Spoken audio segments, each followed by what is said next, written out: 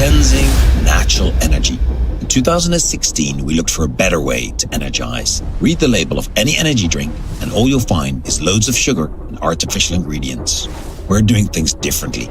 We found inspiration in the Himalayas, where natural brews fueled Sherpa Tenzing on the first successful ascent of Mount Everest.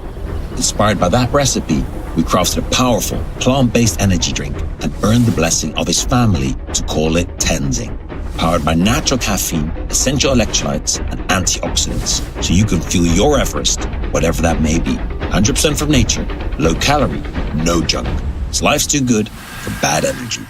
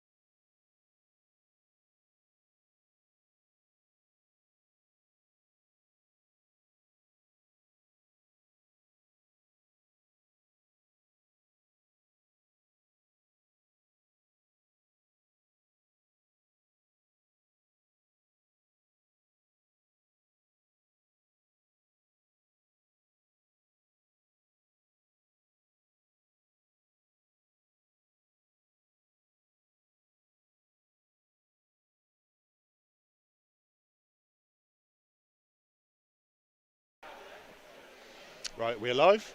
Right, good morning everybody. Welcome to the 2025 Aaron Page Classic. My name is Shane Flowers and I'm joined today by my beautiful, handsome co-host, Dave Thomas. It's going to make me blush already in the first 30 seconds. Hello everyone. We are at St Mary's Football Ground in the heart of Southampton for the 5th rendition of the Aaron Page Classic, of course, paying homage to the big man himself, Aaron Page.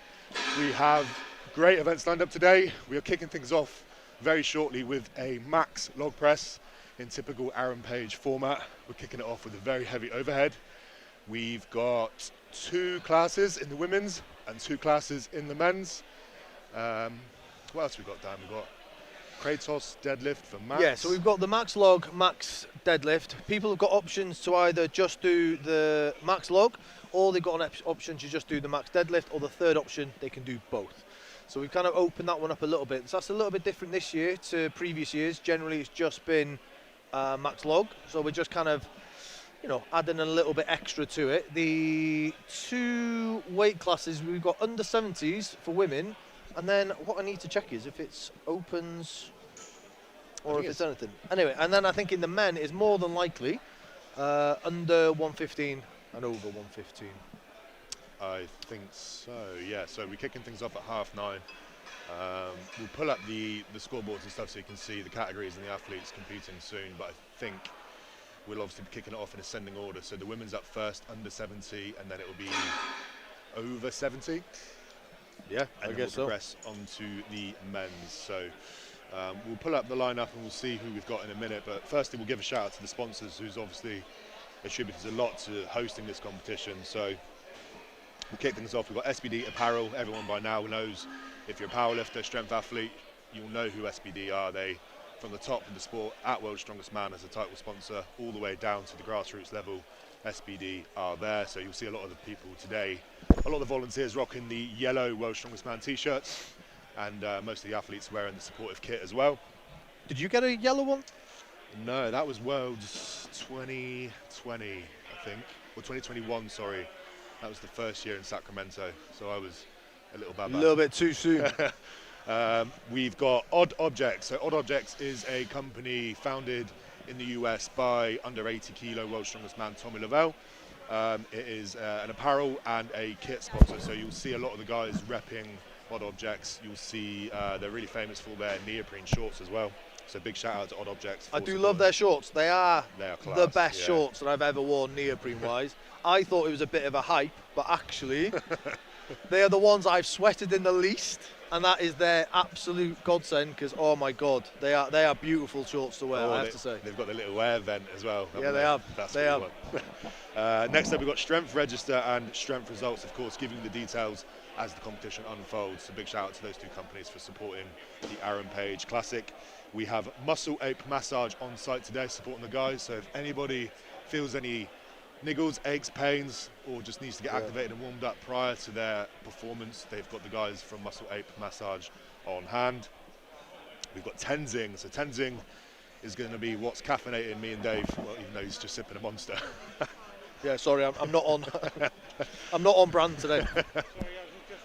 But yeah, Tenzing is the the energy drink sponsor for today's competition. So big shout out to Tenzing for supporting the show. We've got Iwan Thomas, which is a bit of a local legend from Southampton, trains out of Barbell Division. Yeah, don't tell him that. Don't tell him that. Big thanks out to Iwan for supporting the show, obviously.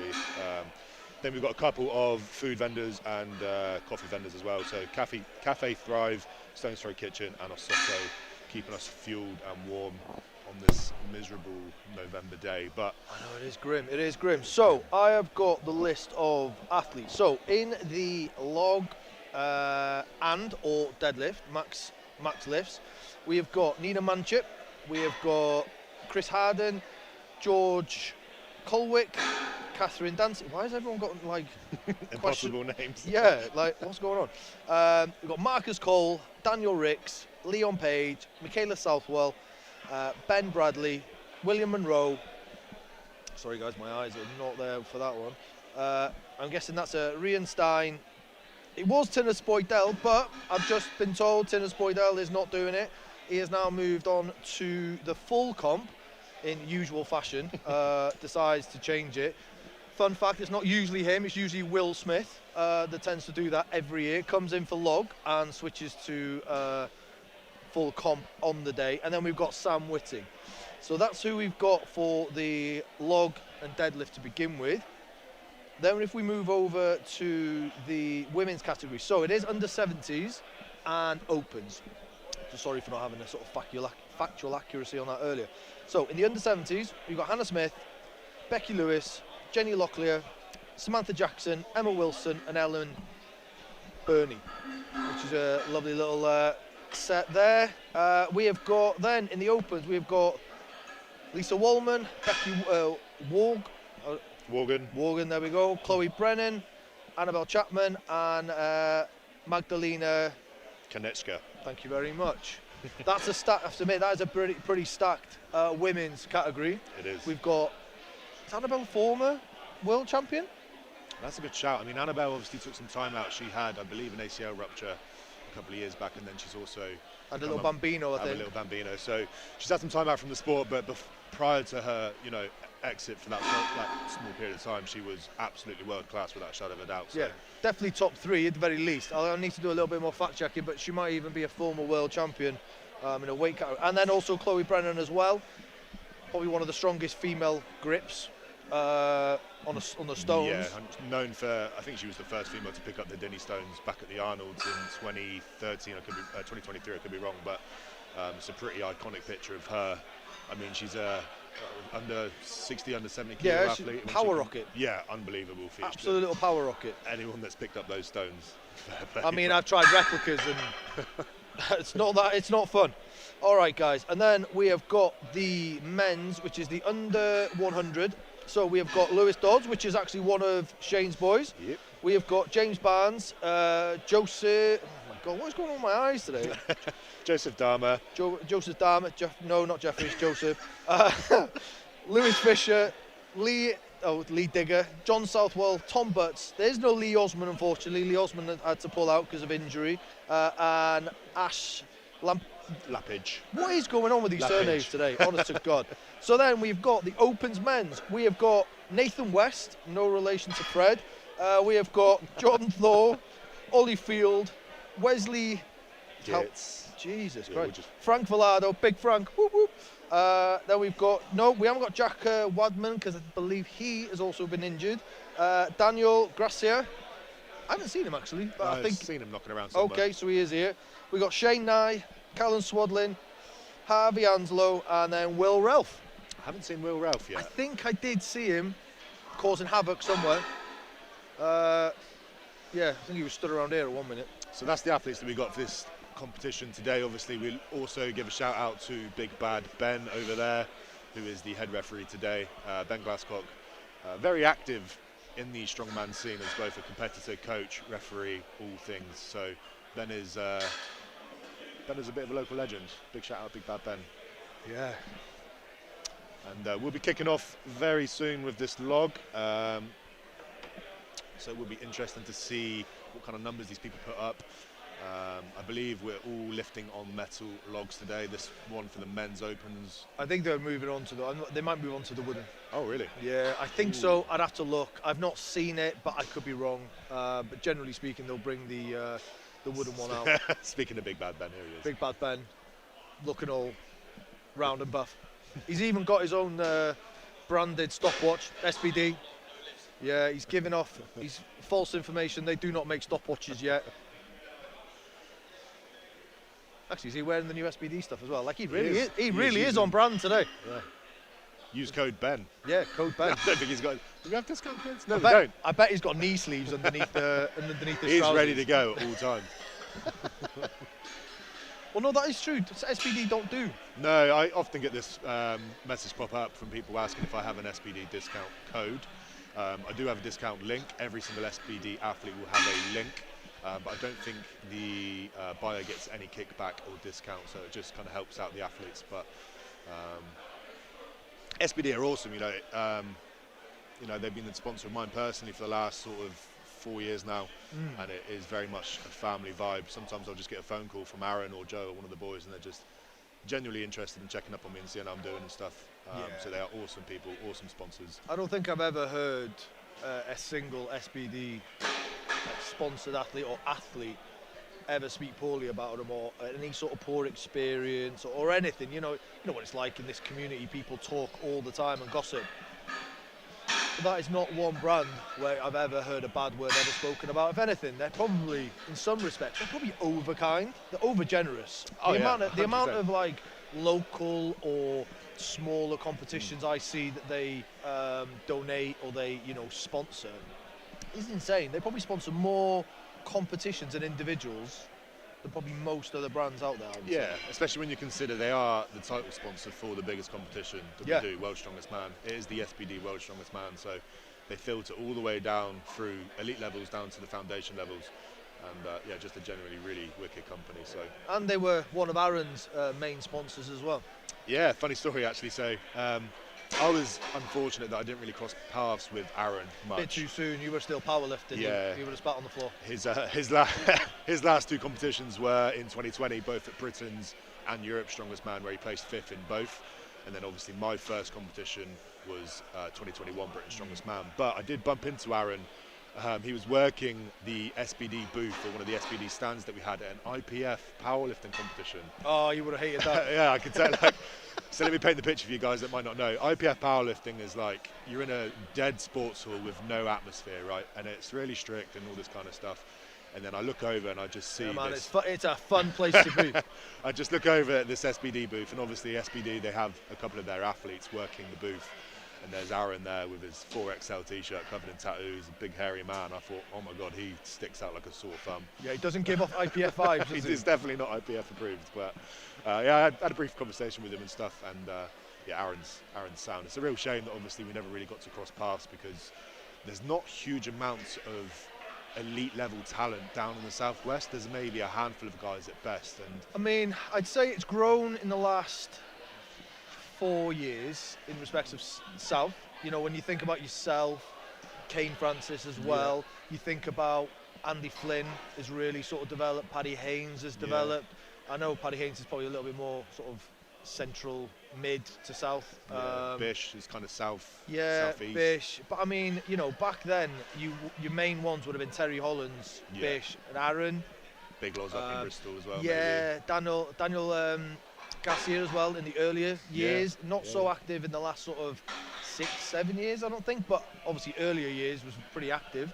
So yeah, you're right, there wasn't a huge amount. And then in respects of like log, I noticed a lot of people today, they look at the log and they're like, everyone just expects 200s now.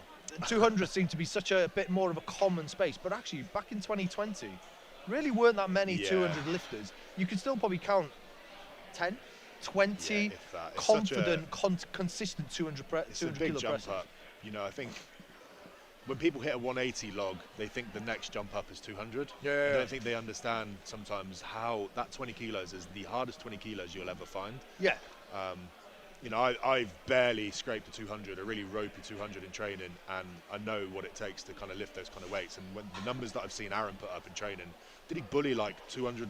Was it 206, 208? Yeah, so I think I saw him do, 200, 205 for 2 or 3. Something like that, maybe even 210 for 2. Yeah, possibly. I think it might have been closer to 2. That's just, and it looked so easy. So when you're looking at someone lift a weight like that, really it's mad. Yeah, if anyone wants to go and see like probably one of Aaron's most impressive log presses, it was probably one of his last ones before his passing at Static Monsters in 2020. Was it 2019? God. But anyway, that was 210, and I've never seen 210 move so effortlessly. Yeah. There was just no.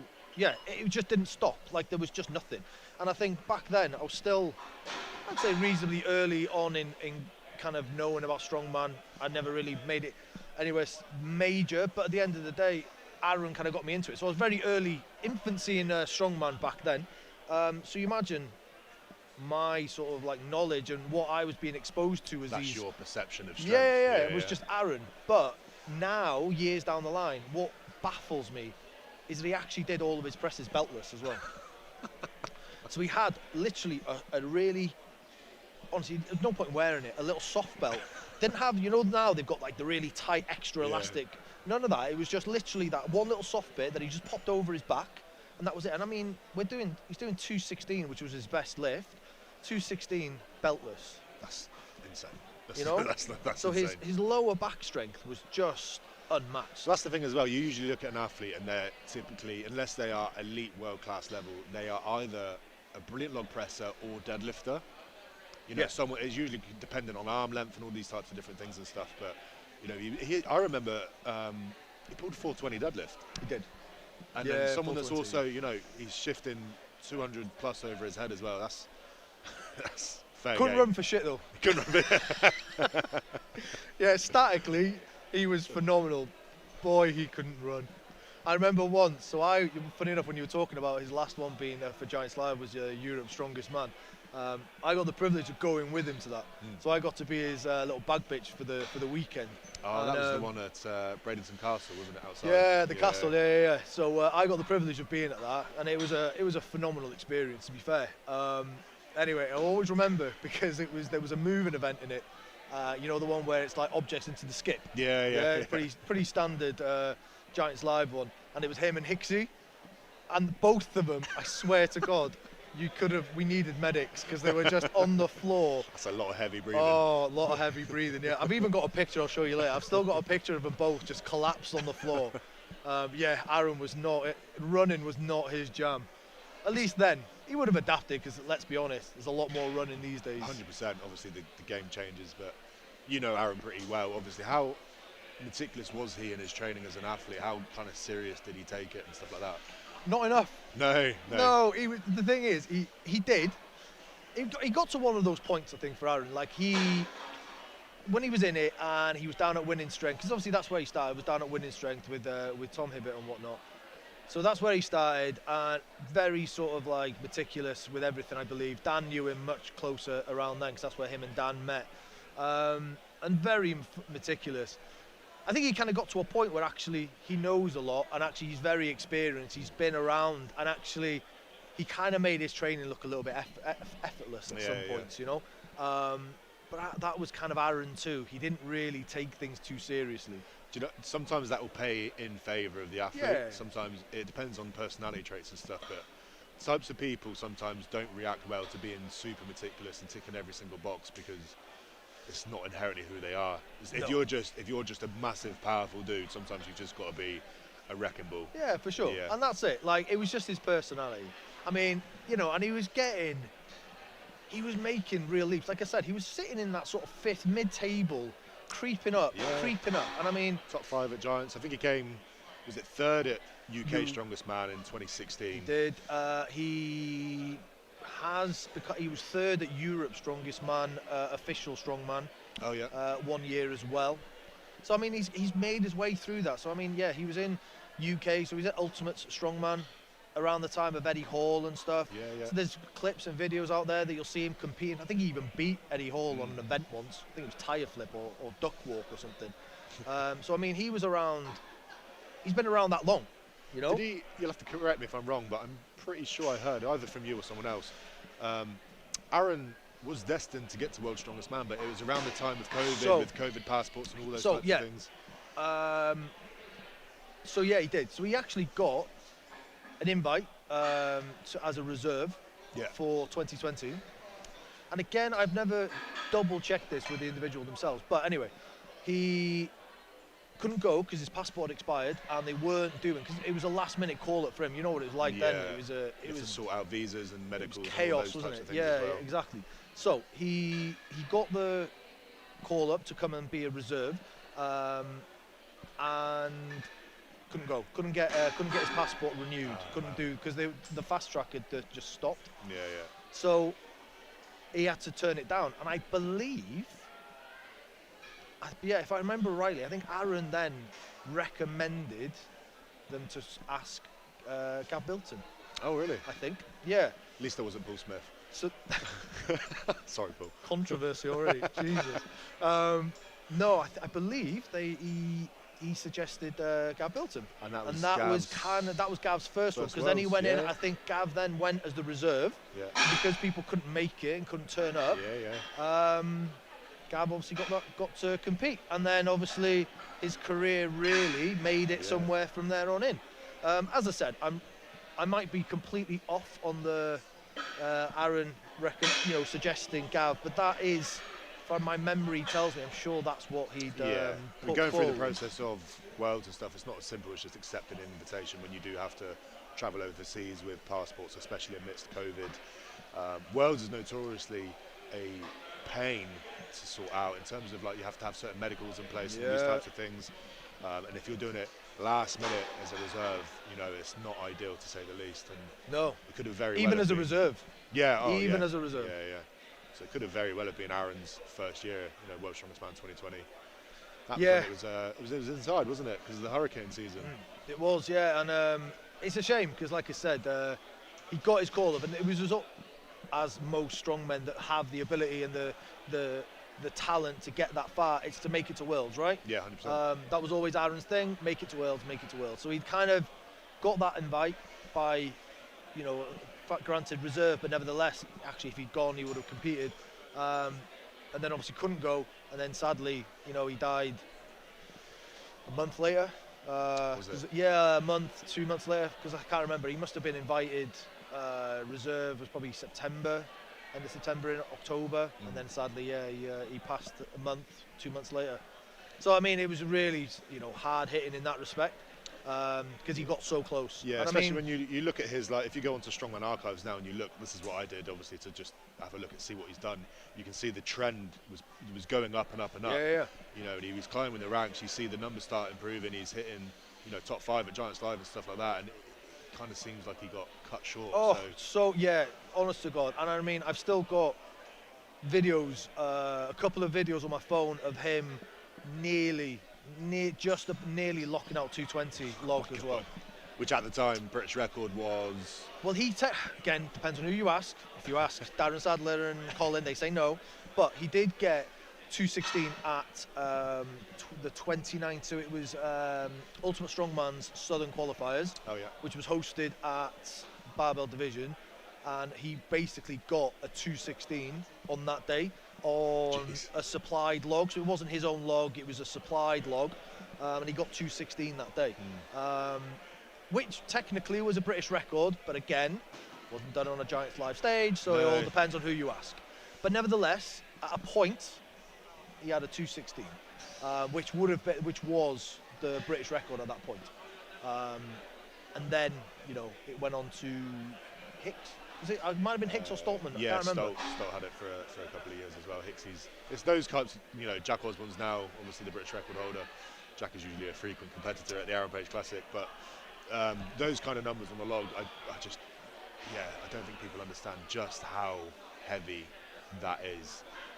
200, if you walk into a gym, 200 kilos is a good deadlift in any gym that you walk in. 200 kilo stone, next level, a 200 kilo log press, a 216 kilo log press. Yeah, and that's what I mean. Like, to be fair, Aaron's kind of just natural talent was like just there. Like, he really did have it.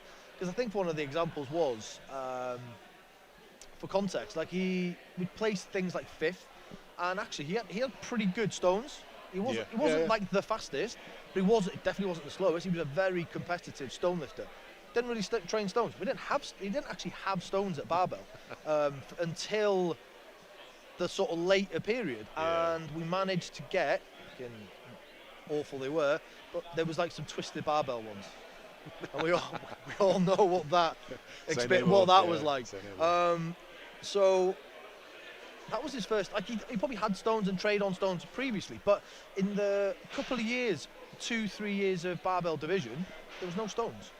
So I mean, he's competing in events Europe's strongest man with level. Stones, and he's not actually got stones to train on. And some athletes nowadays would whinge and moan and all that type of stuff about not having the right amount of kit and the attacking. But I guess I can just guarantee you now, Aaron was not that person to complain. No, not at all. I mean, if you saw barbell division like number 1, I never trained there. I went there once, and then they were moving to where it is today. I mean, what really wasn't that much bigger than a home gym. Like, if you had it at home, it would be a very good home gym. Don't get me wrong, but we are talking I don't know, 500-600 square. I mean, it was small. It was like a bit of an office space, with some cardio stuff upstairs. So they crammed in a lot of stuff in a small space, but he made it work, and he's still able to be a national quality athlete. On the brink of that international more consistently. He did do, to be fair, he did do some SCLs. If you actually look on Samsung TV, because there's a SCL channel. Don't know if you knew that. I did not know that. Yeah, so they just replay all SCL comps. Yeah, because I look back, like I said, through Strongman archives. I don't know if this was his first competition, but the first documented one that he did at that level was 2015, out in Norway, I think. Yeah, and then he did a couple of Strongman Champions League circuit. Yes, we did. I know the one because I remember watching it. So I was randomly just watching the SCL competitions on TV, and lo and behold, it just cropped up on my TV. It completely caught me off guard. And it was World's Strongest Viking. And it's the one where he got to, not truck pull, but it was Viking boat pull. On snow. Oh, nice. Yeah. And you'll know what it's like to compete in the cold. You've obviously done Magnussen v Magnussen's classic. Yes. In the cold of Iceland. It's next level. It's miserable, but also when you're doing it in the moment, you hate every second.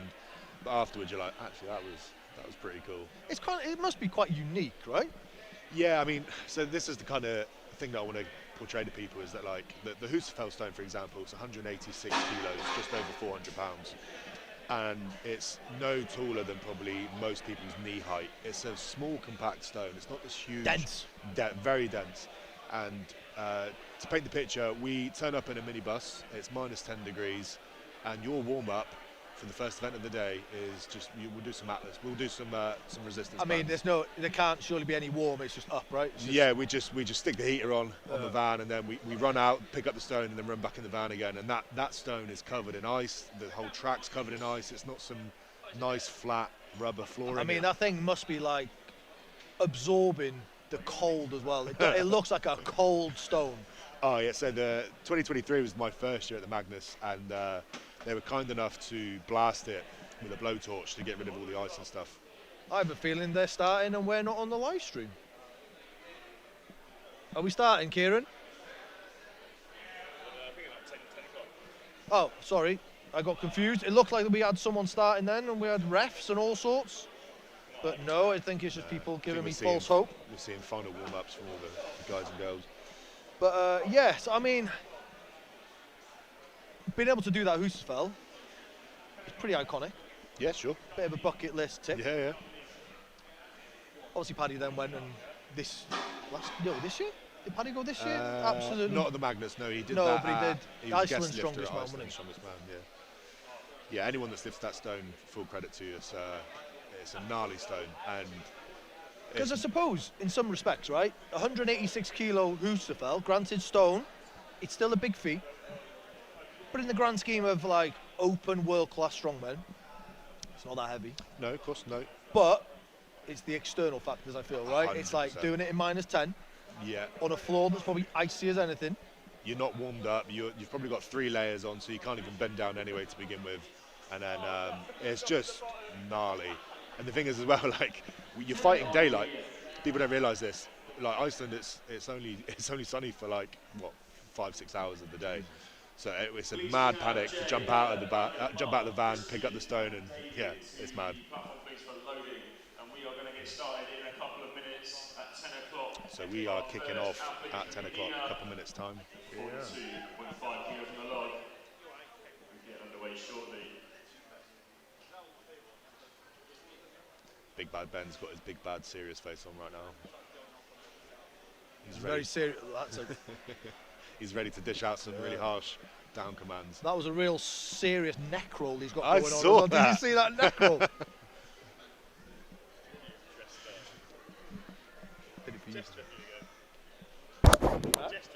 Yeah, of course. So I think Ben is actually being the head ref today. Is he being the main guy? I think he is. I think he's the main guy. Yeah, like I said, Ben obviously hosts his own competition, Hampshire's Strongest Man, does a fantastic job at that, and he's very active on the strongman scene in any capacity, both as an athlete, a coach, any involvement he can take into any competition, he's more than willing. So big shout out to Ben. I mean, yeah, credit to Ben. If you were to ever do a case study on someone from beginning, their sort of beginning point of coming into a sport, and then get into that sort of top end, you know, granted it's not his final point, I think he's got a lot further to go, but actually he's a phenomenal example of taking your time, going through things steady, but also learning, not just through doing, but also absorbing from others, you know, and yeah, but also competing as well, going through so many different varieties of events and competitions and whatever to get to where he is. Because I don't, especially in England, again, I think it's a challenge in Scotland, it's a challenge in Wales, and it's a challenge in Ireland, but it's really not, it's not the same calibre of challenge to make it to Giants as it is going through that English channel. 100%. Because granted, you're going to have, like, you've got, you know, some real dominant individuals in those other countries without a shadow of a doubt, but there's probably, unfortunately, maybe 3, 4, maybe 5 individuals from each one of those other countries that are actually of that caliber that can go, right? Yeah. But actually, in England, I feel 15, 20 guys that actually have the capacity to really do something, and you really can't call it. I'd say probably at the English level, there's, at an England Strongest Man, there's maybe four of us that could be Welsh, or are World Strongest Man finalists. Yeah. They're in that top 10 bracket, and then, you know, the guys that are trailing behind, they're not far behind. Like, I give Ben a year, give him 18 months. You know, Ben, I don't think he'll mind me saying this, he's not hugely gifted naturally. He's not Tom Stoltman, he's not 6'8", he doesn't have the capacity to be 400 pounds. No, but he's fucking handsome. He's very handsome apart from that neck roll. And I'll always tell people the best attribute that you can have as an athlete is what Ben has, and it's his attitude to everything. You know, he doesn't whinge and moan, he just gets on with it. He's, as an athlete, to coach him, he's an absolute privilege. And but he loves it as well. Yeah, that's the thing. Yeah, he loves every bit of it. Yeah. Like you said, right? He loves the competing, he loves the organising, he loves the coaching. Yeah. He just lives, breathes. It's never a grind for him. He just, just loves it. And I think that's where it comes from, right? It's that pure love and passion for it of every, like you said, from one side of the spectrum of that sport all the way to the other and everything in between. Yeah, 100%. He just laps it up. But yeah, you're right. I think when you look at the calibre, it is kind of insane. For the running order for the log, it's going to be Nina, Leon, Catherine, George, Chris. Right, we are getting started now. We are. Daniel, Sam. First up, we have the under 70 kilo women's category for the max log press. The first athlete up will be Nina, who, correct me if I'm wrong, Dave? Aaron's mum. Aaron's mum. Aaron's mum. So today we have, you know, a large presence of Aaron's friends and family here. We have Nina, Aaron's mum, competing, and we also have Aaron's son, Aaron's Leon. son, Leon, 16 years of age. Yeah, 16 or 17, I need to check. Okay, but, let's get the APC 2025 underway with the one and only Nina for her first vlog of the day. Let's get behind her, 42.5 kilos. So here we are, we start the day off with Nina. Big cheers for Nina here. Obviously means a So lot Nina today. actually used to do, she's like grassroots early year strongwoman as well. Oh, really? Let's see. So she was around, I think, I'd have to quote me if I'm wrong, but I mean, we're talking early years of like Donna Moore. Wow, really? Yeah, early years. Did she get Aaron into it? Yeah, I would say so. So let's have a look at this. Come Beautiful. on, lovely lift there for Nina. Let's hear it for Nina. I'm not even sure she's trained log at all this year. She not? No. But no, she was actually a strong woman, very early doors, Oh, fair play. and then she moved into powerlifting, and Aaron was her coach. And That's got to be cool. it was cool, but obviously bittersweet in the respect Yeah. that it was, you know, hard to move on from that after the fact. But yeah, Aaron used to be her coach, and actually in her weight class and like group, because I think it was masters by that point. 50 kilos on the log. I think she was going for, she was going to be a world record holder. She actually was going to go and break some records. Oh, really? Yeah. I think on bench and squat. I think she actually did over the world record in squat. Yeah. That's it. Take your time, Leon. Let's see what you got. So guys, this is Leon coming up. So this is Aaron's son, as he said. This is his first time doing the APC. So this is a real big moment for us. And to kind of let people have a little bit of an idea, he's actually wearing his dad's lifting shoes. No way, really. Go on, Leon. Fair play. Oh, that actually gave me a little bit of a, Yeah, a right. little tearjerker. But yeah, he's wearing Aaron's shoes. That's awesome. And there's, I think that's Nina's belt. Ah, beautiful to see. Good for him. It's got to be crazy to kind of follow in the footsteps. He'll probably he'll feel somewhat connected still to his old man. 'Cause Yeah, he's, absolutely. going through the same motions that his dad did. So, And again, I still have footage of like Aaron with Leon at the gym working out together and stuff. Yeah, it's hard to see, but it's also beautiful to see him here today. So let's have a look. Probably should get back into this. George Colwick, 57.5 kilos on the log here. Let's see if he can make some PBs this year. Okay, 57.5 is on the look for George. Just under 80 kilos body weight here. So, Yeah. So I mean, people look and go, 57 is not a lot, but when you're 80 kilos yeah. and young, And young, young, because he's another teenager. I actually think that is Lee Digger's nephew. Oh, really? Yeah. So I mean, again, yeah, there he is. He's a young lad, teenager. Wow. Yeah. We're going to bring the big log in and take the smaller log away. Even though I have seen OSG's teenager categories looking insane this year. Yes, yeah, OSG is happening right now. Well, probably not right now because it's, As we speak. and yeah, So you never got the chance to do OSG, really. You kind of like went a little bit. I kind of did. So Fast forwarded a little bit, didn't you? I was doing the official strongman pathway, so I was doing all of the online qualifiers that I could. I did the online qualifier for England's, which I obviously went on to win. I did qualify for OSG, but I got my invite to Britain's about 2 weeks beforehand, so decided to drop out of it. But Lovely lift. So that is 70 kilos.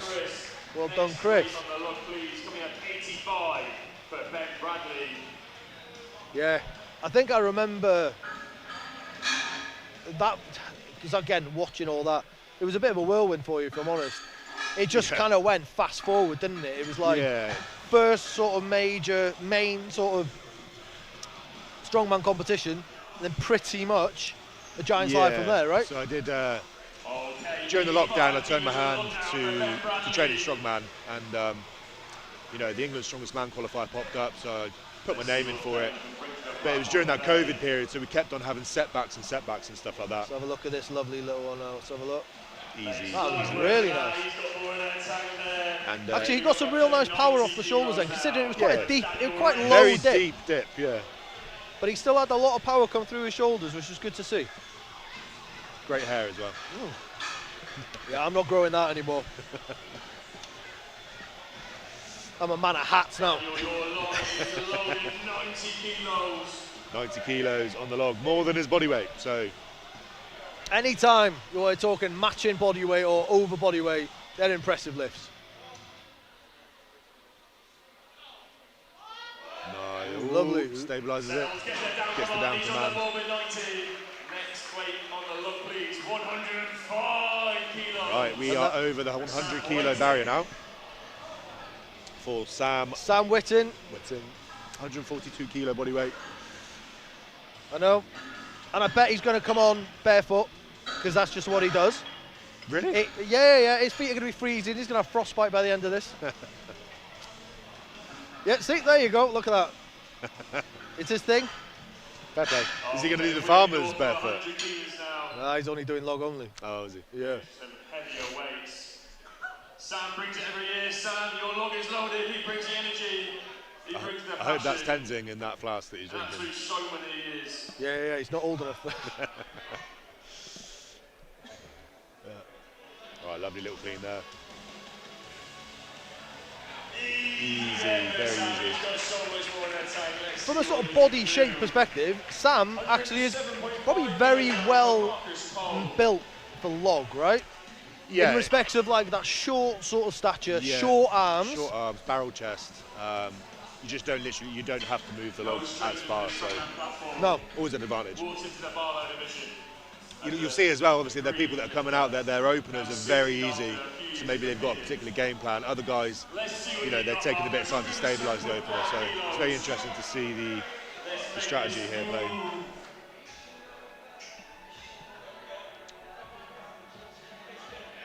Like that, Oh, lovely bit of work there from Marcus. Very easy opener there.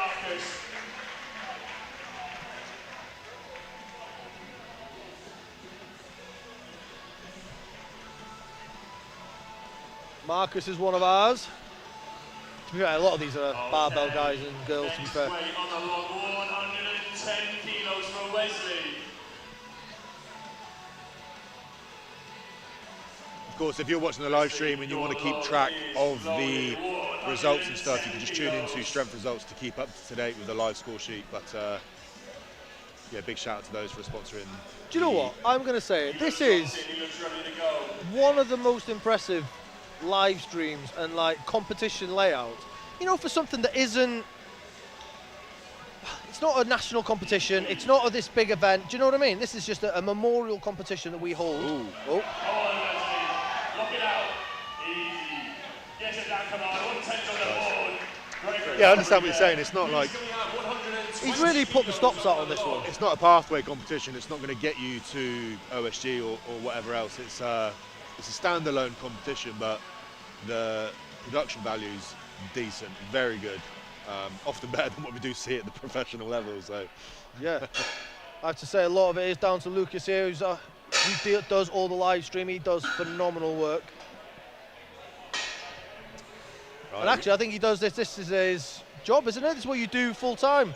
You do a lot of powerlifting, I believe. Yeah, he does a lot of the powerlifting scene. So he is a very incredibly skilled individual with this stuff. And I do kind of love, to be fair, this Shane. What I do kind of love is this big screen behind us. Again, you don't see that very often. Obviously, this is a fan zone for Southampton footy, but actually, it's working out incredibly well. Yeah. All right, we have got Will. 120. Ooh, very nice clean. Yeah. Ooh. Oh, Will, what are you doing? That's the thing with the split jerk. If you misgroove it just the slightest, you get punished. So Will is 14 years old. No, I'm joking. He's like 19. But he is still, I think he's still cracking on as a junior. Take your time, Will. You've got 60 seconds. from this angle here, we're just sat adjacent, just inside of him. It looks like he's punching it just slightly forward. I think he needs to give it a couple of more seconds on his chest as well. I think he's not allowing himself that sort of time to get really stable and brace, you know? Let it settle, punch it overhead. If he's going to opt for the split jerk, he just needs to fully commit under the log. At the moment, he's kind of just punching it away from himself. You got this. So. And that is time. Unfortunately, I mean, it's there, but it's one of those where if the execution was 100%, it would probably look like a very easy opener. 100%. It's one of those. That's what split jerking does to you. And I think that is kind of like when you start having that bit of crossover between that sort of Olympic lifting into strongman, which you're seeing more and more, and for good reason. At the end of the day, you know, if you can get the technique right, it's great. Oh yeah, it's phenomenal. Yeah. But the reality is, there's more things that can go wrong because there's more technical cues, isn't there? Yeah, 100%. Sometimes you can't beat just a good. That was a beautiful 130, by the way. Yeah. Sometimes a good push press trumps everything. For that reason alone, there's less things to go wrong. Yeah, agreed. But like you said, if you can be consistent every single time with that sort of split stance, then again, it does work, right? 130 kilos. Well, 130 kilos. This looks like one of Ben's boys. You can see he's got the BLG strength belt on him. So hopefully Ben gives him a really long down command. And that is picture perfect. I mean, pretty decent openers. We're talking 130s for openers. I think I just lip read him there. He said 140 for a second, so you can kind of guess to see where he's going to end 150 up. probably. Yeah, around that kind of area.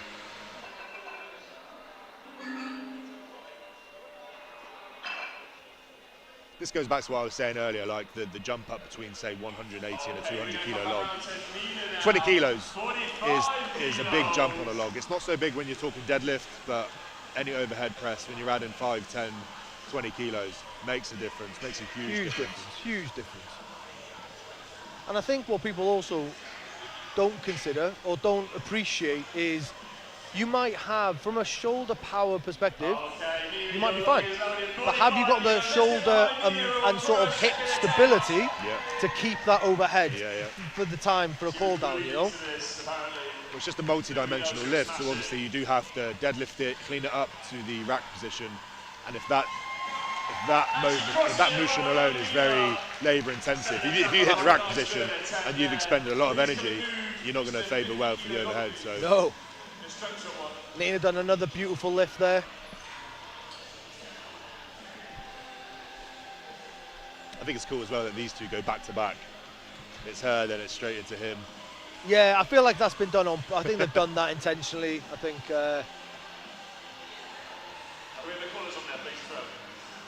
What's he going for? What's he going? 50. Okay, so he's going 55. 5 kilo jump. Is Leon with 55 kilos. Absolutely smoked his opener at 50. Yeah, Leon will love this as well because actually, I believe he still will be. At least when he was younger, Leon was a massive Saints fan. Oh, really? Yeah, so I mean, he loves Southampton for that in itself. Beautiful lift, Leon. Come on. You get it. Oh, go on, Leon. Beautiful. I mean, he's quite a tall dude, right? He's probably, what, 6 foot 1? Yeah, it's annoying. He's taller than me. And I reckon he might be taller than his dad. what was Aaron, 6 foot? Was he 5'11" and a half? 6'1", but he's lying to you. No, I think he is 6'1". Well, was 6'1". What was his body weight? 150, 160, something around that. So not the biggest, you know, in the grand scheme of it. So here we go, nice, lovely technique. Oh, go on. Good fight there. So I believe she is one of Will Smith's clients, and then Will Smith again is another sort of close individual to barbell. I think he used to work with Aaron and Dan at Winning Strength at similar time, and I know he's there again now. Yeah, Will's an interesting little character as well because he's an all-rounder. That guy's, you know, he's either doing powerlifting, he's doing strongman, or he's doing basketball, or he's doing everything else in between. So that's a versatile individual in himself. Fair play. Here we are, now we've got George. Oh. Ooh, just got out in front of him a little bit. Yeah. So his elbows look a little bit wide out there, but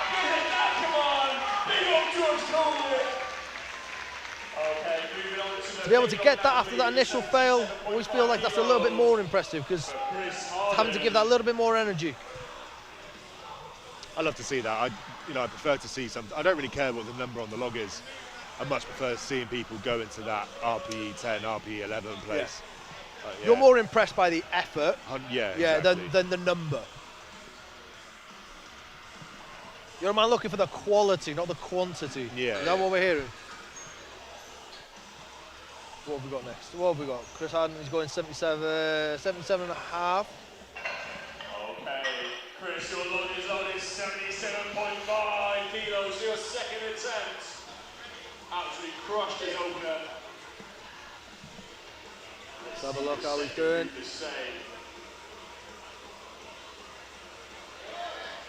Looks it out, gives a down command. Well, I don't want to take any guesses, but I think Chris likes Cerberus kit. Do you reckon? I think so. I think he's feeling that brand. Gunning for the title of World's Strongest Postman. Was that world's strongest postman, did I just hear? Yeah. Okay, Daniel, your longest loading. Daniel, 95 kilos, so 5 kilos up from his opening attempt. Over his body weight.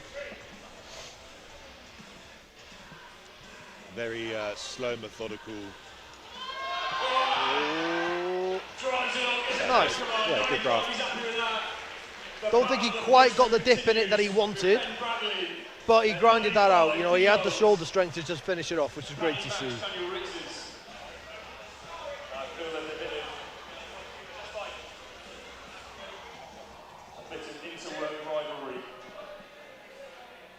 All right, let's see how Ben does.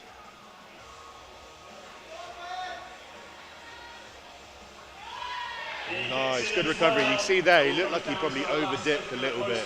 Yeah. And the log started to get away from him, but he managed to recover it. So you could see his brace was just letting him down, but again, he's got the shoulder power to finish it. But yeah, you're right. I think he expelled more energy than he generated from that dip. I think He'll need to just correct that for the third attempt. Any weight on top of that's going to cause him an issue if he repeats that. But yeah, he might be able to salvage it with his shoulder strength, but you know, that's why attempt selection is so important sometimes, because you want to hit a weight that is low enough that you can still make slight errors and still get the lift. You don't want to be having. You're never going to get it perfect every time, are you? Sometimes you need that backup, you need that safety net. Yeah. So he's got that feedback now. He knows what he needs to do for the next time. So here's Sam with his trotters out. Yeah, 110 Sam trotters, 110 kilo.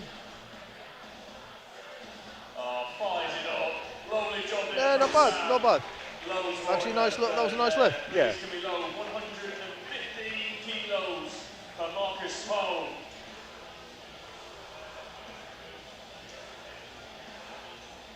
Just tell us, mate, what event today are you looking forward to the most? What are you looking forward to seeing? Mystery. But we can't talk about that yet. We can't talk about that yet. Let me think. I'm kind of keen on the press medley, the first event. Yeah. Just because it's going from that circus dumbbell to an axle to the monster dumbbell, then to the log. I mean, we've got some great overhead presses, but have we got someone that's consistent enough to go between each one? And as much as yeah, I think it's going to catch a few people out. So I can't tell how it's going to go. Even someone like, he's happy. But like Shane Nye, I know, is phenomenal with a log, and I think he's pretty good with an axle, but I don't quite know how he is with dumbbell. Yeah. Where I know Callan, he's actually pretty good with the dumbbells, and he's pretty consistent with the other bits. Then you got Will Ralph, who I know is, again, I think he's pretty good with the dumbbell, isn't he? I think he's very good with the dumbbell. dumbbell. But again, whether that carries over to the circus dumbbell. Yeah. Again, do you know what I mean? There's so many variables, and I just can't call it. So that one excites me. Yeah. How about you? Well, I'm a massive tosser, so. I mean, I've heard things, you know. Yeah, so I'm really looking forward to the sandbag toss. Obviously, we usually see the same types of throwing events. You'll have the sandbag series. Lovely. You'll have a series, so you'll have 5 or 6 bags over a bar. Sometimes you'll see max weight, max height, but today we are doing a trump style. So there'll be 3 different bags to choose from with various points for each. Obviously, the heavier bag accrues more points. So strategy will come into play. And 35 kilos over a 4-meter bar. That's not light work. No, that is quite hard. Yeah, that's not light work at all. Yeah, I'm not even sure you see 35 in nowhere international, no. Really. No, we don't. Just adjusting the pads to how he likes them. Maybe at an SCL you'll occasionally get a 30 or a 32 at the end of a run. But yeah, it's not one that you're going to see very often. 120 kilos. Let's make this move, mate. Right, Will is giving 120 another crack. Obviously, he gave it 3 cracks on his first attempt. Just needs to commit. I kind of want him to just maybe switch out and just go for push press, because I actually believe he's got the strength for that push press. Kind of want him just to... Yeah, I mean, he's got a couple of goes per attempt, so he's going to take another stab at it now on his second, and then he will have that third attempt as well. But you know as well as I do, this is where like real sort of emotional strength and comes into it, because each time it's he fails. Yeah. It's another one in your head. You've got to try and stay out of your head, and every time it gets a little bit harder and a little bit harder, and then you get the frustration kicks in, right? More energy expended. I mean, Exactly. he clearly feels like it's there when he can string it together. Absolutely. But I think he might, especially for his third attempt, he might need to readjust his approach. And Yeah, and I think, today, people have also got to take into real consideration, it's cold. Yeah. As much as we're under shelter, we're near on in outdoor elements. Yeah. Cold as shit in here. And I'm wearing a jacket, you know what I mean? These guys are doing it in their t-shirts. So It's not just, do you know what, as well, especially when it comes to that style of press that he's doing, if he's been doing that in his gym, the same spot in his gym with the same log, the same focal point on the ceiling, when you come to a new arena or a new competition, different log, it can really kind of throw you off sometimes. 100%, yeah, 100%. 142. Okay, took a little bit higher jump than we thought. 12.5 kilo jump. This is the first 300 pound plus log that we're seeing today. Jesus Christ, did you do that conversion off? That is 300 and... You can tell he's competing in America, can't you? Jeez. Lovely clean. Oh, just misgrooved it slightly again. Yeah, Looks like he's kind of punching it away from him a little bit. which you do see people get into that sort of habit on the lighter logs, don't they? You see people doing that sort of punch movement. Yeah. Maybe even just caught him by surprise. It all looked very clean and effortless until that sticking point. So Ben's telling everyone to get loud.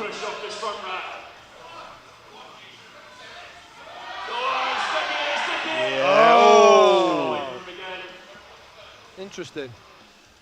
He's going to call it there, come back round on the third attempt, having a go at that.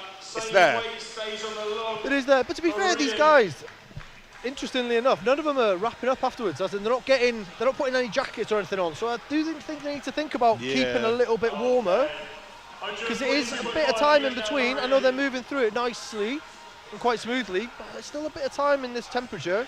Smoked his 130 kilo opener as well. And like you said, I know most people, they'll do these competitions in gyms, but usually these competitions are full of people, right? So you get all that body heat inside the gyms and they get really warm. We're not getting that here today. That was lovely. What was quite interesting with that one as well is his head sort of stayed up. yeah. He didn't put his head back, which is generally the rule that we follow. Sort of head back and obviously look up. But he was kind of looking straight ahead on that one. Obviously one of Ben's coaches there, I think I just lip read Ben. He's going for 147.5. So 150, Ben. Let's go 150.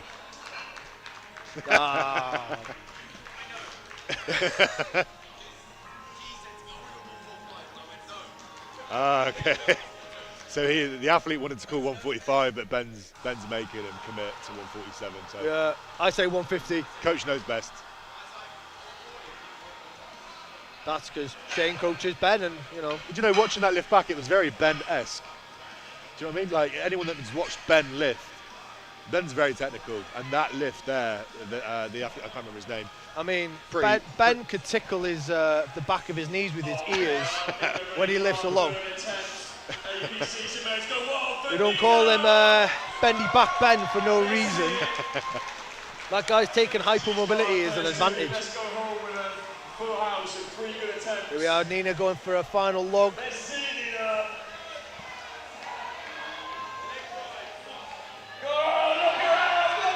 Beautiful. Nice. 47.5 kilos, well done, Nina. Go on. You love to see it, don't you? Next up, Yeah, man. 57.5 kilos on the strength. And you can see the emotion on her face when she was just locking that out as well. Special athlete. It's a special day for her.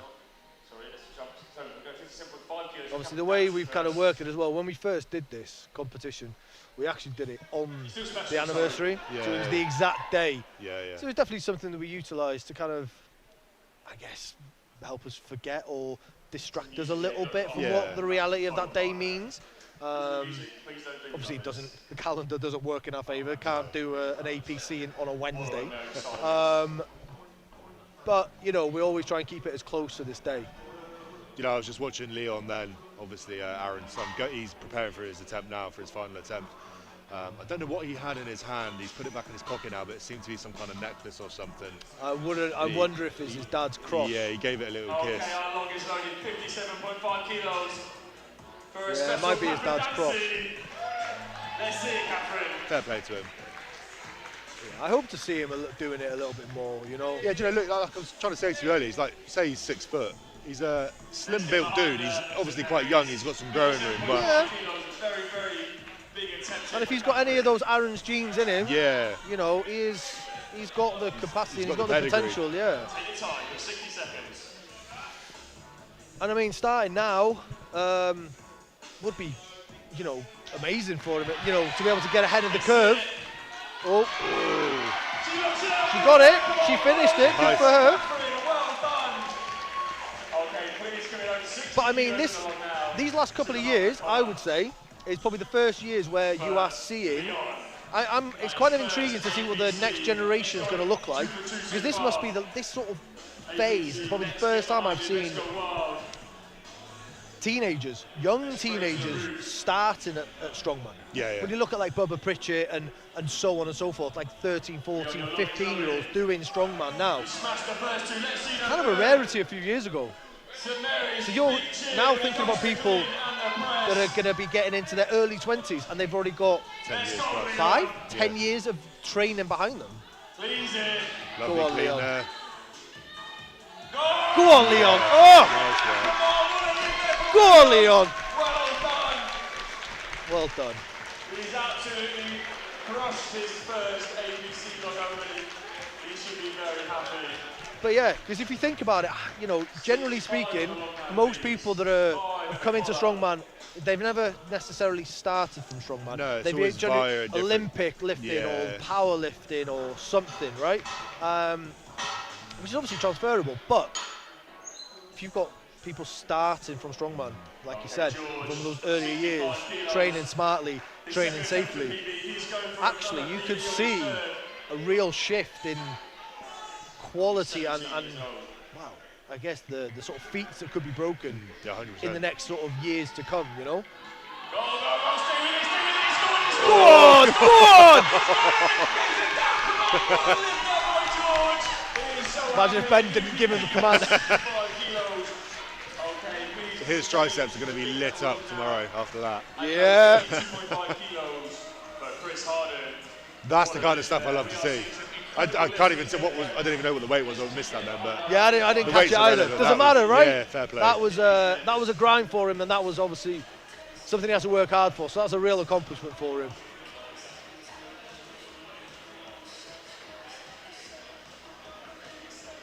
I just love a log press. Even though I'm not great at it, at the level that I compete at, I think it's probably my favourite lift. I mean, you say that. I mean, you're at least top of the table-ish, mid to top, mid-top. Maybe in England's I'd be top 3, top 5, but depends. But let's be frank though, right? The reality of it being is, max log don't come up that often. Doesn't really matter. No. But I imagine you've got a pretty good log for reps. Yeah, I'll try and get a little sneaky viper press in there where I can, Beautiful. and just bypass pressing it all together. And I think that's it, right? You've got people that are great with log, you know, and actually. But let's be honest, max log doesn't come up that often. And I would say having the gas tank for log for reps is probably more valuable Yeah, 100%. than having those 210, 220 Yeah. logs, you know? Unless Smo wants to put on like a 220 log for reps. I wouldn't be surprised, to be honest with you. Oh, it's going to happen. Honestly, he'll be there one day. Kilos, a massive milestone for any athlete. Oh, here we go. Big one, honey. So the last one was a bit of a grind for him, so I feel like this one's going to maybe take a bit of dig. He fires it up. He's over it. See, again, just watching from this side angle here, 60 seconds. he's not stacked under the log in that rack position. He's Yeah. kind of still leaning back. He needs to get himself more upright if he can. stack a skeleton, and then it will have a better chance of finishing the lockout. So. I was thinking about it, that log must be cold as shit too. Oh yeah, 100%. Yeah. That cold sitting on your neck. Oh.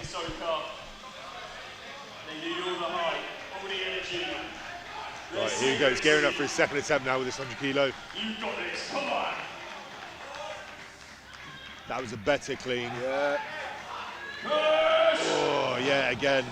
I feel like the dip then was more in the back than it was in the legs. Yeah, it collapsed him a little bit. Yeah, a little bit. But I mean, it was good effort, good effort. For Ben Bradley, 100 kilos for his third attempt. Oh man, I've been stood for ages. My knees are like too close to 40 to be stood for that long. 100 kilos. Let's see it then. Here we go, Ben with the lovely hair, 100 kilos on the log for his third attempt.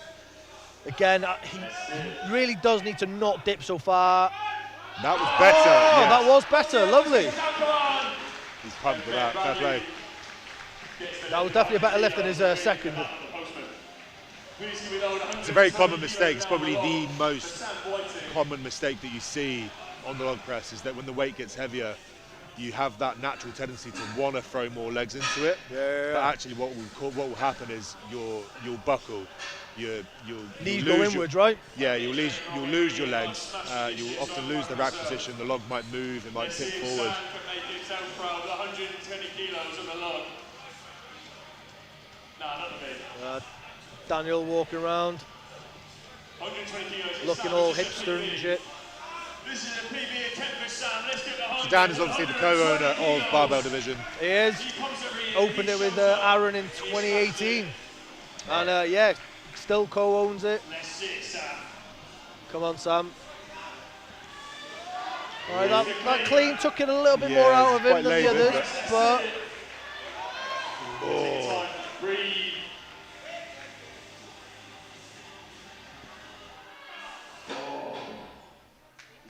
I always think sometimes when the log only comes up a little bit off the chest, sometimes it's better to maybe just restart, because you're more than likely you've expelled that breath, that brace is gone. It's very difficult to get that brace again when it's sat on your chest, right? 100%. Sometimes you've got to pick your battles. Sometimes it is better just to dump it and then retake it. That's a very laboured clean there, but hits the rack position. I mean, if he gets it, it'll be impressive because, like I said, I think that's taking it out of him, that clean. Oh, that was close.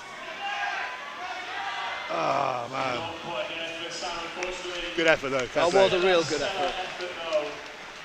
We're going to keep 120 kilos on the log now for Will, who is going to veto his third attempt. So we're going to move on swiftly to Marcus Cole, which is with a log stayed at 120 kilos. Okay, Marcus Cole up with 120 kilos for his I think this might be a PB for Marcus, I think. 20 kilos! The hat's off. Yeah. And Marcus has been through it lately because he had a broken foot earlier on in the year, and he had a hell of a job with it. Like, it wasn't a standish break. Like, he was in a boot for a long time. Oh, yeah, nice. Beautiful, man. I mean, Fair play. that was really good. If that was a PB, he needs to do more.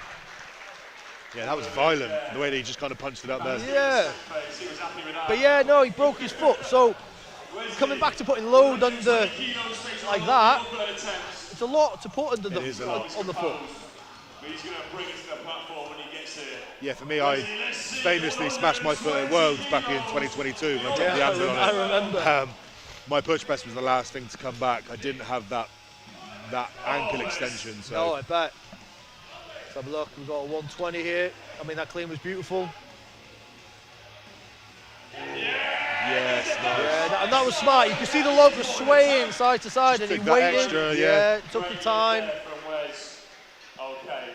But yeah, I think Kane Francis has done his foot as well, hasn't he? Or he's had to go back and get it redone. Yeah, so basically he did that Battle of the Beasts out in Malta 6 or 8 weeks ago now, wherever it was, and badly broke a couple of the metatarsals in his foot to the point where some of the bones are twisted. And the medical professionals out in Malta said that it needed surgery.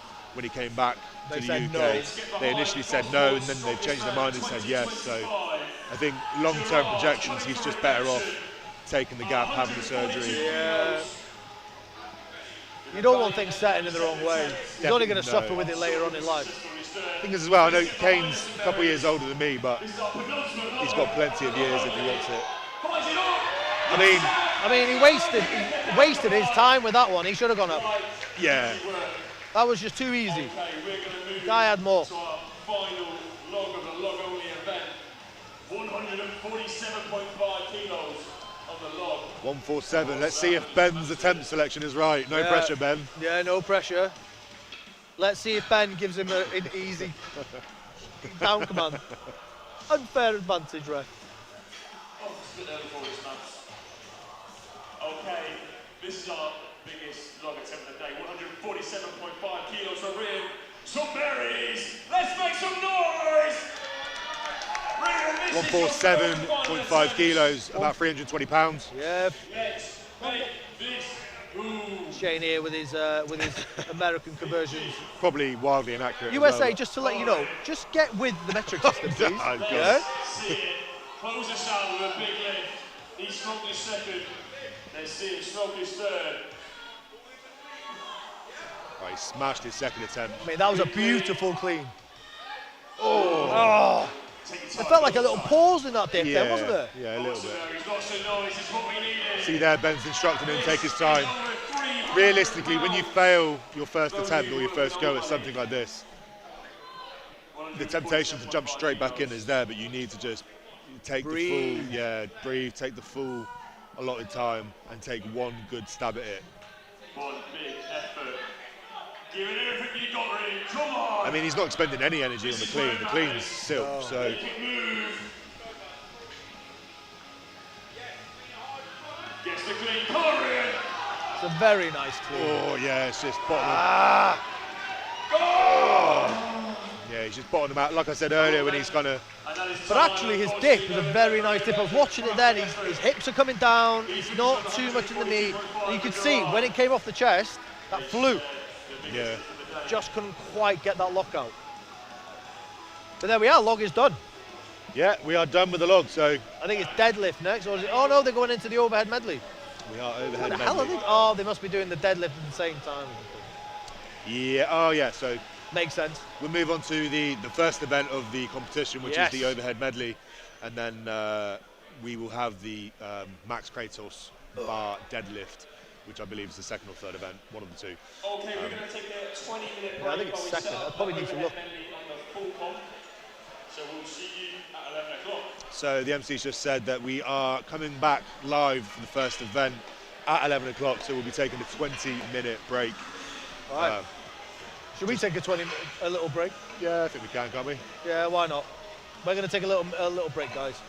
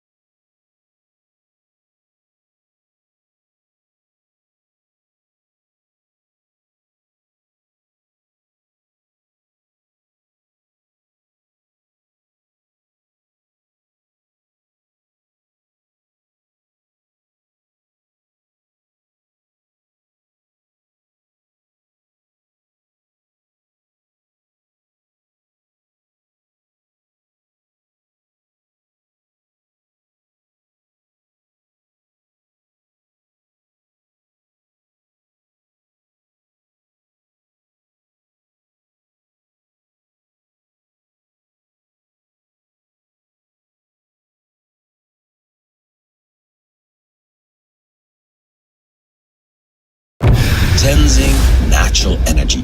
In 2016, we looked for a better way to energize. Read the label of any energy drink, and all you'll find is loads of sugar and artificial ingredients. We're doing things differently. We found inspiration in the Himalayas, where natural brews fueled Sherpa Tenzing on the first successful ascent of Mount Everest. Inspired by that recipe, we crafted a powerful, plant-based energy drink and earned the blessing of his family to call it Tenzing.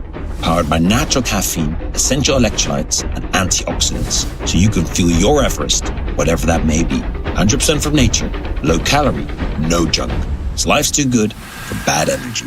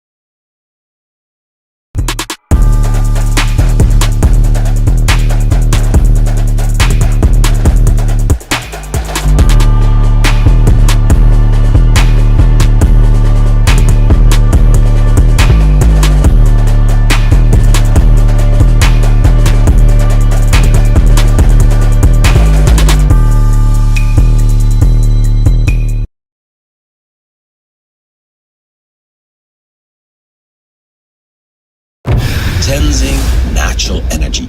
In 2016, we looked for a better way to energize. Read the label of any energy drink, and all you'll find is loads of sugar and artificial ingredients. We're doing things differently. We found inspiration in the Himalayas, where natural brews fueled Sherpa Tenzing on the first successful ascent of Mount Everest. Inspired by that recipe, we crafted a powerful, plant-based energy drink and earned the blessing of his family to call it Tenzing. Powered by natural caffeine, essential electrolytes, and antioxidants, so you can fuel your Everest, whatever that may be. 100% from nature, low calorie, no junk. 'Cause life's too good for bad energy.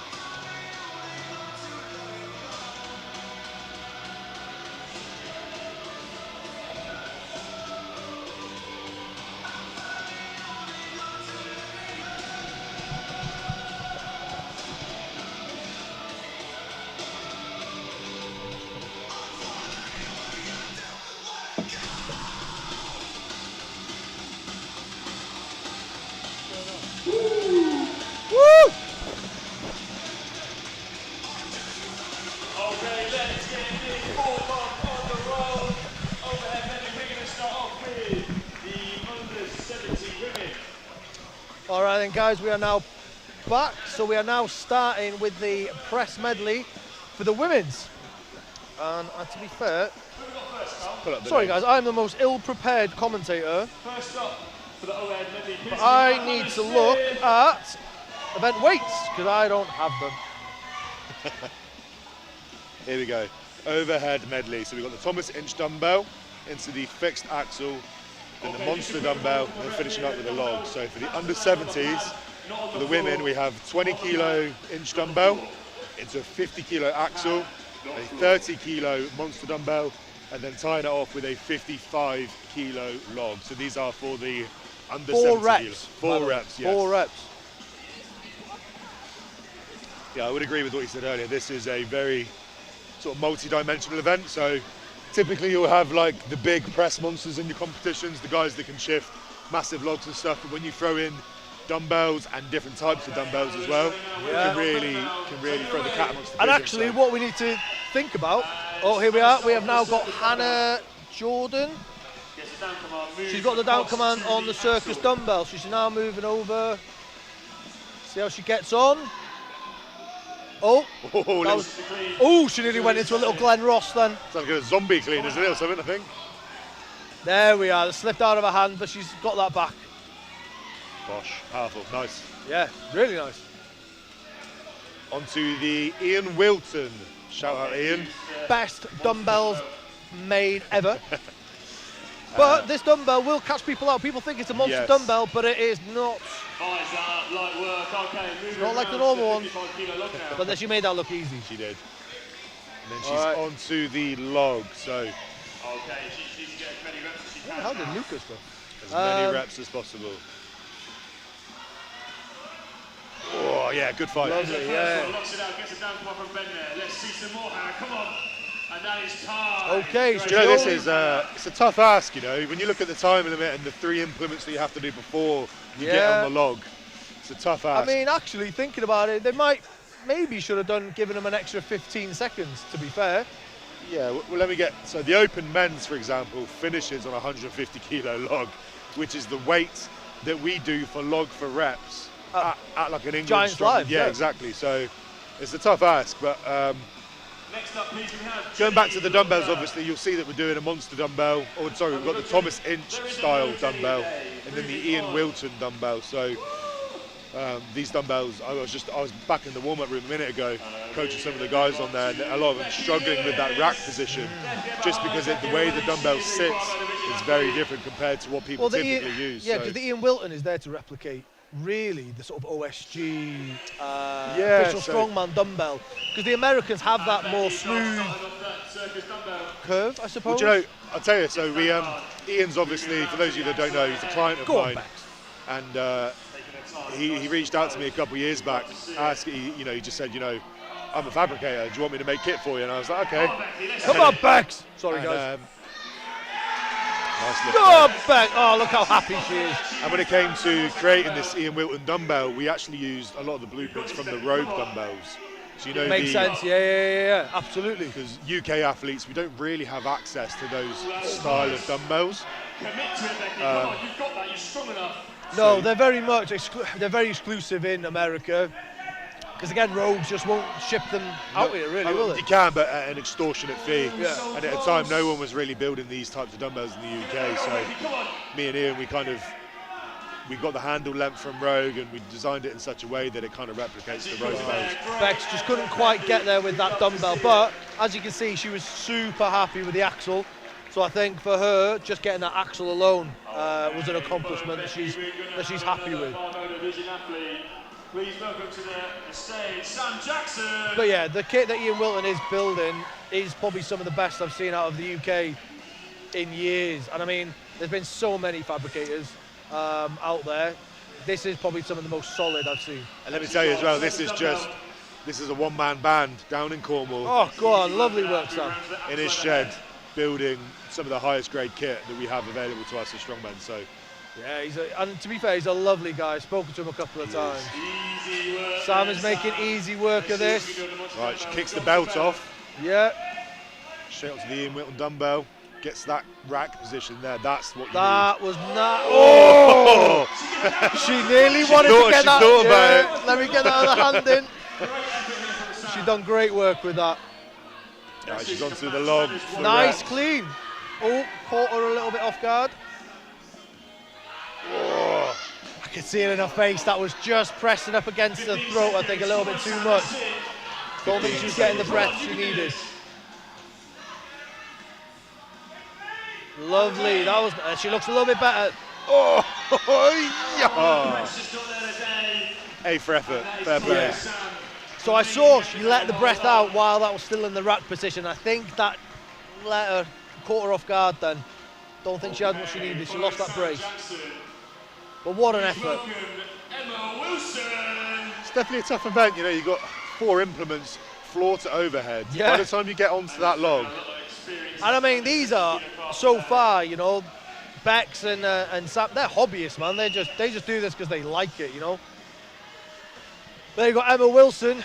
Emma is actually a pretty established strong woman. I mean, she is an OSG World athlete. I mean, look at that for her. Look at that. Easy overhead there. Yeah, she's almost got like a jerk fashion to her overhead Yeah. press. So. But again, Emma is incredibly methodical with her pressing, just with her lifting it all together. Oh, yes. Lovely. Fellow See, lefty. that experience then, she knew to wait and make the eye contact, and it really did, because I think some people would have dropped that. Yes. Nice. Lovely. So yeah, Emma is a very, very experienced athlete. Yeah, you wouldn't have even need to have told me. By the way, I can see how she's lifting. Yeah. I mean, I think she's been at OSG World 2, 3 times, I think, maybe even more. Oh, is she getting time? Yes. Because I think that is going to be tremendously hard to beat there. it She's is got definitely that in that just under time. 70s category. That was phenomenal. Amazing work from Emma. Please welcome Ellen Burney. We've got Ellen, one of our own again.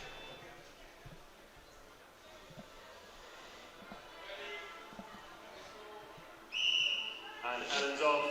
Starting with the circus dumbbell. Go on, Ellen. Ellen, again, is one of those where she's kind of, again, a hobbyist. You know, she's got kids, house, family, that usual stuff, and then, you know, job and whatnot.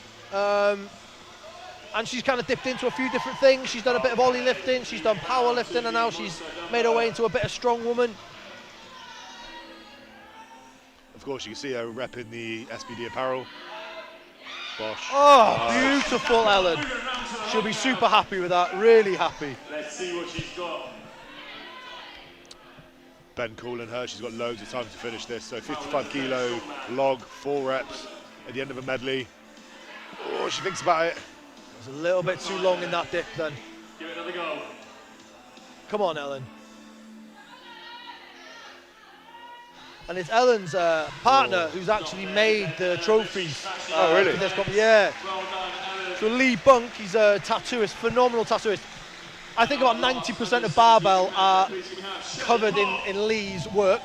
But Lee then has been commissioned to do these. So he's 3D printed these, own design and everything. Yeah. They're brilliant, by the way. They're amazing. Oh, beautiful. Like, again, you know, looking at those unique trophies, they are some of the most unique, original trophies I've seen. That's what I love about this competition as well. It's not just, it's the care and the attention to detail that they do with things like the trophies, with the events. You know, previous years we've had Harley Davidson motorcycle deadlifts. Yeah. We've had all types of. Oh, the anxiety that caused Dan, because they were brand new I know, bikes I can out imagine. of Harley Davidson as well. We got them from the dealership. So we had to make sure we didn't get anything on them. But, you know, it would have been very easy for him to just do your standard trophy or your standard axle bar deadlift or whatever for reps. He's really trying to imprint sort of Aaron's DNA into his competition. Absolutely. Oh. Oh, Ooh. stuck that right on her nose then. She's all right. Yeah, and I think this is the thing, and I do feel for the women sometimes, because it's not so much the strength, but these logs, because that's obviously 13-inch. That's a big log Yeah. for a smaller frame, and I mean it leaves very little space. You know, that log is near on sitting on her head. Yeah. That is tie. Great effort there for Shelley. But yeah, they do. Dan really does put effort in to make something different, original every year, and it's a challenge, you know, to do that. What, 4 years running now? We've done something unique. Generally, it's the mystery event. But he will, you know, like I said, he's got the wrestling belt as a trophy thing. You know, he definitely puts a lot of effort into originality with the trophies. And then those events as well, trying to bring something unique, something different, you know? Yeah, definitely. What's Ben saying? Oh yeah, he was just, I don't know what he's drinking there, but probably his 4th can of Monster for the day or something. Yeah, do you know my first Aaron Page Classic that I came to was the year where my brother actually did it. So I came up Last year? No, I think he's done 2 now. Has he? Yeah, he's done 2 now. I think he said he wants to come back again next year. It's one of those competitions. It's one of those competitions that, regardless if you're trying to be the best strongman you can or if you are just a hobbyist, it's probably a fair statement to say that not every competition in the UK really does give that much care and attention to detail, and the athlete experience isn't paramount, whereas this, it's purely about that. And I think that's why I encourage every one of my athletes to, if they can, do this show. I've got 3 of my guys here today, and obviously they're ultra competitive, they want to do well, but also we're just here to have fun, we're here to accrue experience. Yeah, 100%. And do you know what's the one thing I like about it as well? And it's even for me. Well, I haven't done it the last couple of years. I'm hoping I can get into a position to be strong enough to do it next year. But it's one of the only ones, really, where you can end up getting, as far as international athletes competing and hobbyists in one space. And I think for those that are a little bit more of the hobbyist, it could be they're fans of those individuals that are also doing it. And they get to share a stage with those people. They don't get that opportunity, and sometimes that in itself is a memory. Yeah, that's 100%. what it's about. It's a memorial competition. It's about memory. Yeah, so 100%. if we can help people, you know, make memories of, oh, that time I got to compete with so and so, that will stick with them forever. Yeah, 100%. And in essence, to us, that means Aaron stays in their mind forever. You know. Okay, Lisa. I have to say, mine was, you know, competing with Mitch Flowers was my true memory bucket. Big Mitch. Well, no, I don't think he looks that big anymore. He's gone through peaks and valleys. At his heaviest, he was 185 yeah, kilos. I remember. But you know, he did a powerlifting competition, and big shout out, Mitch, if you're listening. But he broke the scales, and then the guy was like, he looked at Mitch up and down. He went, 160, and Mitch was like, yeah, why not? Obviously, powerlifting's done on points. And who have we got now? so we moved up to the women's open category. So that is a 31 kilo Thomas Inch. We are missing the names. We are missing the names. No names on the live stream. No names. Guys. 60 kilo axle overhead, and then that Ian Wilton dumbbell is loaded up to 40 kilos. And she's got sunglasses on. Actually, sometimes for some people that is a smart move. It is something indeed. I do. Sometimes, especially with a lot of the bright lights. Oh, nearly. Let's see, Lisa, come on. She's going to reset there quickly. Again, that rack position just presenting a bit of a challenge to some of these athletes with this different, particular dumbbell. But yeah, you really do need the right. If you haven't got the sheer strength to just, throw it up, you've got to have that shoulder mobility to get it into that position, right? Yeah, 100%. To be fair, I think one of the most impressive overhead, dumbbell presses we've got here today, I think it's Josh Lancaster, isn't it? Yeah. Oh, Josh has done some silly numbers. And just speaking to Josh backstage a minute ago, obviously, for those of you that know him, you'll know that he tore his bicep. So a full rupture, like a few weeks ago, right? August. So August bank holiday weekend. And what are we in now? November. So not long at all. that's a crazy time to come back to compete. But anyone that knows Josh knows that he's just a fiend when it comes to strongman competitions. He absolutely loves it. Here we go. I think this is Becky Walkman, I think. Moving on to the axle overhead. And that was beautiful technique. Word on the axle as well. We move on to the monster dumbbell.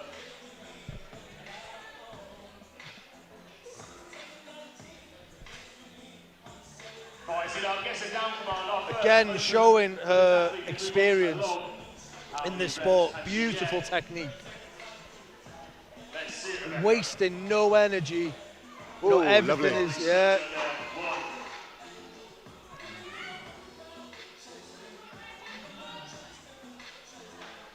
You know, when people can string a good split jerk together, there's nothing like it. It's awesome to watch. It's more of a jump and a catch.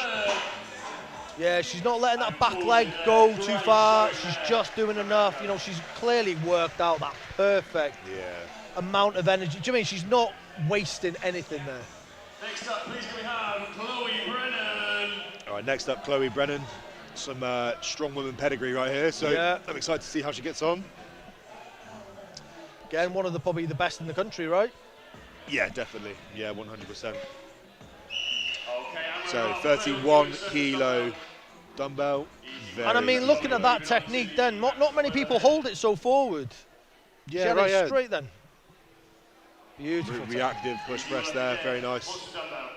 She knows what works for her. She knows what she's doing, yeah, this is clearly a master doing her job. So again, that rack position on the dumbbell, but she's clearly strong enough and able enough. But that's what I'm saying. If you've got the sheer power and the strength to just get it there, you know, you can kind of make those things that look a little bit against the grain, which is what she's doing, you know? Oh, just missed that first rep there. Just going to reset, here we go. 71 kilos on the log. She's made the other 3 implements look very easy. I'm guessing log isn't necessarily her jam. Then again, she put 3 implements up Pretty very quick. quickly. Very quickly.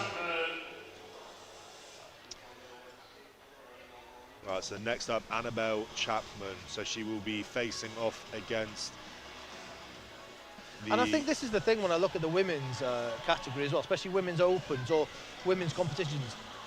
In the men's, generally speaking, they're all relatively same size. Do you know what I mean? It's like all roughly of that sort of same height, same sort of weight.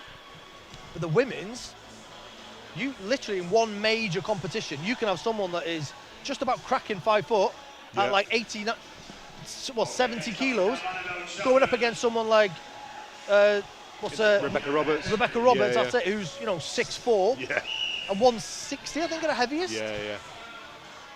All same kind of approach. Annabelle, she got a little bit too quick on that then. And Ben doesn't mess around. Ben is very consistent and very strict with his reffing. I think it was reffing. more that she had her second hand on as she initiated did the press. she? Yeah. But again, a very experienced athlete in Annabelle. In the world. That was beautiful. Technical mastery. Yeah. Let's see, Annabelle. Onto the log now. 71 kilos. Annabelle Chapman, very easy. Controlling the back down to the pads. No, I love that. I love it when they do. When they just don't let it go, you know. They mean business. Yeah. Anyone can just keep on doing that touch and go and have that level of cardio and endurance. You just keep going. Got to give them the utmost respect. Gets the down come off the ref there, and that is time. Very good performance there, Annabelle. Very, very good. Great effort. Setting the bar now for our final athlete, Magda. And we've got Magda. Magda again is one of ours over at Barbell, coached by Cold-Blooded Coaching, which is Dan and Tom Butts. We're not going to go into talking about all of Tom's accolades because it's like saying the name of that long Welsh town. We'll be here all day. Lovely. Nice little split jerk there. I'm just looking at the scoreboard at the moment. We have Annabelle with 4 reps on that log, and then we have Rebecca Morgan with 3 reps. So that's the benchmark that we have here. 3 and 4 reps on this last implement. And I mean, you think about it. How long they get in 60 seconds? 60 seconds. They are going through 4 implements and then repping 1 in a minute.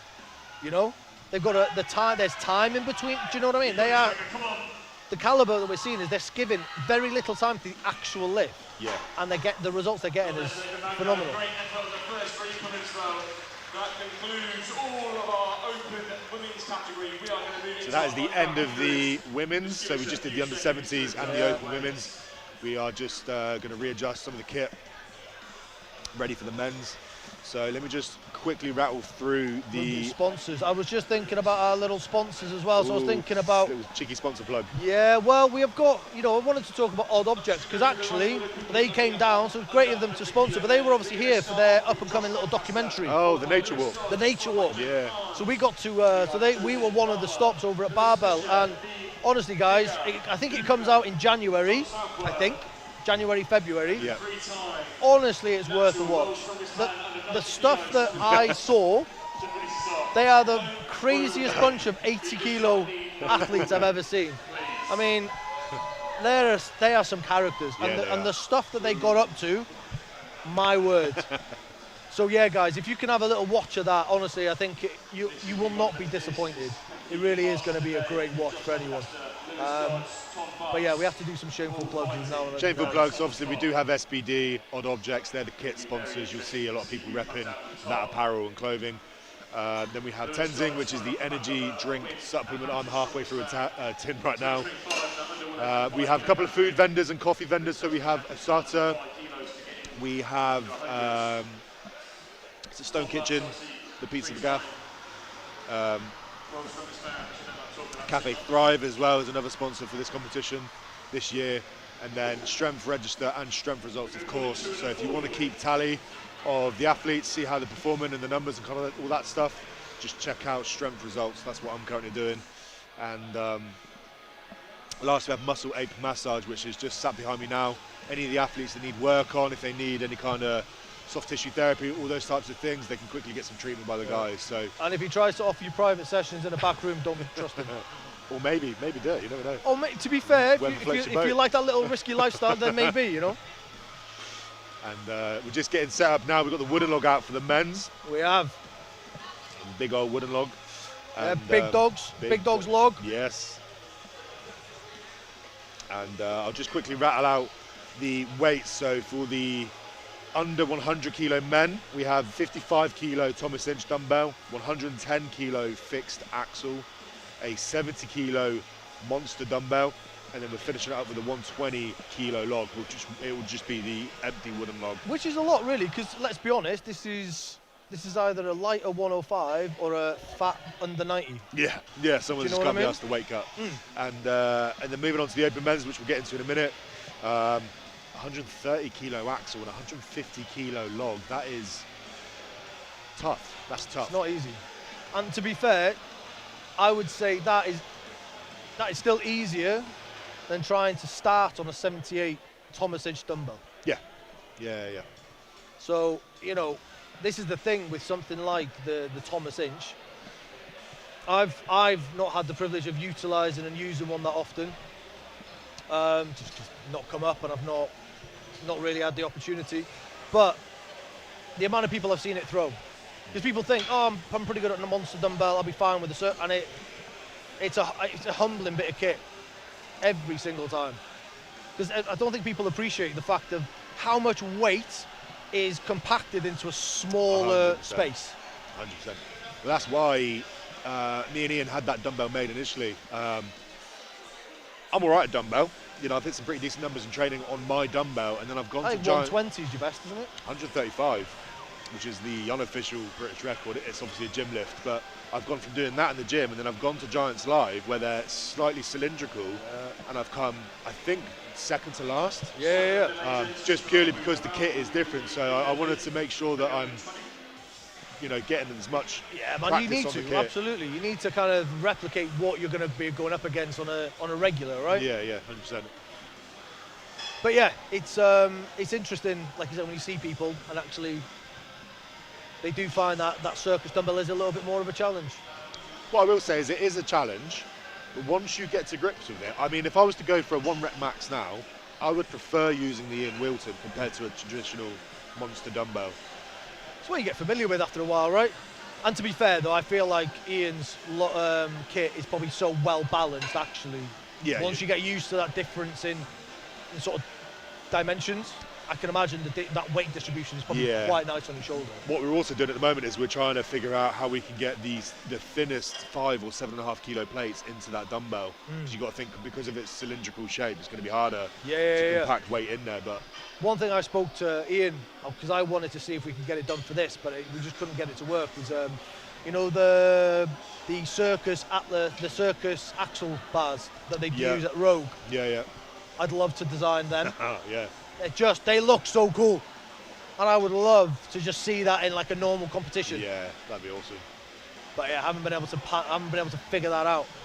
Well, you know, like 2 years ago, Ian wasn't doing anything in strongman. He's by trade, he's a agricultural. I was going to say farming stuff, isn't it? And it was the first time we ever worked together. I bought this Viking press off eBay. And I think you got him to I needed the handles adjusted, and I got the specs from Giants Live and sent it over to Ian, and he came and done it for me. And like I said, obviously I coach Ian, so I'm a good friend of him, and ever since then it was like, right, what competition have I got next? I need a dumbbell. Ian, can you make me a dumbbell? And you know, the man just works. And that's what I mean, right? You've got people like him, and then you've got people like Dale, who still, even now, still pumps out all these wooden logs. Yeah, my wooden log from Dale I've had since. It was probably my first big purchase when I became a pro strongman. Yeah. I had to rent a van and go up to Wales and grab it and load it back. And lovely place he's got for when he does it as awesome. well. Yeah, awesome. And my log weighed 118 kilos empty when I first got it, and right now it's 81 kilos. Yeah, and that is the thing. It's, you know, if you've got the time and the ability to store wood to dry and whatnot, it's great. But it's not always the thing. So people do have to expect that little bit of weight difference. But again, it presents a challenge. Anyone that usually trains on a metal log, they come to a competition like this with a wooden, could throw them off. Massively. And obviously the thing's 12 feet long, so when it's on your chest and it's fully loaded, And this is it, you know. And to be fair, I think Dale is the only person in like mainland UK that makes wooden logs. I know you've got, is it Carlo fella over in Ireland? Yeah. So actually we've got one of his logs up on the wall. That's Aaron's old log. That's where that came from. Yeah. But again, that's getting it over, you know, not that easy. But again, his logs are beautiful, because I think he makes the Magnuson v Magnuson ones that you would have done. Oh, that is awful, that log. In a really spectacular way. It's the Samuelson log, isn't it? Yeah, my God. I think he makes all of them. Oh, okay. I think. But I know the big gnarly. one. They're so hard, honestly. Right, we are about to kick off with the men's under 100 kilos. Josh Lancaster is stepping onto the stage. Here we go. Here he goes. goes. Josh. Josh Lancaster. Josh is just one of those athletes I love watching. He's absolutely ruthless. I mean, 3 months post bicep tear. Yeah. Oh, don't do that with your bicep, Josh. Josh. Come on, Jesus mate. Christ. We're both sat here with bicep repairs, just cringing. Anyone that's torn a bicep before knows how gnarly it is. Oh, and it just And sucks. 3 months post-op, I was definitely not in the position to do what Josh is doing right now. No, not me. I think I was still in my brace. I was still crying on the sofa, I think. Right, Josh, 120 kilo log for reps to finish off. Whoa. Oh, Jesus. Thing you love to see. So, if you want that sort of technical mastery, if you look, like actually, his head did not, his arms did not move. Look, it's just, he is dipping right under that. His range of motion, he is not wasting anything. Go on. Gets the third round well in, Josh. Fair play. Great effort there. That is time. Okay, quick reset, and we'll move on to Lewis Dodds. Josh, All right, big Lewis Dodds. 3 reps on the log. That is Repping the MST grip top, even though he's one of my boys. I'm going to have a word with him. He needs a Flower Power t-shirt. Yeah, you don't have Flower Power grips, do you? I don't, not yet. I didn't think they were doing grip tops. I thought they said they weren't, but anyway, you're MST, right? Yeah, it's kind of like MST's the grand coach, the granddad. The mothership of strongman. Lewis is he's an incredible athlete. He sits around sort of 100 kilo mark. He's very compact though. You look at him, he's got some serious stature to him, size. Yeah, he just, honestly, when you see him train a barbell, the guy just literally he's there silently in the corner, just gets on with his thing. Do you know, I've questioned sometimes if I'm even coaching him. I never hear from him. He just cracks on. Yeah, I question if he's there because you don't know. He's just in the dark corner. Silent assassin. Yeah, he's a great athlete though. And again, strongman isn't necessarily. Oh, goes for the power clean. Double overhand as well, isn't he? His grip strength is phenomenal, but he should be belly cleaning it. He opts for the power clean. Looks like he's twinged something. Belt cleaner. I don't know why he's not belt cleaning it. Don't know what he's. I hope he doesn't opt for it again. He does opt for it again. Oh, he's wasting time. He's wasting so much time here. Oh! Hits the deck. For Lewis today, he picks himself up. He's going to call it there. Okay, we're just going to reset. That's unfortunate because that isn't a true reflection of Lewis and his capacity and his ability. But I'm glad he's okay. Yeah, glad he's okay. He looks like he is grabbing the bicep there. Because unfortunately, generally when you see people go down like that, you generally follow with something on the knee. Something, yeah, patella, patella, something yeah. like that. But he looks okay. He looks annoyed, but he looks okay. Yeah. And we're off with James Barnes, circus number. James Barton, very lovely first lift down the circus dumbbell. That was very, very nice. Thing is, in this type of competition, obviously, I think we're permitting belt cleans. Yeah. You really don't save much time by trying to power clean, to be fair.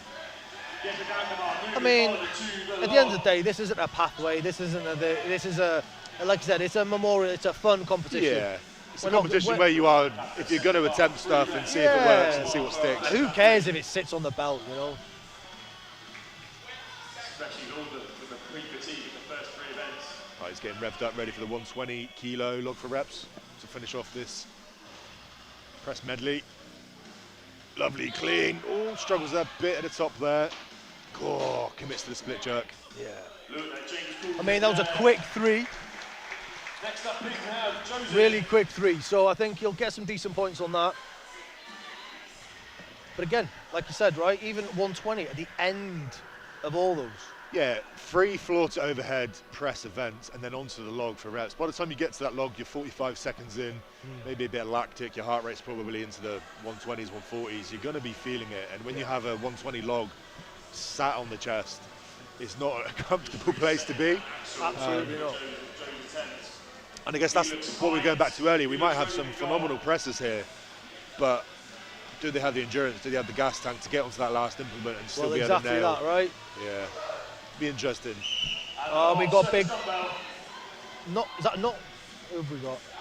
That was nice. Moving round to the actual overhead. Easy belt clean. Easy belt clean. Easy press. Very easy Made press. that look great, yeah. Now we're on to the dumbbell again.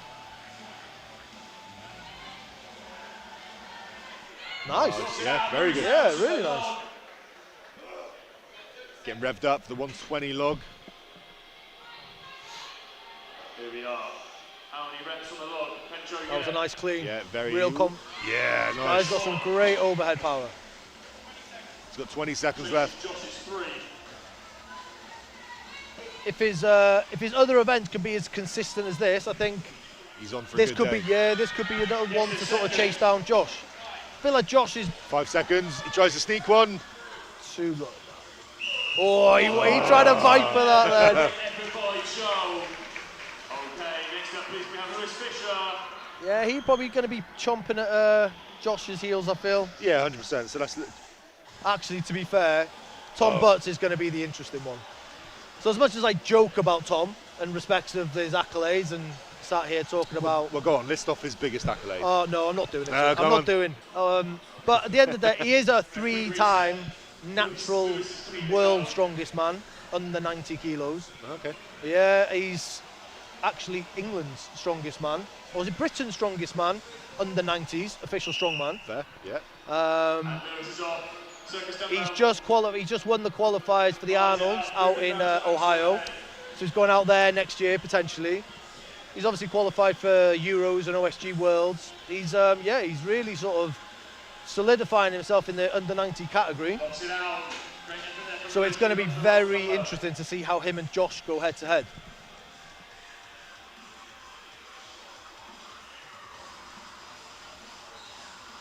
Very nice. Ooh. That was really nice. I know Ian's going to be watching this, just praying that everyone drops it onto the pad. He doesn't want that dumbbell touching the floor. I mean, we're going to test. It's going to test it then, though. It is going to test it. Oh, smacks it straight in the chin there. Ah, done it so many times. It's horrible. There's that one, and then have you ever hit when you've been doing Swiss bar overhead? Have you ever knocked it into like a soft yeah. Come on, Digger! So Lee is actually about 56 years old. No, I'm only joking. He just looks it. But he is. I think he is like one. He's been one of Aaron's like longest running like clients. Oh really? Yeah. I mean, I think up until Aaron passed, I'm sure he'd been like a client of Aaron's for about 5-6+ years prior to that, and then he's moved over to be with Dan since. So he's kind of carried on in that sense. Yeah, sure, that's cool. Oh, he's kind of resting on, I don't know what's going on here. This is a bogey event for him. Yeah. Ban the axle, that's what I say. Yeah, unfortunately he's not getting. I think this would have been a massive PB for him if he gets it. I mean, 110 kilo. I mean, the other side to it as well is he's going for a double overhand, you know? Yeah, you've got to have pretty exceptional grip strength to get a double overhand and axle up into the clean. Well, yeah, the only person we'll probably see that on with a 130 is we'll see that with Tiny on the opens. Yeah, so wins grip competitions by a margin, right? He's got an insane I mean, grip. there's not really a competition. It's not competitive for him in the UK, I feel, if I'm being honest. Internationally, he's seeing it a little bit more. Yeah. Beautiful work there from John. John is a relative of Aaron's as well, cousin, I think. Oh, cool. Yeah. And again, you got John. I don't think really did any sort of training, and then after Aaron passed, felt compelled to kind of come to barbell and whatever. And, he's loved it ever since. And then you've got here John's sister Michaela. She's similar, so she started at the gym. Wow, good effort. He worked for that. Yeah, he did. So she started after Aaron passed, and she's been all over powerlifting and strongwoman and all sorts.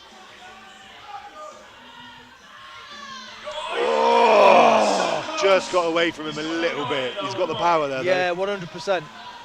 Come on, John. I need to remember I'm on a commentary when I do that. Just struggling. I mean, he can't be disappointed. That axle. Not at all. Fair play. Giving Dan a big hug there as well. That's awesome to see. Okay, following John, we'll have our final under 100 kilo men athlete, and it is none other than Tom Butts. Tom Butts stepping up, and he's already eyeing up the log. So, are we expecting reps here? Yeah. So we have, if we look at the leaderboard quickly, we've got Josh Lancaster first place so far with 3 reps. 3 reps. So he needs to get 3 reps on the log, right? Then, so he needs 4. We have Dharma. Jeffrey. No. Yeah, we have Big Jeff. Big Jeff. He hit 2. So that is the benchmark that we have. That. Beautiful.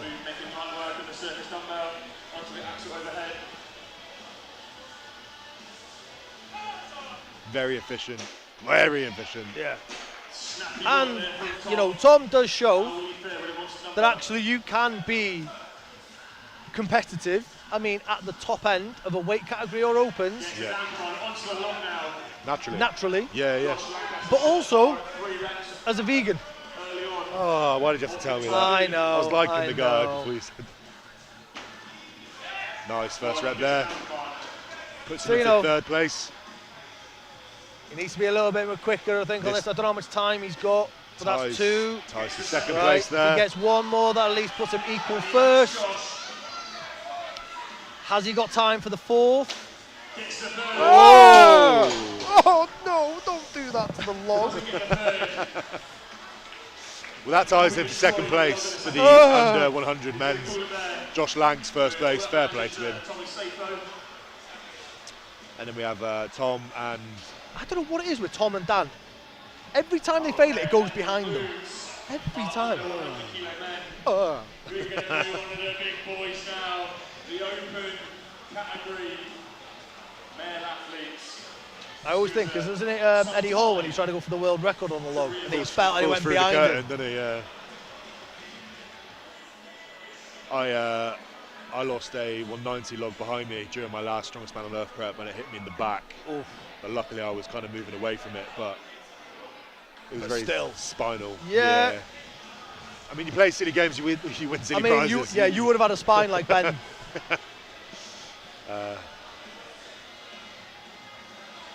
Right, we are moving up to the men's opens now, so I'll quickly just rattle out what the weights are on these. So we have the Thomas Inch dumbbell starting off at 78 kilos. Then we move on to the fixed axle at 130 kilos. Ian Wilton monster dumbbell at 90 kilos. 90 kilos is some heavy. Yeah, It's heavy. and then finishing up with a 150 log for reps. And let me just pull up the athletes that we've got lined up for the men's open. So we have, to start off with, we have Nathan West. Even the announcer, the MC is like 90 kilos. Are you sure? 90 kilos is heavy. Heavy. Yeah. So we have Nathan West. I'm just going to rattle off the surnames because I don't see the forenames. We have West, Thor, Field. We have got a serial killer themed surname going on today, haven't we? We've got Dharma and West. Velado, Gracia, Nye, Swadling, Anslow, Relf and Boyle to finish. So looking at that lineup there, the obvious name that sticks out as a press monster is Shane Nye, 200 kilo log presser. I mean, Will Relf is a 180, 190. Yeah. And the thing is with Will as well, very dynamic as an athlete, very explosive. Yeah. His overhead, particularly when it pertains to a dumbbell, when you look at a guy like Will, one of those kind of Paddy Haynes-esque athletes, super powerful, will usually favour well on a dumbbell. Well, that's it. Someone like Will and like Paddy, you genuinely could walk past them on the street and not really give a second glance. They're not walking around at like 6'7", 6'8", or obviously well put together, but not mass monsters by any stretch. No, but the strength and what they can put, the output is insane. But I know Will. I mean, when he started to creep back in, when he started in the open, I think he was still cracking like 105, 110. Yeah, maybe? barely like getting over sort of 115, 120. He's a bit thicker now. He's piling on the pounds a little bit. Regularly competes now in the Champions League, so I think he's just got back from he's South Africa, I saw. Yeah, he was a reserve lifter for South Africa. Is that what it was? Yeah. I mean, it's always a shame if you don't get to go, like, get out there and play as a reserve. No, well, he said when he was out there, he did a fair amount of partying, though. Oh, well, there you go, traditional SCL spirit, so... I have heard that... Say no more. Yeah. So I don't know what kind of shape he's in after boozing in South Africa for 5 days, but we'll see. Guess we're going to find out. Right, Nathan West stepping up, first athlete in the men's opens. Nathan's been doing this a fair bit now as well. He has. He was at my very first competition, England's Strongest Man 2021. So he's been on the circuit a while now. He is quite experienced. Hits the 78 kilo dumbbell, very nice. Made that look great. Onto the 130 axle. Onto the belt, straight to the rack. Very nice. Cracking neck roll on him too. Well, that just happens when you're an open. Part and parcel. Onto the 90 how he gets kilo on with dumbbell. 90 kilo. Very nice. Yeah. Very, very good. Yeah. Pushes it out as well. 150 log. Yeah, I don't know what his PB is on log. I think it's 150. Circa 150, 60. Yeah, 160 maybe. I mean, the clean is very easy. Yeah. Fires it overhead, stabilizes. Oh, good. Nice. That took a little bit out of it then to keep that 15 seconds stable. left. If he gets another rep, he's going to be absolutely buzzing. Good clean there, sends it. Oh, fights it, gets it. Fair play. Well done, Nick. Fair play. That's a great start. Really great start. He'll be really, really pleased. These are big weights. That's good effort. Good effort. That's what I mean.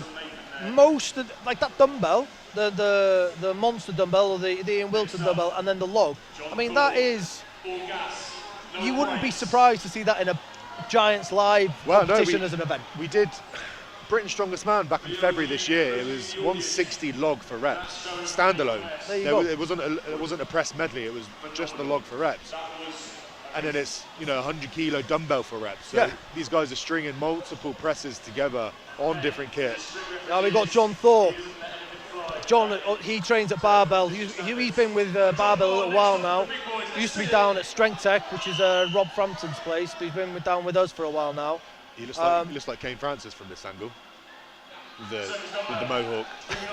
Yeah. I think he's taller. But John is... a bit of a presser? Yeah. He's just got a 170 log this week or last week. So that was a PB for him. I mean, it was a good one as well. But he is a coach for... Oh, can't remember his name. Nice. But Strongman Way out in Australia. Christ, what's his name? Anyway, he's a coach on his team. Oh, fair play. Yeah. Beautiful. Oh, that was picture perfect, that was. Come on, John. Come on, John.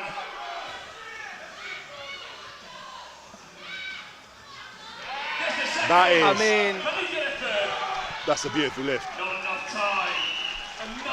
Yeah, that was phenomenal. From where we're sat, zero errors there. That was, if you're gonna, I mean, he's clearly a coach because that was picture perfect. Yeah. And John, like, he is incredibly strong. He's one of those that sometimes, though, in competition, it doesn't quite go his way, and sometimes things just don't quite work out, or, it's just, something just doesn't quite go that right way. And sometimes, I think, for John, because of that, it doesn't always necessarily, people might necessarily, because they might only see him in competition, they'll be like, oh, actually, they don't really get to see who he truly is. Which happens, right, all the time. Yeah, but this was beautiful to be able to actually see, for people to see what John is really capable of. Because the guy is, he puts so much into it. Then we've got Ollie Field. Ollie Field, yeah, one of my boys again. That was a nice position on that circus dumbbell. Yeah, so this is Ollie's, he won't mind me saying this, worst event. He has struggled in the past with press issues. He has a pretty messed up shoulder due to an injury that he sustained many years ago that he had to have surgery on. So it's by virtue a bogey event. I think he'd fare well on the dumbbells, but when you're going dumbbell, axle, dumbbell, log, it's kind and I know I've seen on his social media, like even the 120 log has been just so like hit and miss for him, and you can tell it's a real love-hate battle that he has to. He's one of those athletes. He's got a very high neural drive, so his output's high. He's very powerful, but he can't particularly grind reps out. He either gets something and makes it look very easy, or he doesn't get it at all. And by now he's spent. But I kind of relate. I have a horrific deadlift. Horrific. Horrific. I mean, it is. How horrific? 310 is probably my best in a suit. Okay. But right now it's not even close to that. But it's always that one event where I can be consistent and sort of competitive in most other events. I always end up bottom of the pile and chasing. After deadlift, I'm always bottom or there, and I spend the rest of the competition chasing. Yeah. So it's always quite frustrating in that way. So I can feel for him, because it sounds like for him, he's probably pretty consistent across the board. And then overhead, he always finds himself having to chase thereafter. Yeah. We've got Frank, half of Frank now. Half, was he lost loads of weight? Or okay, right. But Frank, again, he's one of those that has been coming to like so many of Barbell's competitions. Whether it's strongman, powerlifting, I mean, if they had the pole competition, he'd probably come and do that. He literally comes to it. Just gets, every time. All right, nice lift on that first dumbbell there. I think he's calling it. Fair play. I think he's. I think I heard he'd hurt his bicep. Oh. Like not today, but like a week or so, or a couple of weeks ago. Okay, fair enough. So, you know. Smart move there. I mean, I would not touch that axle with a barge pole. Why is that? Absolutely. Have you even gone near an axle since? Yeah, I had to for Worlds. Oh shit! But I was double overhanding everything. You'll never catch me supinated again. No, I can't. But to be fair, I've not been able to. I've not gone near a stone since. Have you not? No. Ben sends me videos of him like cleaning an axle at 170, and I'm like, I'm not going to watch that, Ben. Congratulations, but yeah, just PTSD there. Yeah. No way. Yeah, no. So when I did the bicep, actually, it was a competition Ollie was in, Gosport Strongest Man, and I was like in that sort of podium finish, and then I snapped it and finished fourth. And Ollie took my point. Yeah. We'll see Daniel Garcia here fighting that. Yeah, he's really struggling with that, which actually, you know, I'm surprised by. Because I'm sure I've seen him, he's been doing it okay. Yeah, but he's been on the circuit on and off for a long time now, so. Let's put it into context. I'm sure he had to wear, remember when Loz went out to China? Had to wear that space thing. I think Daniel was one of them. Yeah, he's just not got that rack position. Yeah, I mean, I feel like... It's frustrating to see because you can clearly, like, he's going to be able to press that type of weight. I mean, I feel like he's 10 years plus on the circuit. Yeah, he must be. Yeah, he must be. And this will be frustrating for someone for him, like you said, that's got that experience and ability. That'll be frustrating. But again, like many, he was a lot bigger early. You know, he's dropped down, he's slimmed down a hell of a lot from like his probably more of earlier years. Yeah. Some of the strongest shoulders in the south. Shane Nye. Strongest shoulders in the south. Well, I think because he won the strongest shoulders in the south, a barbell. Which again, you know, think about originality in comps. Don't tend to get a shoulder focused competition. Someone like Shane, just like Big Shane, oh, been on the circuit again for a long time. Again, he competed against me in England's Strongest Man 2021. He's been about. I mean, he's hit all the numbers. Again, he just sometimes at competitions it doesn't quite go his way, or something kind of goes a little bit off, and it just, do you know what I mean? You just see it, sometimes it can get a little bit unlucky for him. Yeah. Because actually, strict press. You know, strength isn't really an issue. No, it's just sometimes maybe the execution's not there. Like sometimes you just don't have good days as well. Yeah, exactly. And it's frustrating. You put everything into a prep. Ben was I think Ben was a little bit generous on that one. Then I think that is favoritism here. Oh, just doesn't even want to use his legs. Why bother? Doesn't need to. Chasing the two set by Nathan and John. Shane has brutal overhead power. Yeah, because if you think about it, right, if you want to be in those sort of like someone to be spoken about in those top categories, you need two things really: a 200 kilo log and a 400 kilo deadlift, and he's got both. Yeah. Those two, accompanied with a bit of dynamic ability, puts you right in the bracket of England's Strongest Man competitor. Yeah. Shane has been at England's. He was there in 2024. Look at Callan. Callan is he's about 40% head today. That is a massive head. But Callan, so like Callan and Shane. Yeah, been about, haven't they? Both of them. It's like the Anton Deck of Strongman. They just come as a pair. Callan's a bit of a press monster as well. Yeah, he is. He's had a bit of a rough time of it as well. So I know he's been dealing with bulge disc. And then nerve issues that follow that. A bicep tear last year, I believe. Bicep tear as well at Hampshire's, if I remember rightly. So I mean, he's been through a few little bits like that, and he's had to work through. I mean, you wouldn't think so by now. No. He really is back into it, looking incredibly strong. 150 is for Callan. It's getting close. I mean, I think his PB sort of 165, 170. That was interesting. See how that wasn't even sat on his in the rack position then. I mean, there's not enough time to mess around with your wrist wraps here.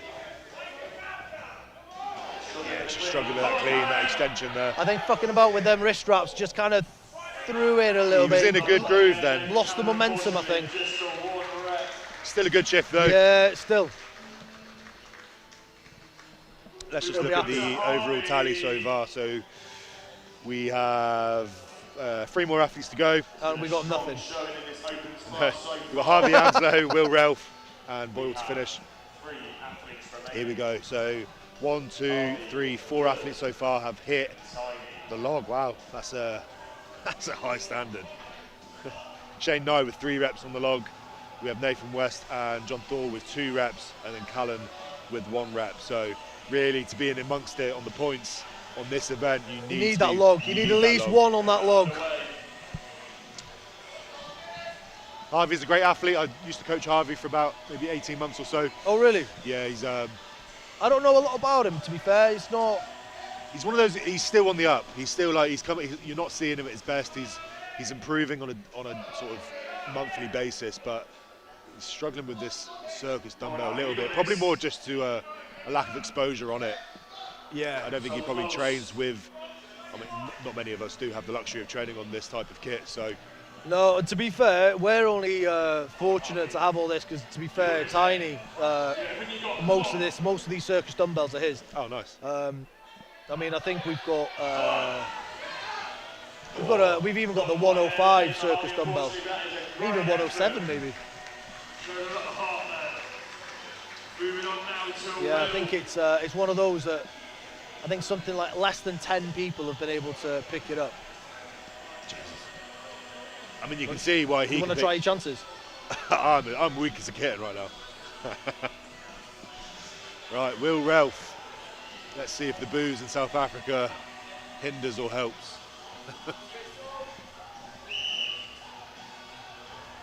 Will has that kind of early stage Adam Bishop approach. Yeah, do you know what? If you didn't know, yeah, you would think sort of body composition is very similar. I think what he needs to be careful of there, he's going very quick. Yeah. He might maybe get take caught that out. Fraction second longer. Absolutely. There you go. He's a bit of a dumbbell specialist, Will. Onto the log for reps. Needs this to be in amongst it on the points. Oh, yeah, recovers it well. 1 rep on the board. 1. I'm not. It's kind of hot potato in it. He's not letting it settle. He's just kind of getting it straight up. I've noticed every time I've watched him sort of lift, he doesn't do that. He doesn't let it sit for long when he's doing that sort of the pick up, the clean, or whatever. Has he got 10 seconds left on the clock. If he wants to take the lead, he needs it. This would be mega if he gets it. I think he's just enough time. Oh, mate. Masterclass. Fair play, Will Ralph. Yeah, poor lad. He didn't have the best of luck on the stones last year at Barbell, so we were just a stone run. But downstairs, a lot of bodies, and it got very humid in there. Oh. So you ended up with just wet stones, unfortunately. And a lot of the guys had a real. All right, here we are. We've got Gru from Despicable Me coming up. So just to put it into context, Gru hasn't actually, he hasn't trained for any of this. I mean, not a fucking slither. And if he has done it, he's done it on the sly. Oh. I believe the graphics on the screen are incorrect. This is Tiny. Full name is Ross, Tinus Boydell, Ross, whatever name he's given you at the time. He's a man of many names, but Ross.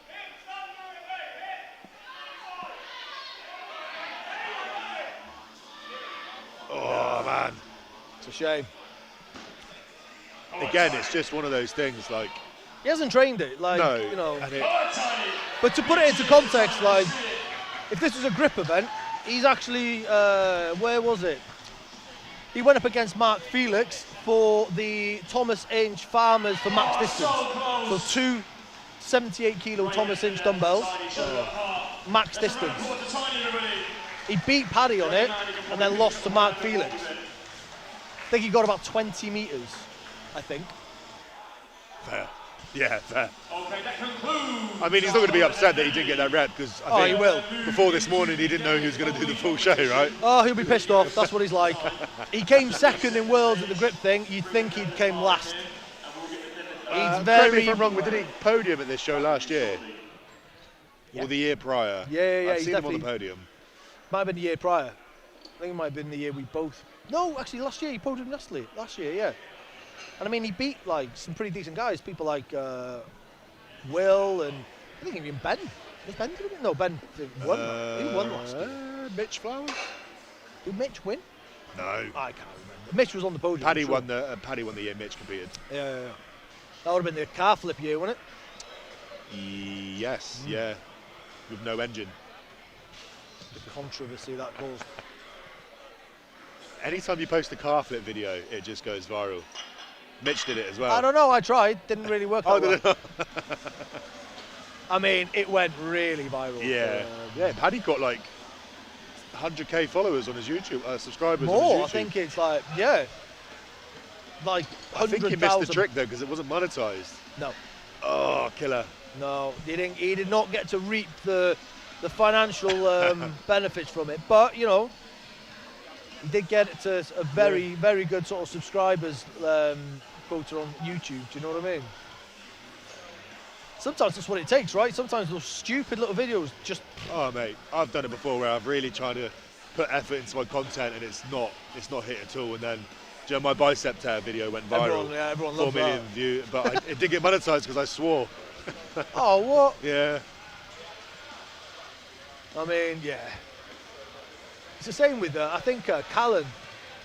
He had one, I remember talking to him, and it's genuinely, it's him just getting in a barrel for a cold plunge. Yeah. And that one went mental for him.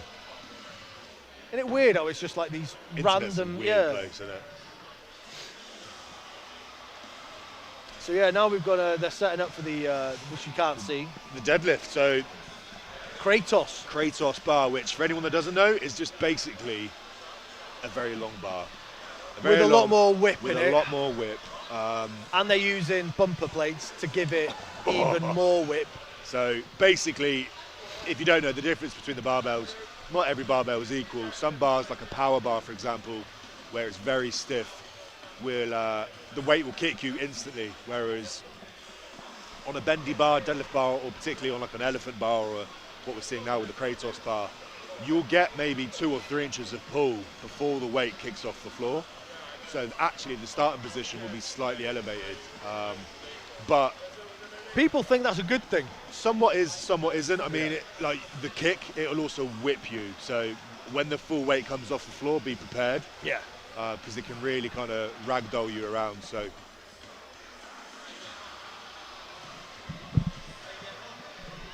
Yeah, and I think, to be fair, whenever I look for like an example, right, whenever I see Evan Singleton, makes me shudder when I see him deadlift sometimes. Like, I don't think like his technique of being as like violent with the pull as he is. I think the Kratos bar would probably screw him. yeah, completely, you can definitely play against him. It depends. I mean, Just because it's trying to then get it stable, isn't it? yeah, 100%. So I'll give you an example. When I did powerlifting for a number of years, and for the most part it was in IPF federations where they only use stiff bars. So the majority of my career was spent on that kit. And then when I eventually moved over to deadlift bars and then ultimately strongman, the pull was very different. And if you ever watch me deadlift, I take a huge amount of slack, very meticulously. I won't just kind of bulldog it. You kind of have to prise it off the floor. Yeah, but I mean, I think, you know, coming from that sort of background probably helps a lot of people because IPF, let's be honest, is pretty anal with their rules. Yeah, you've got to get it perfect, right? Yeah, So it's got to be to a decent standard. It's on the harshest type of kits and all that kind of stuff. Yeah. And then obviously with it being drugs tested, you are just laying that big foundation. Not that I would advise people to powerlift prior to strongman. I don't think it's it's not a given, is it? No, it's not a prerequisite. But what I would say is, like, we were going back to this earlier, some of these guys that are coming through now, this new generation that started strongman at 14 and stuff, I think it's good. I think it's great. But I think they do need, you need some type of athleticism. So Mitch Hooper's the perfect example. I mean, he's done pretty much every sport, and you know, granted, he is that type of athlete that can be good at anything. But he has, I mean, one of the reasons why his yoke is the way that it is because he has such a high degree of rotational and anti-rotational core strength from his previous sports, from everything that he's done, and then even like the stress tolerance of his lower legs from doing marathon running. When he gets under a yoke, it's nothing for him. No, exactly. So there are elements, there's benefits to being an athlete before you start becoming just a strength athlete, you know. Well, that's it. Because I think he was powerlifting, wasn't he? Then, like you said, he was a marathon runner, and I imagine he's done all the other things in between as well. Yeah. And you do see that, like with some, I think, you know, granted slightly different, but people always, whenever anyone talks about, say, one of the best sort of heavyweight UFC or wrestler, they always, Brock Lesnar's always a conversation. Yeah. And it's because he's so unique for how quick, how explosive, and how fit he is. Yeah. At such a high weight. And actually, that guy's what? He was in the NFL, UFC. He was a college or at least a state championship wrestler. Like, he's done all of it. And you can see the benefits from it. Which just means he has no deficiency in any area of physicality. He's got a huge gas tank, you know, his lactate system's primed and preen. He can do anything basically, and that's what you're seeing with the evolution of strongmen nowadays compared to maybe a decade ago. You do have the likes of, obviously the sport adapts and it changes and the weights get lighter or whatever else, but you look at the athletes now, the top 10 guys in the world, some of them, their fitness is insane. Mitch Hooper, Paddy Haynes, Pablo Cordiaca, these guys. These guys aren't just strength athletes. They're athletes. They're athletes. Yeah. It is, as much as it's still very much that sort of car park sport. Yeah. It is slowly but surely becoming that actual sport in itself. I think within the next decade, I hope so at least, we'll really see it level up again to kind of somewhat mirror where CrossFit is at the moment. I was about to say, yeah, probably where CrossFit is. You know, where you do have the likes of major sponsors, Reebok, Rogue, whatever else get involved. And not just for the prize money, but the exposure, and then that will obviously trickle down to the foundational levels whereby participation in the sport will start to ramp up, and then that's when you'll really get the talent coming through in decades to come, because I come from an era where I didn't even watch World's Strongest Man growing up. Yeah, I wouldn't say it was something I watched much. I feel like it dipped out around sort of our age. Yeah. So I think it was very much like parents and stuff. It was very sort of thing on TV around that sort of 80s, 90s. Yeah. I feel like it dipped in around the sort of millennia, like early 2000s into 2010. And then it's sort of... Yeah. I mean, when I was coming up, it was more about like the names that I could list off was like Brian Shaw, Terry Hollands, all these guys, right? And at the time, as an 18 or 20-year-old looking at these guys, I just didn't see myself in them. I thought, I'm not going to be Brian Shaw. I can't be 6'8", 440 pounds, whatever it is. Just that he says that at what, 6'6"? Not quite, but yeah, but like now though, you're seeing guys that are like, maybe they're looking up to Paddy Haynes or they're looking up to Luke Richardson. These guys are 6'2", 6'3", 6'4". That's still large men, right? Yeah, still large guys, but like you said, right? It's no longer like the 6'8", 6'9", you know. No, you're right. Those kind of guys have kind of made it a little bit more realistic for like your common man. More attainable. Yeah, exactly that. I mean, yeah, it'll be interesting to see where it goes in the next 10 years. Because the thing is as well, what people do need to appreciate is that it still sits in that, because I've seen it come up a couple of times, where it still sits in a realm between it's a sport, but it's an entertainment at the same time. Yeah. And people need to also remember that, you know? Yeah, 100%. Yeah. We can't forget that it is an entertainment aspect as much as it is a sport. I suppose all sports are entertainment in some capacity, but I suppose it's not quite the same when you look at like football or rugby or whatever. Do you know what I mean? Like for a lot of these guys, it's not their full-time job. Yeah, and you see athletes, they're either one or the other, or somewhat of a hybrid. So like, you have the guys that are just, they love they love the pageantry of it. They love entertaining and Yeah. all those types of things. And then on the flip side, I'd probably put myself in this category where I'm just a sports person. I don't want to be any, like, I don't know, celebrity status. I don't want any of that. I just want to lift weights. And I think you kind of need that hybrid. Yeah, I Especially think what with will be weights, yeah. amazing is where right now I think it's still the select few for right reasons, but like it's only those top levels that are hitting. They are truly, that's all they do is sport. They don't do anything else. They have their brands, their time every day is just, they train for that sport. Your next level is ones that have to sort of subsidise that with coaching or something, so they've got a bit more time, or they own gyms and whatnot. Do you know what I mean? In that regard, then, I can't, unless I'm mistaken, I can't think of anyone at Worlds that is exclusively just an athlete. Even like Mitch Hooper has 3-4 businesses, whatever he's doing. Because content if you look at creation, like all that type of stuff. professional athletes in respects of like, you know, pretty common ones, let's say rugby and football, right, which are probably the two biggest sports, maybe cricket. Yeah, they'll have brand deals and they'll have bits and pieces and they'll do whatever, but primarily they are just, football is their thing. They go to training, they live, breathe it. They might have obviously further things that generate money, but actually they're not businessmen. They're not, do you know what I mean? And in Strongman at the moment, especially, and it's something I've been doing, is like more of the coaching and the merchandise and the content creating and all that kind of stuff. It's not easy. It's very time consuming.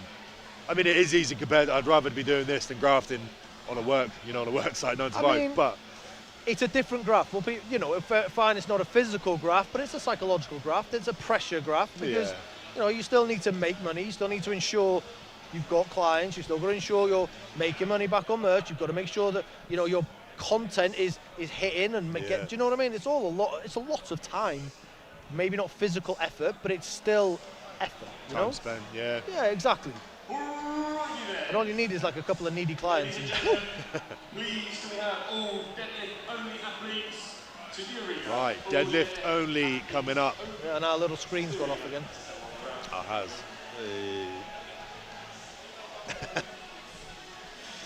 Right, big shout out to the sponsors as always. I'll quickly rattle them off. We have Odd Objects and SBD, which are the apparel and kit sponsors. We have Strength Results and the other one, Strength Register. Strength Red, yeah. So if you want to keep tabs on how the competition's unfolding, things like live streams, registering competitions and such, head over to those two. We have Muscle Ape Massage, helping the guys backstage stay in one piece. We have Cafe Thrive, we have Osoto, the food vendors, as well as Stone Kitchen and Iwan Thomas as well.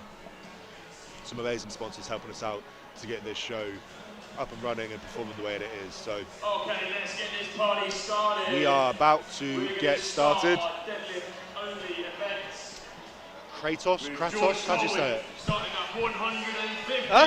kilos. Kratos. George to the platform. George, 115 kilos for his opening attempt. Let's have a look. And it's there's no figure of eights allowed as well. So people aren't going to be able to just hang off their straps. Suits? Are we allowing suits? Nope. No suits? No. So to put it into context, right, what we were saying about the bar with the Kratos, that was 115 kilos. You know, it's not a big weight as such, but it still created whip even then. So you think when these guys are potentially, you know, getting into the 300s, there's going to be some serious whip on the bar. It is really long, it is really whippy, and it is really horrible. Yeah, I mean, looking at the lineup we've got for the men's opens especially, Shane Nye, Will Ralph, a couple of the other names, they're going to be approaching 800 pounds or 360, 380, maybe raw. You really are loving the pounds today. Yeah. He must think Brian Shaw's listening. Hi, Brian.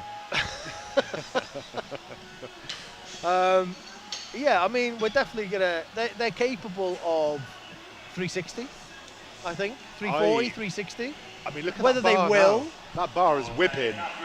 That's what I mean. You kind of need. 160 kilos for Catherine. You need someone to like pick it up now, because that not even the deadlift thing is even going to make any work on it. It's not going to help. see it, Catherine.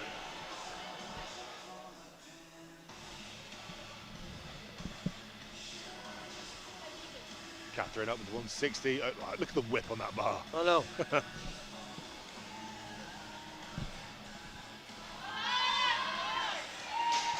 Bit shaky, but moves quite nicely. Good lift there for Catherine. Moving on now to 175 kilos for Ben Bradley. I mean, that Jack is already The war of the post struggling. continues. Jack, that's it. I'm trying to It's think the of it. deadlift only competition.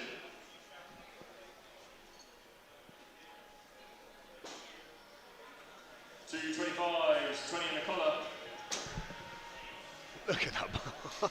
It's like a bamboo bar. Do you know what a bamboo bar? Yeah, the earthquake bar. Yeah, yeah.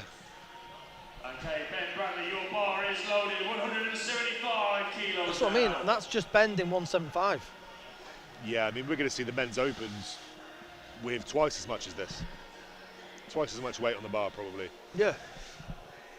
Oh, he's got some figure of eights. Oh, maybe they're allowing it in this then. I didn't think figure of eights. Maybe it's just the full competition they're not allowing figure of Maybe. eights. Gets it down to Mark. Easy lift there. Yeah. On the bar, 195 Glitched just for a kilos. second for us, so I didn't see. But So figure of eights could actually be a good shout for this, because if you can gain even an extra half inch of range on your hand position, yeah, But the I downside is definitely if know you- they're not allowing it on the full comp for sure. so. yeah, you don't want to be caught holding a bar that you can't let go of when things go wrong. So that's probably the main reason why figure of eights are kind of not allowed at the moment. And I mean, yeah, I think, to be honest, it's probably a smart move because, like you said, the weights that are going to be on there, and let's be honest, the Kratos bars aren't that common. No. So people have obviously tried to replicate that and obviously put in bumpers or put in plates on further out. Yeah. But it's still not going to really replicate that Kratos bar, you know? So No. it's definitely got a higher probability of someone catching people out. Yeah, 100%. So like I you mean, said, that's what happened to Adam Bishop. That's how he tore his tricep 2 years ago. yeah, done his it was tricep, wasn't it? Yeah, he tore his tricep off, so Just went over, didn't did it? a routine deadlift. It was quite heavy, and then when he returned it back to the floor, he couldn't get out of it, and it started rolling away from him, and tore his tricep off. So And now he wears like the shortest figure, yeah, figure six, figure nine. the silverback fast straps. They're the ones that you can get onto a deadlift ladder real quick. I think, well, they're his own design, aren't they? Let's be honest. Yeah. But yeah, this Kratos bar, I mean, when I was kind of coaching some of the guys for this competition, if they don't have Kratos bars, which most people don't, See, look at that. Look at the way that it just bounces, and that's a 195. yeah. I mean, the easiest way to try and replicate it, to try and get as much whip on a bar as you can, is with a deadlift bar, and then I would probably put a clip on first before I put a bumper plate on. And ultimately, you want to get whatever weight is on the bar, you want to push it out to the end as far as possible. Yeah. I think you can buy like attachments, can't you, to extend the bar, I Yeah. think, but thankfully, Kratos bar I don't think comes up that often. I mean, it's the same as an elephant bar deadlift, right? It's the same I think, premise. yeah, I think it's the closest we could get to an elephant bar, isn't it? Right, 220. It's a good start. I think when I spoke to him yesterday, yeah, he said he'd like to get a match of his PB, which was 250 on a stiff bar. Okay. We'd like to match that. So obviously, as I said, Marcus has broken his foot this year. So Moves quite easy. yeah. So he's not deadlifted that much this year. So that looked incredibly smooth. I think he'd be really happy.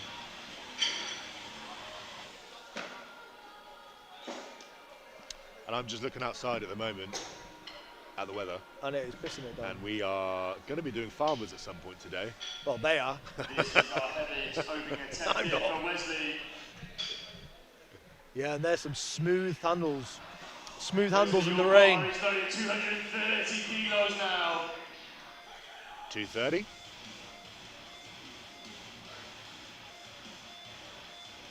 So I think this guy is one of John's clients, and I'm only saying it because of the branding, so the Strongman way. Which I said I was going to look. TSMW.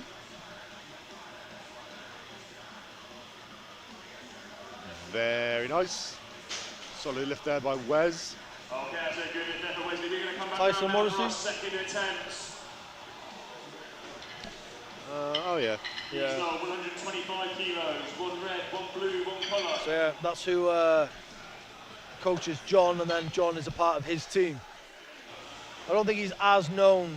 I think he's known through the weight classes, and obviously I think he's a very well known athlete out in Australia.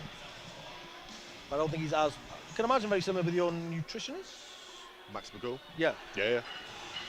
Can't imagine he's, from a nutritionist perspective, probably not that well known, or wasn't really well known in the UK, probably very well known in Australia.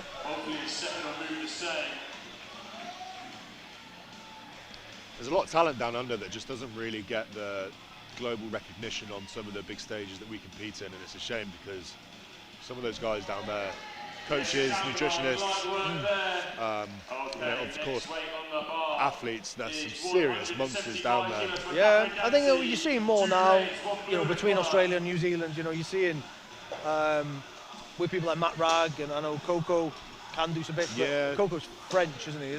French heritage. He resides in Oz. A couple of other guys, Tiano, I competed against him at the Magnus Classic, and honestly, sound guy, didn't know who he was before I met him, and he nearly made the podium. And this is a guy that it's so underwhelming when you meet him, and then he comes out and he does mad stuff like that. Great for people, for spectators, be like this unknown, but frustrating for the competitors because it's like, who is this person? I remember when I did my first one, 2023, my roommate was Tristan Hope, who went on to win it. And I said to him, when I met him, I said, what are you hoping for this weekend? And he's like, I'll just be happy with mid-pack, and just here to have fun. And then he absolutely smoked us. Nice. Well, he's doing quite well now as well, isn't he? He's doing really well in that sort of professional scene, I guess, right? Yeah, some of these Canadians, honestly, Tristan Hoth, you have Wes Dewinski, some of these other guys, James Jeffers, their competition calendar and the comps that they do in Canada are savage, and it just kind of curates that type of athlete where they're just hard as nails. But I feel like you see that in Eastern Europe as well, though. Yeah. I think it's the same sort of thing. We even have it in the UK. You look at the types of athletes that we curate in the UK just based on how our competition calendars are set out. I mean, if you look at some of those guys like Avis Maxidelis and stuff, it's been his livelihood. Yeah. Competing every week over and over again. A lot of those SCL guys are doing it every week. Do you know what I mean? Lovely pull. Just retired, hasn't he? Officially retired. Ivar's. Really? Yeah. Ivar's retired at the end of this year. Did his final competition last weekend, along with Andre Venezzi, the Italian guy. Yeah. That's sad. I mean, he's been around for a long time. Yeah. What's even sadder, really, I mean, he's especially Ivar's phenomenal athlete, ruthless competitor. But he never had a major win outside of the SCL. Yeah, that is sad. I mean, he's podiumed he got so Giants, close. isn't he? Yeah, he came second to Luke Stoltman at Europe's Strongest Man back in 2024 by the smallest of margins. Arguably, if the decision went the other way, he would be Europe's Strongest Man winner. So absolutely. Oh, look at that. Beautiful. But again, I think it's a different calibre of athlete. At the end of the day, it was a livelihood for him. He used to do it week in, week out. Yeah. You can't really peak and off-season consistently if you're competing week in, week out. So to achieve what he's done with that level of approach, utmost respect to him as an individual. So funny as a character as well. The fans probably don't see it backstage, but he's chain smoking out the fire exit in between events and stuff. Big pull, locks it out. That was a nice pull, right? Very nice pull. 210. 210. Mark has taken a 20-kilo jump to 240. 40 kilos. Yeah, it's going to be interesting to see the strategy of the guys when it comes to this event, especially when we get into the full comp, on how they decide to open. So, well, I think they all have to open at 228. Okay, is it a rising bar? Yeah, and then they pick. I think they pick 3 or 2 from there. Oh, okay, that makes sense. yeah, you want to kind of get the number on the board, see how the bar reacts, and then kind of adjust accordingly as you ascend up. You don't want to. Yeah, I mean 228 is. I mean, I can't imagine there's one in the opens that's going to struggle with that. I mean, I think Tiny is probably going to do quite well on that one as well. He's a pretty good deadlifter. You just double overhand it. I mean, I think he's 300. Jesus Christ. I think, or 290, 280. Yeah, that's insane. All right, we have 240 on the bar, 529 pounds. For your pound conversion I there. mean, you are.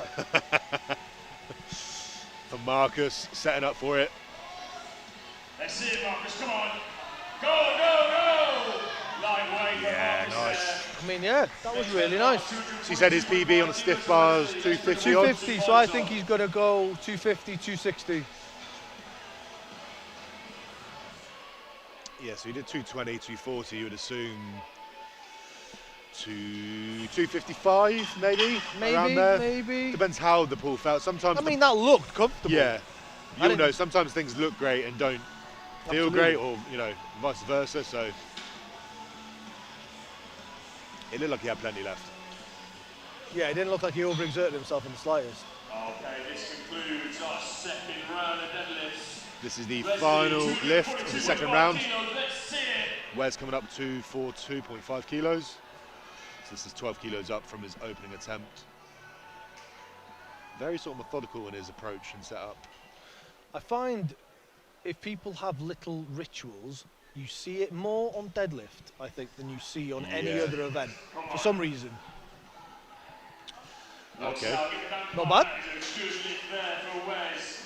Not bad. If I had to guess, I'd say I think Marcus could potentially lead the pack after this. Yeah. I think it's between him and Wes there. I felt like he might not have allowed himself to get sort of set up. It felt like he got right into that straight away. He got strapped in and went straight. Yeah. Probably could have just taken a moment.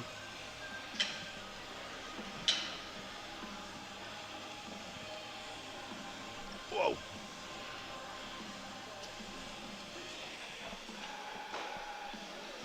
Okay, George, your bar is only 140 kilos now. So your third attempt. So George looking out to round the day out with 140 kilo. So this is 15 kilos up from his second. This is a big jump. If he gets it, it'll be really impressive. And I think he'll be really happy with himself. Yeah, he's got that. I mean, that could be an opener. Like if you look. Yeah.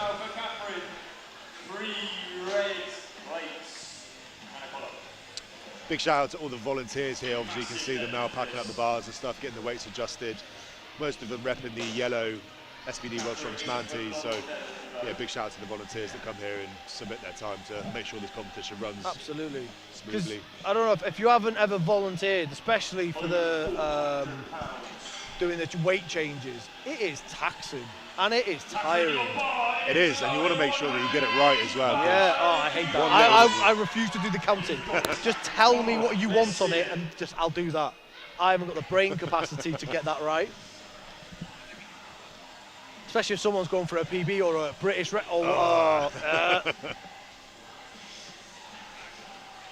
It's like that time, remember when Julius Maddox went for that world record bench and they misloaded it by 25 kilo on one side. Oh, she's fighting it. Oh, Fighting it. look at that. Go on. That was bloody good. Fair play. Yeah, she gave everything on that one. That was lovely. Great attempt selection as well. Yeah. So many people would have given up when that didn't quite move. Yeah. She just persevered. Yeah, sometimes you can't coach stubbornness, you just need it. Yeah. I feel like you need that with Axel though.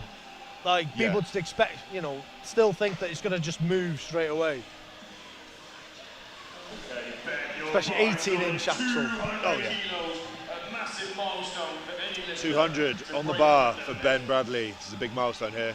Could be his very first 200 kilo pull. Let's see this move then. Come on. And if I recall, his 190 was pretty decent, so if he executes this, he should be good. Come on, Ben. Big pull here. Let's see it.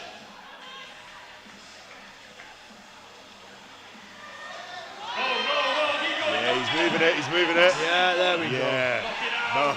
Nice. Spot on. You see, he's got some really good leverages there. He was able to really sort of get himself sat up nicely Yeah, there. kind of accelerated once he got over his knees. I am not blessed with them leverages. So technically, when it comes to a conventional deadlift, if you're going to fail it, it should be below the knee. If it's executed technically correct, you shouldn't be failing a deadlift during the second half. If you are, it means that you Well, I think that is usually when you disengage and you're going for the hitch. Yeah, exactly.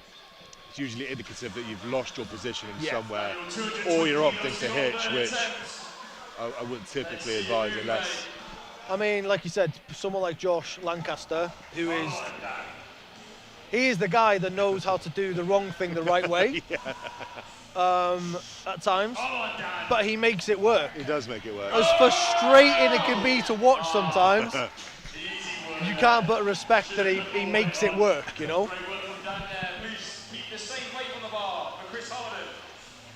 It's kind of watching Belsac, you remember with the stone? He's bouncing it off the floor. Yeah.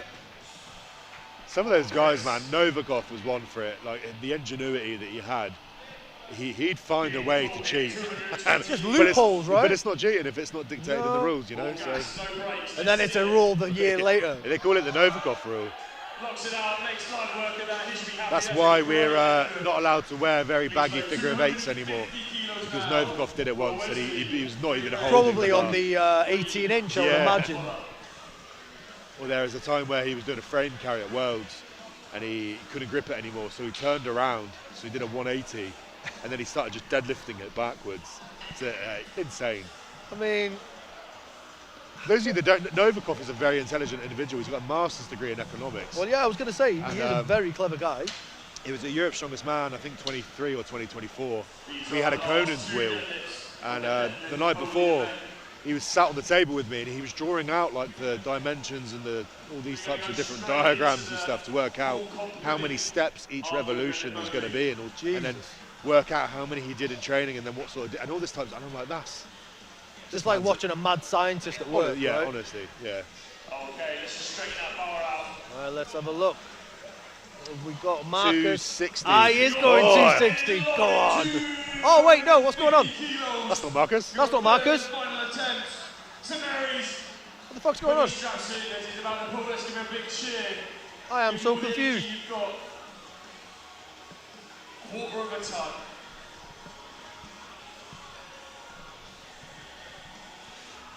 Well, 260 is loaded. Let's see if we can get it. Yeah. So the graphics aren't right on the screen. Marcus, this isn't Marcus. This guy recently did 247.5, 12 kilo jump for 260. Oh, sorry. Oh, okay.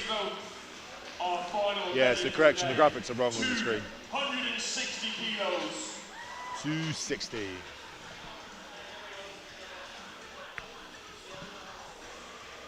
Can we have all the women and the full comp to the arena, please? Tell you what will be quite impressive one year if we can ever get it is having the competition inside St Mary's Stadium.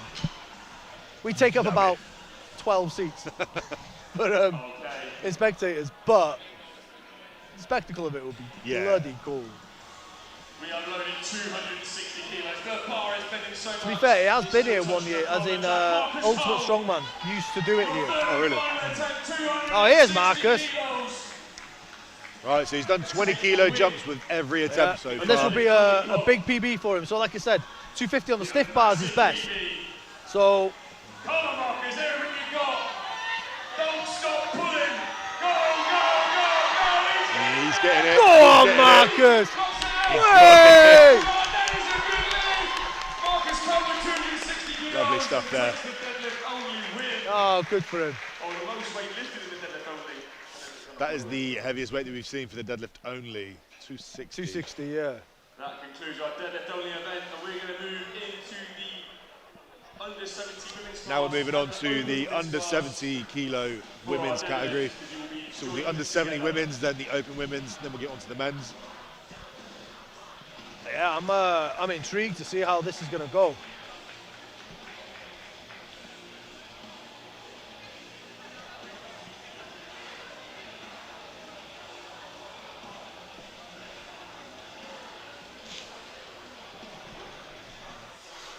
So they are just getting set up now. I am just going to, okay, so the deadlift, they are going to start on 128. That's actually for everybody. So under 70s and women and the opens, so it's all for the women, it's starting on 128, and then all the men are starting on 228. Okay. So they, based on that, I don't think that they're category. I'm guessing they're just going to go men, all women first, then all men. Then all men, yeah. Makes sense. Which, to be fair, I think it's going to be actually quite interesting to watch, because Josh Lancaster and Tom Butts have probably got deadlifts that would match the opens. Match some of the opens, yeah. You know, I know Tom's recently, I think he did 300 for two or three, and I mean, Josh, what's Josh's raw? I saw 290. This is not a PB of his. Obviously, he's coming back from surgery and stuff. But I saw him hit a 290 on Instagram the other day, which was quite comfortable. Josh, again, a bit of a technician. Sometimes doing the right thing correctly, but done the wrong thing correctly. Either or.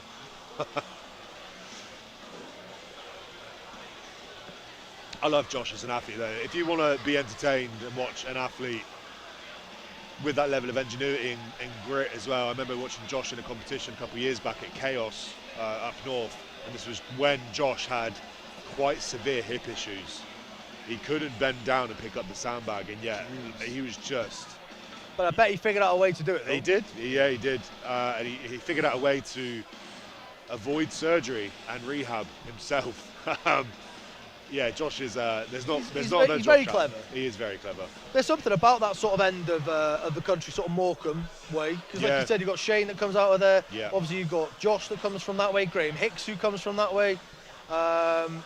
There's a couple more that come. Yeah, you'll find those over the UK. You'll find those pockets of people. We have it down from where I'm at. So in the town of Weymouth, which is about maybe 60 miles from where we're at now in Southampton.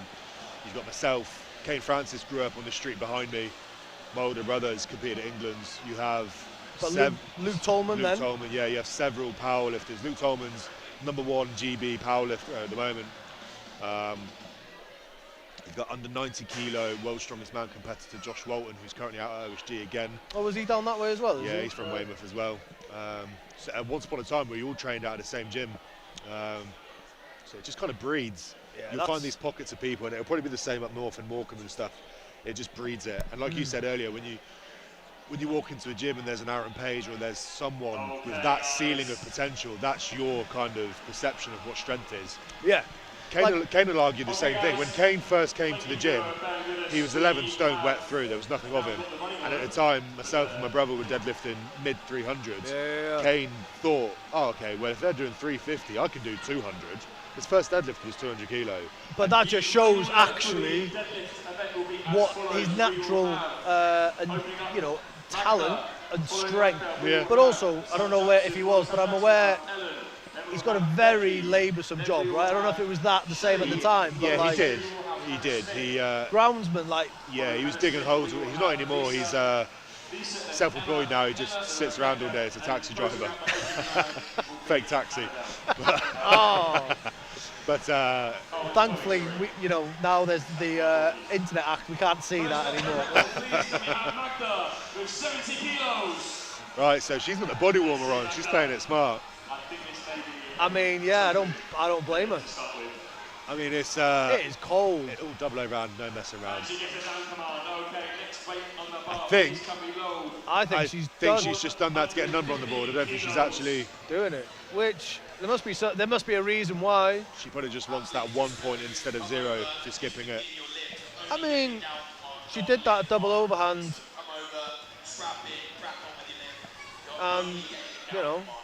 easily. I mean, was that actually a lift or was that a last warm-up or what? I don't know. I don't know. No, I don't know. I'm a little bit confused.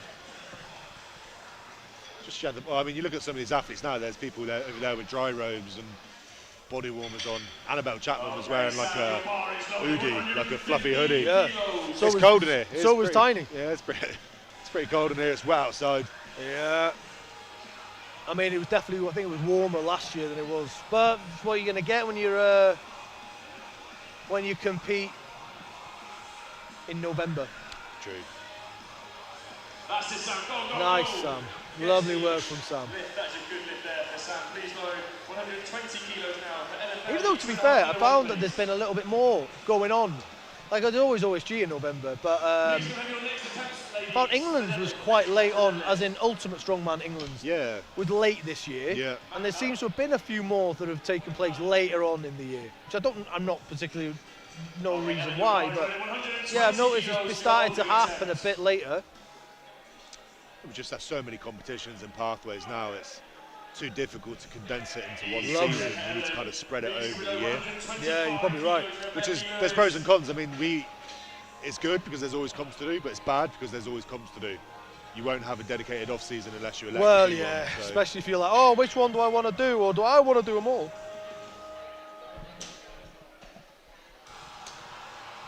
Well, unfortunately, we cannot see what the weights are, so... We don't. I reckon that's 135. Okay, that's 125 kilos. Ah, nearly. Unlucky. 125 on the bar. Just load up strength results quick. Let's have a look. Let's see. Our Bex.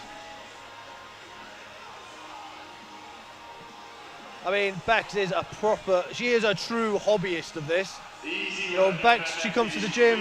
I mean, she's a runner, so she goes out running. She does pole. She does strong woman. Literally, it's just it does everything. Fair play. I even think she does ballroom dancing. Same. Yeah, like literally everything.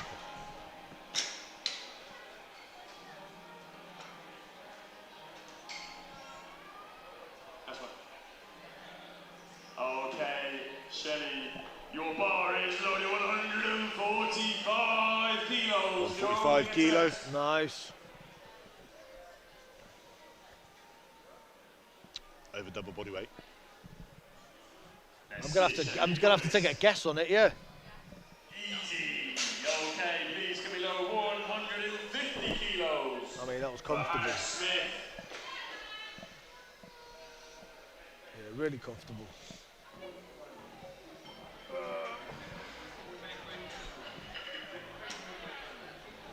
Again, big shout out to our sponsors that are helping us put on this competition today. SBD Apparel. On objects, we have Cafe Thrive, Osotto, Stone Kitchen for the pizzeria. We have Strength Results and we have Strength Register as well. Iwan Thomas helping us out, and then we have Muscle Ape Massage on site to help the boys and girls make sure they're ready to go for competition day. So big thanks to all the sponsors. That And impressive to Shane, he just did that without looking. That all came off memory. Got the memory and the ears of an elephant. We actually had to get him some specially made. These headphones are killing me. Absolutely killing me. Very easy. Same weight, same the bar for Lisa. Same weight on the bar. 150 kilos. These are all looking really comfortable. People are obviously being very smart with these lifts. They're not pushing themselves too much. I still can't believe that Sam hasn't even put any shoes on yet. What is wrong with him? Maybe he doesn't own shoes. He's one of those naturists or something. Maybe. One of those where he wears shoes, but he's cut the insoles out. Probably goes home, then puts shoes on inside. He does. He can't feel his feet by this point, surely. No. I'm struggling to feel my toes, and I got socks on. I'm going to assume he puts shoes on for the farmers. Well, just so everyone knows, Shane is also wearing his new, is it Resolve? Resolve SBD socks. Yes. You'll see Ben on the big screen wearing the hoodie. Yeah. Well, the 5XL that he's wearing. Swamp Monster. Yeah, SBD's new range is awesome. SBD, if you can hear me, can you please bring out the all black again? I really want it. I want the Storm range again. Yeah, same. Yeah. Is that the black one? Storm is the like dark grey with the blue stripe. Yeah, okay. I just want the all black, which was Phantom. Yes. Yeah. Yeah. Yeah, I missed that boat. Gutted. I find it mad when you see people collect all the different colour belts. Yeah. I don't know who's got that sort of like money for that hobby, but stop it. Also, I don't know. Wearing a new belt sucks. It needs to be broken in. Yeah. Is that Josh Lancaster? I feel like she must be coached by Josh. Well, she's repping the Odd Objects neoprenes. Yeah, I think she's a sponsored athlete really? by them, I think. Yeah, I believe so. Oh, and the hoodie as well. She's fully decked out. Like I said, their stuff is good. I have to give Tommy Lovell some credit. Like his stuff is really good. I like him because they're minimalist, and like I've had neoprenes in the past that are very bulky. There's a lot of material, which obviously provides warmth and stuff. But at the same time, if I'm doing like a loading medley, I don't want to feel like I'm carrying a load of weight on me. Do you know what I like about I think the neoprenes mostly? So I've had like nothing to say against anyone else's because I've had Cerberus, I've had Silverbacks ones as well, not the like mint green ones prior. Yeah. And they all do great work, like especially in cold weather, they are perfect because they keep you warm, right? Which is the whole point. But the Odd Objects ones, I can wear them in summer. Yeah. And I mean, I'm getting that warm, but where the other ones, you just can't really get away with them in the summer. It's just a bit turns into too a wetsuit. sweaty. Yeah. I mean, that was a beautiful lip from Annabelle.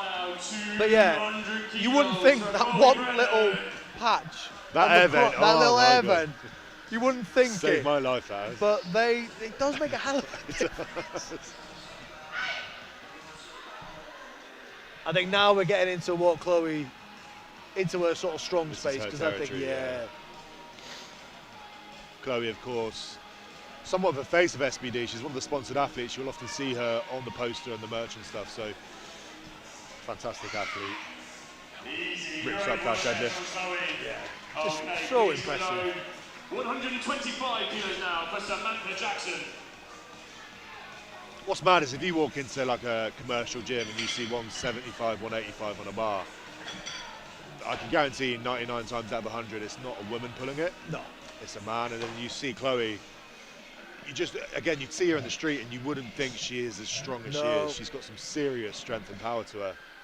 But I think that's what I like about strongman and strongwoman. I think because it's now something I've done for like 5 years, I don't look at any woman and go, oh, they're going to be doing these small weights. I've actually, now it's normalised that I'm going to see women lift sometimes equal better weights than some men, and actually they're impressive. Yeah, and it's nice that that's now normal. I find watching often women and often the weight class strongmen are better technical executors than the open men's. Yeah. So I will watch often the under 80s, the under 90s. Beautiful work, Sam.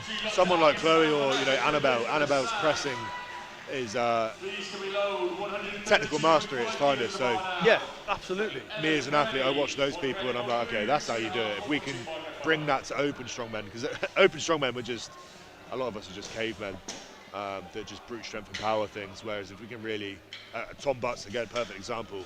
If you had the technical execution of Tom Butts and you put that into a man that's 6'4" and 160 kilos, that's a dangerous athlete. Oh, 100%. Yeah, 100%. But like you said, right, the weight class athletes, they have to... Well, they're capped, aren't they? They're capped. They have to work. They have to figure this stuff out, right? Here comes Ellen. It's just like a 10-kilo jump from her previous attempt. attempt. And I mean, this should be okay. Ellen came from doing a bit of powerlifting, so she's got that sort of deadlift background. She's pretty good at it. Yeah, and there we saw, like, she didn't make that look too difficult at all. 137.5 kilos now for Becky.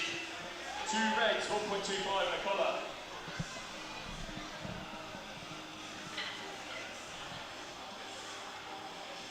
But yeah, I have to admit, Strength Results, so obviously one of our sponsors, I don't know. They just all of a sudden came out of nowhere. But Jesus Christ, have they not? They have been like so. It's been the most helpful, useful app. Yeah. Because let's be honest, right? Anyone that like follows Strongman knows 80% of it is watching spreadsheets. Yeah. Especially for like if there's not like SEO is the perfect example. There's never live streams. No. And you know.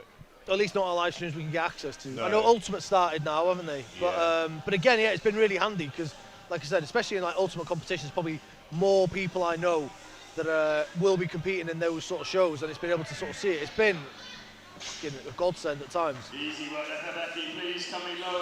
We'd even use it. I remember when we were at the Magnus last year. We're in the middle of nowhere in the northern parts of Iceland. We've got barely any signal, and we couldn't keep up with like there was no live scoring. It was all paper, and it was on, you know, between events and stuff. We would try and get on Wi-Fi, and we'd be on strength results, trying to see what the points are, and what we need to do and stuff. So, you know, even we're close to the Arctic Circle, and we're still on strength results, trying to figure out. And that's what I mean. Like, I think the only thing that kind of trumps strength results is Ben Joyce. I'll bet. You know? Yeah, Mr. Spreadsheet Ben, you know. Well, he's probably watching, to be fair. Yeah, probably in between scoring, because he's out in Austin, isn't he? Yeah, well, what's the time difference, though? I'm not too sure. So, Ben, if you are watching, hello, mate. It's my second favourite Ben. Who's the first? Big Bad Ben. Oh, yeah, that's true. Ben. I have to. Ben pays you.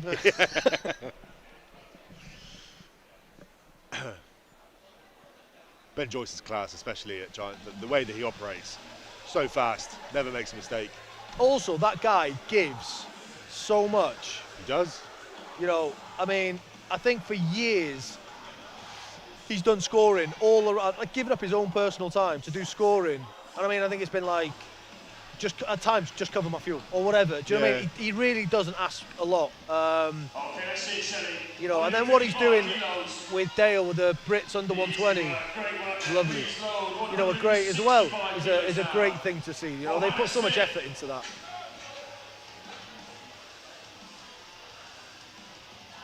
Yeah, and he's just genuinely a nice guy. Yeah, he is. He's awesome. Obviously, we have OSG happening today. Then we have the next major competition, which was announced. I think the lineup was announced this week, wasn't it? It was the Arnolds. Yeah, well, I haven't even caught all of it, but yeah. Got the Arnolds. Then we'll have Britain's Strongest Man, where head referee Ben Glasscock will be fighting for a podium spot and claim his first World's Strongest Man invite. Oh, that's the plan. I think I'd cry. I think you can do it. I think so too. If you're in there, if your name's on the board, absolutely. So have a see how Hannah does. Go, go, go, go, go! Nice. I mean, not a lot of leg engagement. That was really sort of back prominent, but makes it work. Makes it work. 167.5 for Anna Wilson. But yeah, at Brits, Ben has an equal chance. Like I said, Ben is he's all-rounder. You know, he's really developed into that all-round guy. Yeah, he got kind of unlucky this year because obviously he placed 5th at Brits. Usually that would be enough to maybe get on the radar as a reserve for World's Strongest Man. We saw in the previous year Kane came 5th. Yeah. And he got his reserve spot. Just the way it go. Oh, Jesus. She did not mess around there. No. No straps. No straps, mixed grip. No Lovely. Yeah, they obviously reduced the lineup at Worlds down from 30 athletes to 25, and that obviously cut Ben out. But Ben is in the conversation as one of the Britons. Ben will have a World's Strongest Man. He will go to World's Strongest Man. Yeah, I don't doubt it either. It's not a matter of if. But yeah, it's going to be interesting. Obviously, Britain's the lineup's insane. Yeah, I can't. It's hard to call. Right, let's have a look. Let's see how this one goes.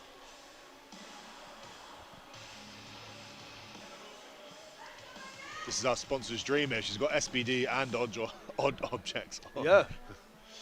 Third attempt. Go, go, go, go. Gets it above the knee, hits that hitch. Nice. Same weight stays in the bar now. Lovely stuff. For Lisa Woolman. Same weight for Lisa now. Third and final lift of the day. Just make sure this bar's loaded. Is it third? This is the third attempt, right? No, I think it's second. I could be wrong. Just ignore me then. Probably should pay more. I should probably pay more attention. Second attempt for Lisa. And I can smell food, and it's... Are you eating food behind me? Something smells really nice. Just to let you know, all the food today is plant-based. I probably should have told you after you'd finished eating. Yeah, I don't mind. A 10, a 2.5, and a collar.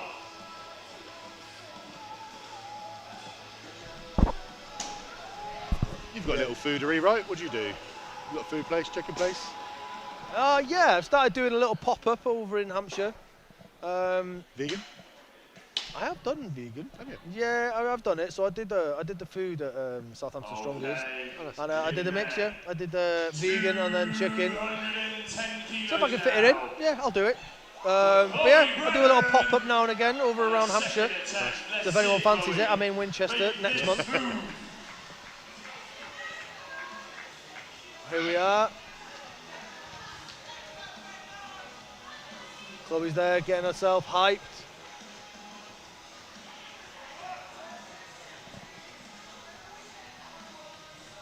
Second attempt for Chloe. Come on, Chloe, let's see it. Big pull. Go! Nice. Yeah, very nice. 210, great lift. Please, can we now That's kind of how you'd want a second attempt to move. You want maybe a bit left in the tank so you can really get revved up for that final one and send it, but Yeah, what was that, 210? I believe so. Yeah, That's a big weight, that is. it is. And what's her weight? Is she under 70? Yeah, I'm pretty sure, yeah. Mental. Like an ant. I don't think I've ever weighed 60 kilo. I mean, your mum was probably still carrying you around at that point. Trying to figure out what Annabelle's got on her head. Okay, Annabelle, your bar is loaded to... I think it's a birthday cake. I think it is a birthday cake. A massive deadlift here. And I'm sure it's going to fly. Let's see. Yeah, because I think Annabelle and then her partner, he does the natural strongman scene as well, I think, doesn't he? Yeah, he's here today. I think Yeah, I think he's today somewhere. right over there. Strong household. You got this. Yeah. Bit like John, so John Thor and Emma, that's their little power couple as well. Well, Ben as well. Ben and his missus Emily. Yeah, there you go. She deadlifts 230 odd kilos at 60 kilo body weight. Better than me right now. So me, then you got Dan and Svetty. So I like it, Paul Smith and Shannon. Obviously, Shannon's the more... she's got the bigger accolades than Paul Smith. Yeah. Not even the strongest in his own house. Oh, Paul. I love you, Paul. I don't, but... Poor guy. Oh, he gets it. But yeah, no, Dan, not this year, last year, world under 70, world champ. I think he just about missed out on a 300 kilo deadlift as well. And then Svetty she's gone through to worlds natural, and then pretty up there in powerlifting too. So they're and actually they both hold world record static monsters as well. Really? Yeah.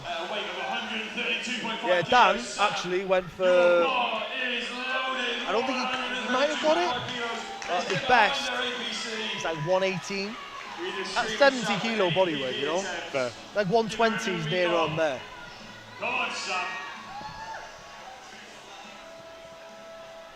And now we're going into the third and final attempt. We are, yes.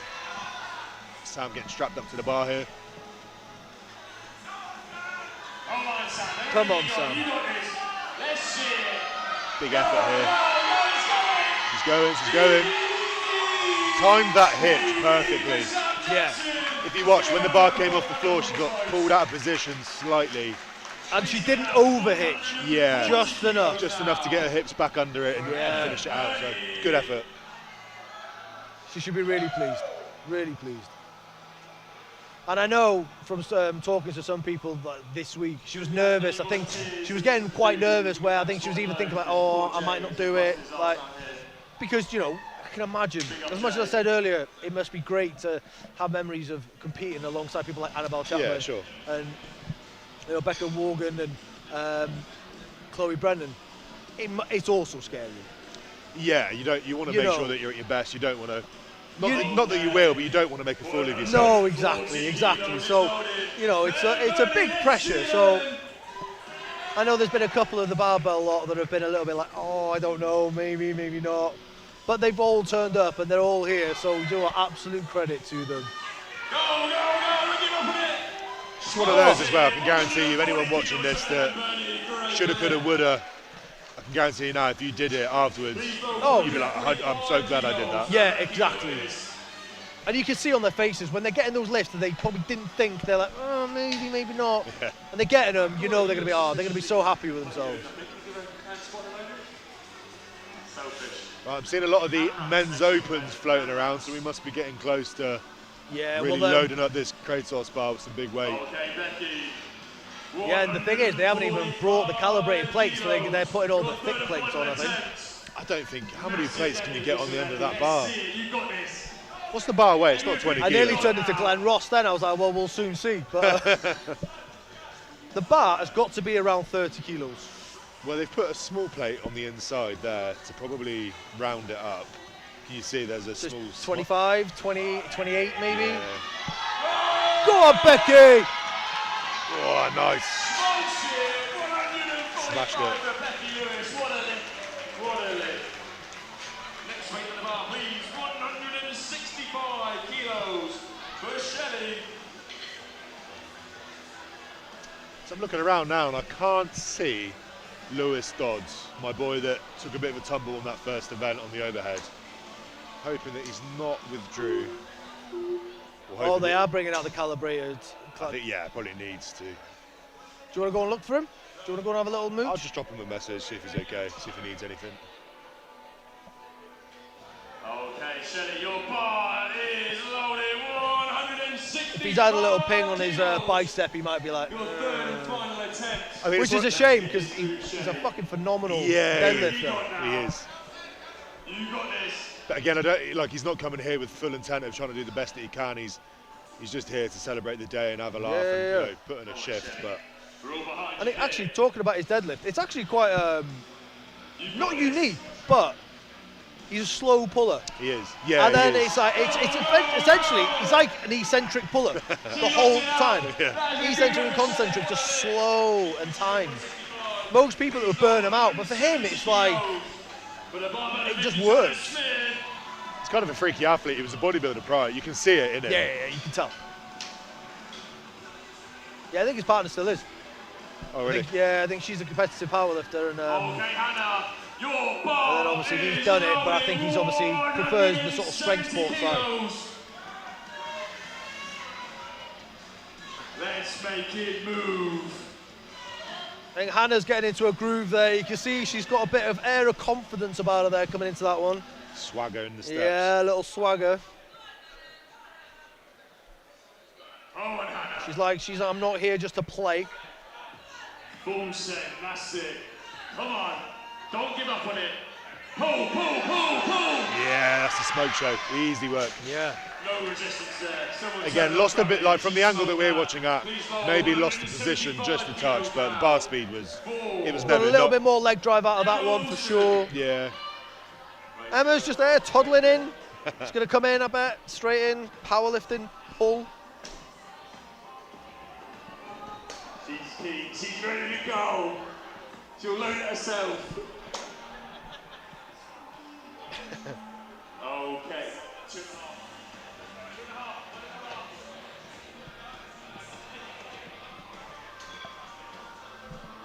Okay, Emma, your bar is loaded 175 kilos. 175 kilos. And she's doing this mixed grip. And that's a personal preference. She's just doing it because she wants to. But to be fair though, some people find that though, don't they? Like some people, I think they prefer that stood up brace to then just go down and, you know, get into it. I know Aaron's ex-partner, Chloe, she used to do deadlift, you know, with straps, but she actually found she preferred just going in mixed grip because it just worked better for her. Look at that. Yeah, I did mixed grip for a lot of my powerlifting career, And then when I eventually transitioned over to Strongman, and the pull just felt very different. Obviously, Yeah. your upper back and everything else is not symmetrical, but you just kind of get used to the way that you pull, and then obviously going double overhand does feel different. I find it whenever I do my very poor deadlifting, but I find whenever I'm I get a much better start position if I can brace from the top and down, but sadly you don't get the opportunity if you're having to strap in, right? Or it's a little bit more of a challenge. Not there for Rebecca Brown. She's not feeling it today for a third. No. If I recall, though, her second was a bit of a fight, wasn't it? So yeah, and obviously she goes for that sort of hitch movement. You know, she's pretty experienced. I think she's been around a while, so she knows herself and she knows what she's capable of. I can see Lewis. Here, there he is. Good. He's all right. Well, he's got a wide monster going down his neck, so You can't tell I'm giving him a thumbs up. he's good. I'll message him. He's Come all right. on, Lisa, let's see it. 180. Lisa, 180. The third attempt. Go! Oh, it's easy. More in attack there. Okay, we are up to the lofty heights of 220 kilos now. But Chloe, Wife just said she's watching at home, so hi Jess. reds, yellow. Just asking to see how I'm doing.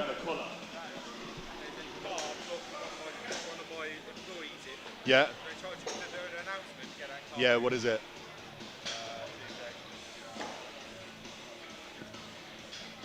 Give it to the dude in the blue. He's the mic. Okay. Sorry, bro. Okay, Chloe, your bar is loaded 220 kilos. Your 220. final attempt. Don't stop pulling.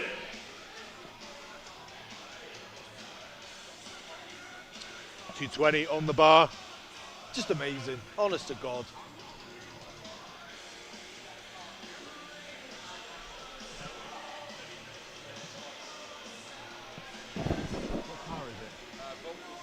Okay, it's not mine. Do you fit in a Vauxhall Corsa? I used to drive the Fiat 500. Shut. Let's get What? it on, guys. Yeah. 220 kilos in a massive weight. I can imagine you and Mitch on your way. Massive deadlift. Everything you got now. Come on, Chloe. Oh! Chloe, but that's a great effort. Okay. Mental. 220 Sam kilos. is feeling the cold so much he's got to put a hoodie on, but he's still not got anything on his feet. 50 kilos for Annabelle Chapman. Sam, you and I having words later. A quarter of a ton.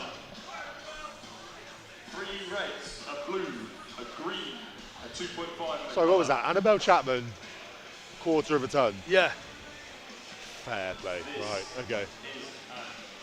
I mean, we're starting to run out. We're starting to run out of bumper plates. So. I know. Quarter of a ton, and she's doing it with like you said, what looks like a birthday cake on her head, and pink pandas on her leggings. She's very colourful, but she's got a serious face. She's Oh not. yeah, She's not hanging around here. No. 250 kilos. Your third and final attempt.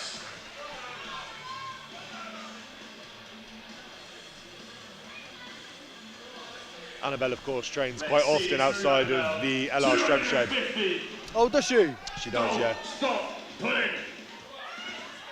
Right, here she goes, 250 on the bar. Come on, Annabelle. Go! Oh! So close. Good effort. Close. Having a great effort there from Annabelle. Wait, you got something else yet? It's also Annabelle's birthday. Oh, now we get That that. makes Now it makes sense. 2, 1. Happy birthday to you. Happy birthday to you. Happy birthday, dear Annabelle. Happy birthday to you. Woo. Happy birthday, Annabelle. Would make sense. Yeah. If she has a birthday cake. Never on a Strongman live stream has someone sung Happy Birthday. On to the men's category full event now. Right, They men's category now. So we are just going to mix the under 100s in with the opens. And we're going to have to shift off some of these bumpers because we will not have enough space on the bar. I'm not sure Lewis is doing it. Or is he? I don't know. Would you like to go and ask? Nah. Leave him to it. Lewis, if you're not, hopefully you're all right. And if you are, good, because I want to see you deadlift. I mean, Silver car, registration HN11FGK. HN11FGK, please can you move your yeah, I don't. Well, no, his belt's there, so maybe. HN11FGK, Yeah. please can you Lewis looks like Tiny if you stuck him in the tumble dryer. from the stadium itself, so if you can do that pronto, that would be much obliged. Moving on to the men's category now, we are loading the bar slightly different. But yeah, no, I am looking forward to next year's APC because what we're doing, because I think Dan, I don't think it's a secret, but next year is actually the greatest hits. So it's our 5th year.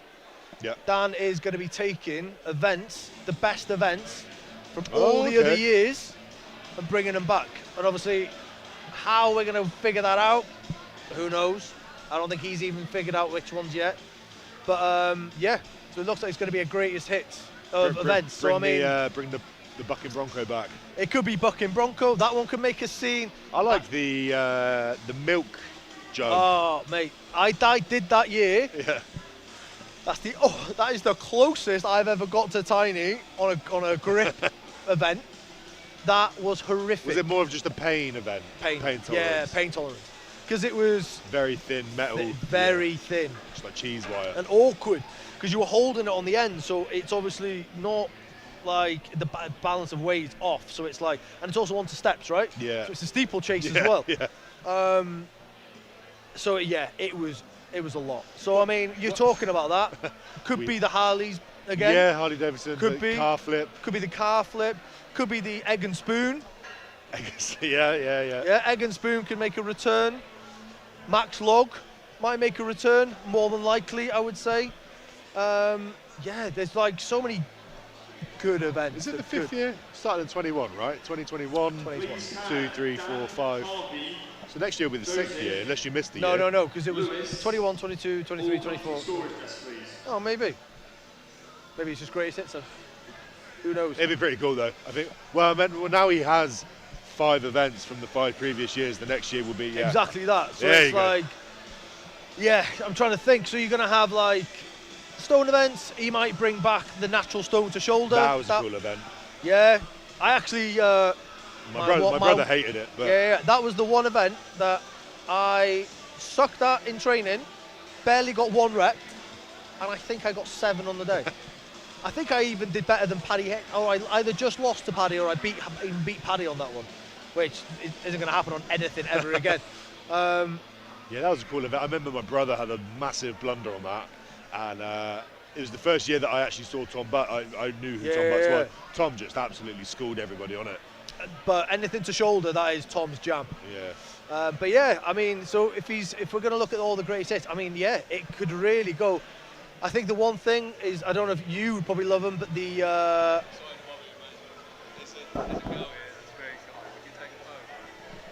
Just bring it over here, mate. Yeah. and it was the Anarchy Farmers. So you might know that it was our No, first definitely year, and it was essentially, to be fair, you know, Shane Jaman's new ones that Ian made him, Yeah. but bigger. Oh, okay. Yeah. Just basically 2 big lumps of wood. Ah, she got my t-shirt on. I'll grab it. It's all right, guys. Shane's just got to go and do some celebrity things. Because he's famous. Sadly, they didn't ask for a photo with me, but, you know, that's okay. I did do Wales' The Strongest Man once. Right then, so we are getting a little bit warmed up. Got Josh just having a little clean. Oh no, putting a bit of chalk down.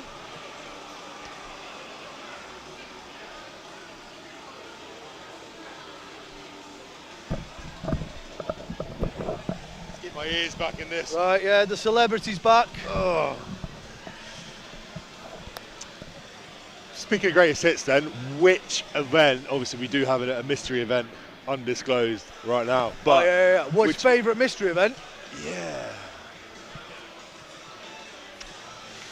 So let me think, right? First year was the rugby tackle simulator, or the scrum simulator. Yeah. That one would have been better if you could have adjusted the feet, but Yeah. it stayed the same height for everybody. So that was rough. Well, so then we got the bucket bronco, you got the egg and spoon, and I think the milk churns ended up being the mystery event, just got thrown in.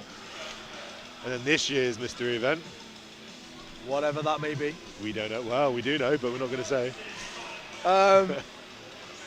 I'd say the bucking bronco was pretty different. The fact of the matter is that was a point. You could gain points on a bucking bronco. It's just How madness. do you train for that? Well, I know how you could train certain ways for that, but We've got Barney the dinosaur stood next to us here. Yeah. Oh, here we go, lead digger. That was a great little start. Great to see. 190 kilos for John Southwell, 2.5 on the bar, please. Yeah, tennis boy Dal, he's going to go for a 370 deadlift today, he says. double overhand. Double overhand, yeah. Yeah, he's had his energy drink and 2 porridge sachets. Ah, no energy apparently.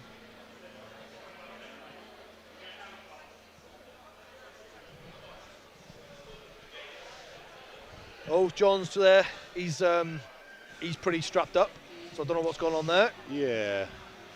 But hey, he made that deadlift look 220 kilos now. easy as. 220.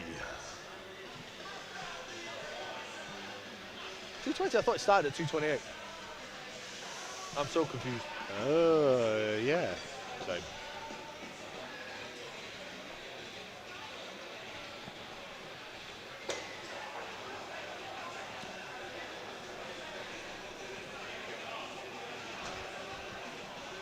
Don't know if the live stream caught that or not, but Ben is currently getting molested by Will Ralph.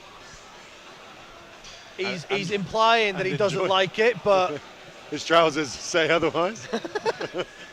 those are some tight. He has got some. Yeah. Yeah. 20 kilos of on the bar for James.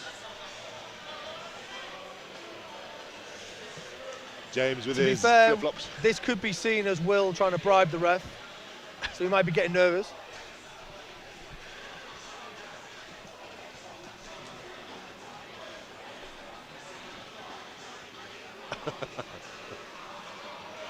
Nice. Easy opener. Next weight on the bar is 227.5 for Harvey. 227.5, 501 pounds. Yes, I know. Pounds conversion. I suppose there might be someone from America watching. Well, that's a pretty cool milestone, to be fair. I remember breaking, 500 pounds, 600 or so on and so forth. It's cool when you can translate your PBs. What did you say your poverty PB deadlift was? 310. 310. So you're 7.5 kilos away from 700 pounds. Yeah, but that makes it worse because now I'm that far away, so I'm not there yet. Yeah, I have not had fun with deadlift. I don't like deadlifting. I mean, yeah, I don't. I would have competitions without it in. Harvey, your bar is loaded 227.5 kilos.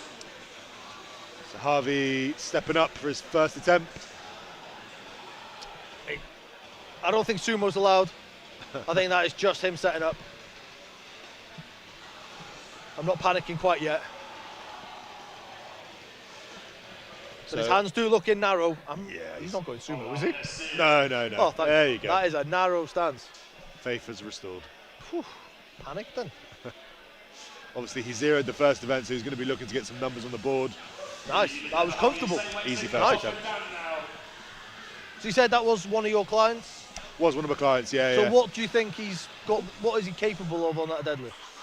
Good question. Obviously, with the bar, Kratos bar, different kind of pull, but he was upwards of sort of 240, 245 on a normal deadlift bar. Okay. When I was coaching him, but that was 6-7 months ago. I mean, now. I think that was 228, I think. Yeah. So I mean, Maybe he's taken a big jump. He might jump up a couple of times.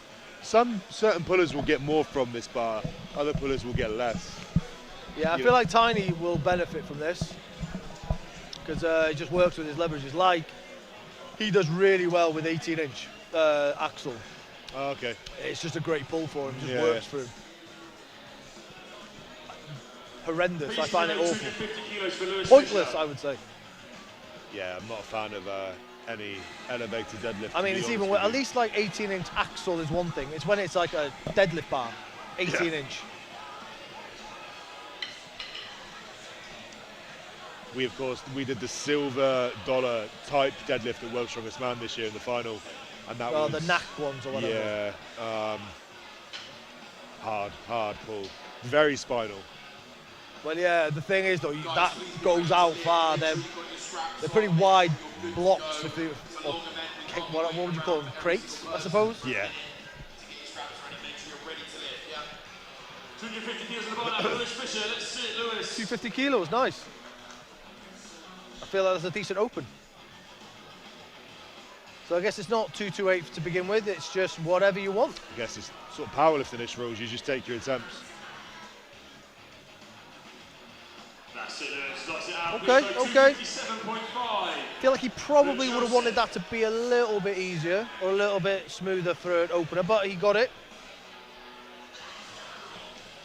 Yeah, I mean, it's cool to see different strategies of different attempt selection and stuff. So I used to be a fan of opening very light. My first attempt would essentially be my last warm-up that I would just do on the competition platform. Okay. Because realistically, in my head anyway, I don't think if executed properly, you're going to have 3 near maximal attempts.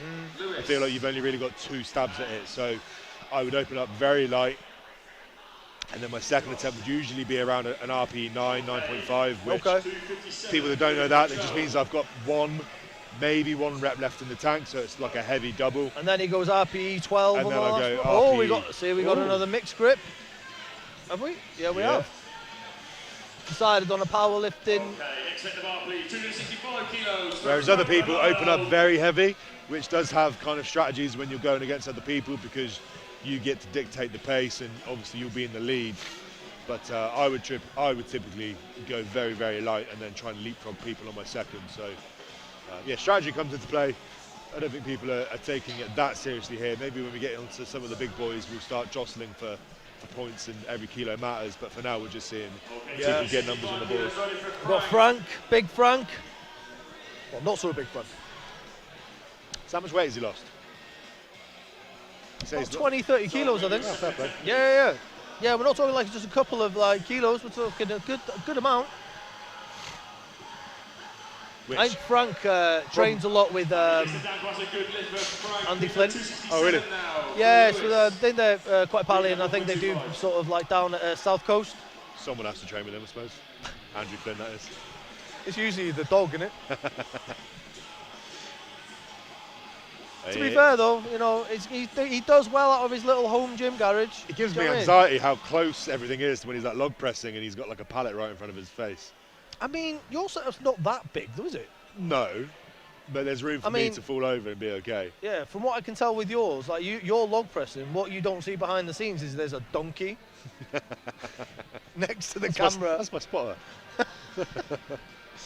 Right, here we go. Lewis Dodds is back. Here he is. Now we'll see him grin. Now we'll see what Lewis is made of, because this is where he's in his element. Look at that. Yeah, smooth. Yeah. Oh, good lift.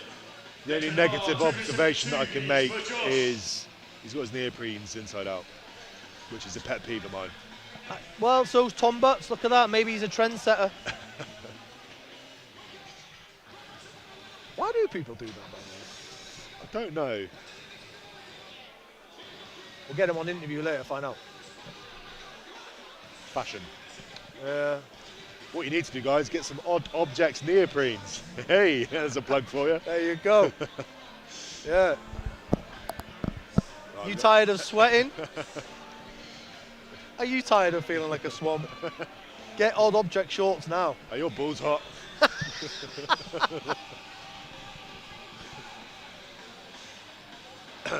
Does your pants feel like a Scandinavian sauna? Are you sat in a puddle? Does talc just not do it anymore? Then get some odd objects, neoprenes now. Use someone's code.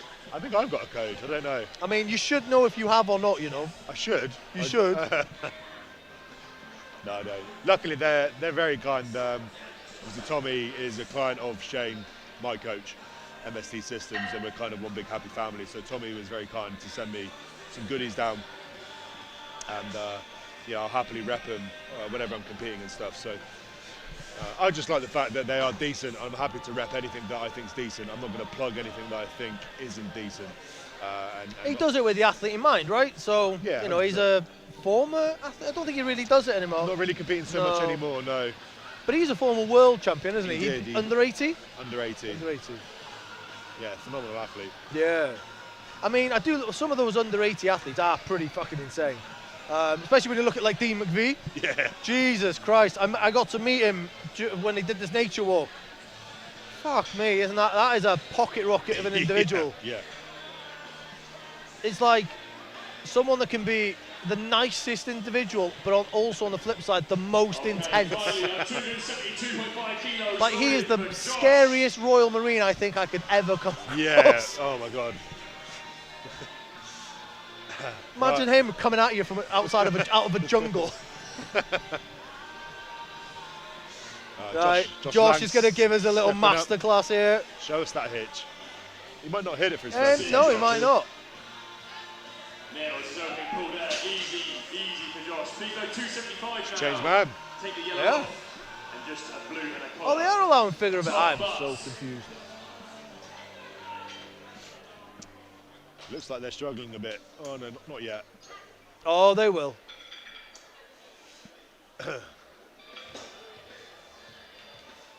So Tom is opening higher than Josh. Yeah, I mean, what did you say Tom's best people, or you've seen him hit in the gym recently? Well, in competition, I think at the Arnold qualifier, it was like 300 for 2. Okay, yeah, I think that's probably ahead of Josh, I'd imagine. Next up, Josh has hit bigger weight. And that was raw as well. Yeah, Josh, in his suit, I think I've seen Josh hit close to 330. It's around that ballpark. Yeah, I think Josh does get a lot from the suit. I think he really does benefit from Yeah. that suit, you know? Josh is like, if he can find a benefit, if he can find a workaround, he's going to find it. Yeah, absolutely. Boy, he pulled that off the floor. 280 kilos now for Ollie. I mean, he didn't even give us a chance, really. No. So this is where Ollie's going to come into his element a little bit more now as well, right? Because he's a good deadlifter. He's a great deadlifter. So we've been training with a deadlift bar and trying to adapt it into a Kratos bar, which, granted, is not the same thing, but got to work with what you got, right? He has hit 300, 280 kilos. Which I think will do him well today. so 280. I didn't pick his attempt selections. This would probably, for me, I'd rather this be a second attempt, to be honest with you. Okay. But sometimes you just got to let people do we're their own letting thing, him, right? We're just letting him fire off and see what sticks. So we'll see how this moves. Yeah, you see what I mean? It's probably a bit sticky for a first attempt. But hopefully that is, you know, a little bit of nerve, maybe just whatever. Now he's got it done. Yeah. Yeah, I would have probably, if I was doing the attempts, looking at his training, he hit 300 and then he failed 310 the following week. So based off that logic, probably would have opened, me personally, 260 opener, absolutely nail it. Then I'd jump up to maybe that 280, 285. Ollie, if you listen to this afterwards, what he's trying to tell you is you should listen to him. Yeah? He knows best. I'm happy for him to just... Daddy Flowers knows better. Also, I was making eye contact with you as I said it, Ollie. It's one of those, though. I'm assuming we've got a Kratos bar in the warm-up room, so obviously he's touched it. I'm not sure. Yeah, I don't know. No, I don't think we have. That's the only one we got. Okay, well then, yeah, well, you don't know. You don't know how that bar reacts. Let's get it done. Big Dan stepping up. I mean, I feel like he'll do better now. Like, he's got probably a little bit of redeeming for himself, personal redemption, but... Yeah. Easy nice. I feel like that Kratos bar gives you, looking at that then, it could give you a bit of false sense of confidence. Yeah. Because the whip is so like you think, oh, that's moving quick, and actually And then when it catches, yeah, it's it gonna. just comes in.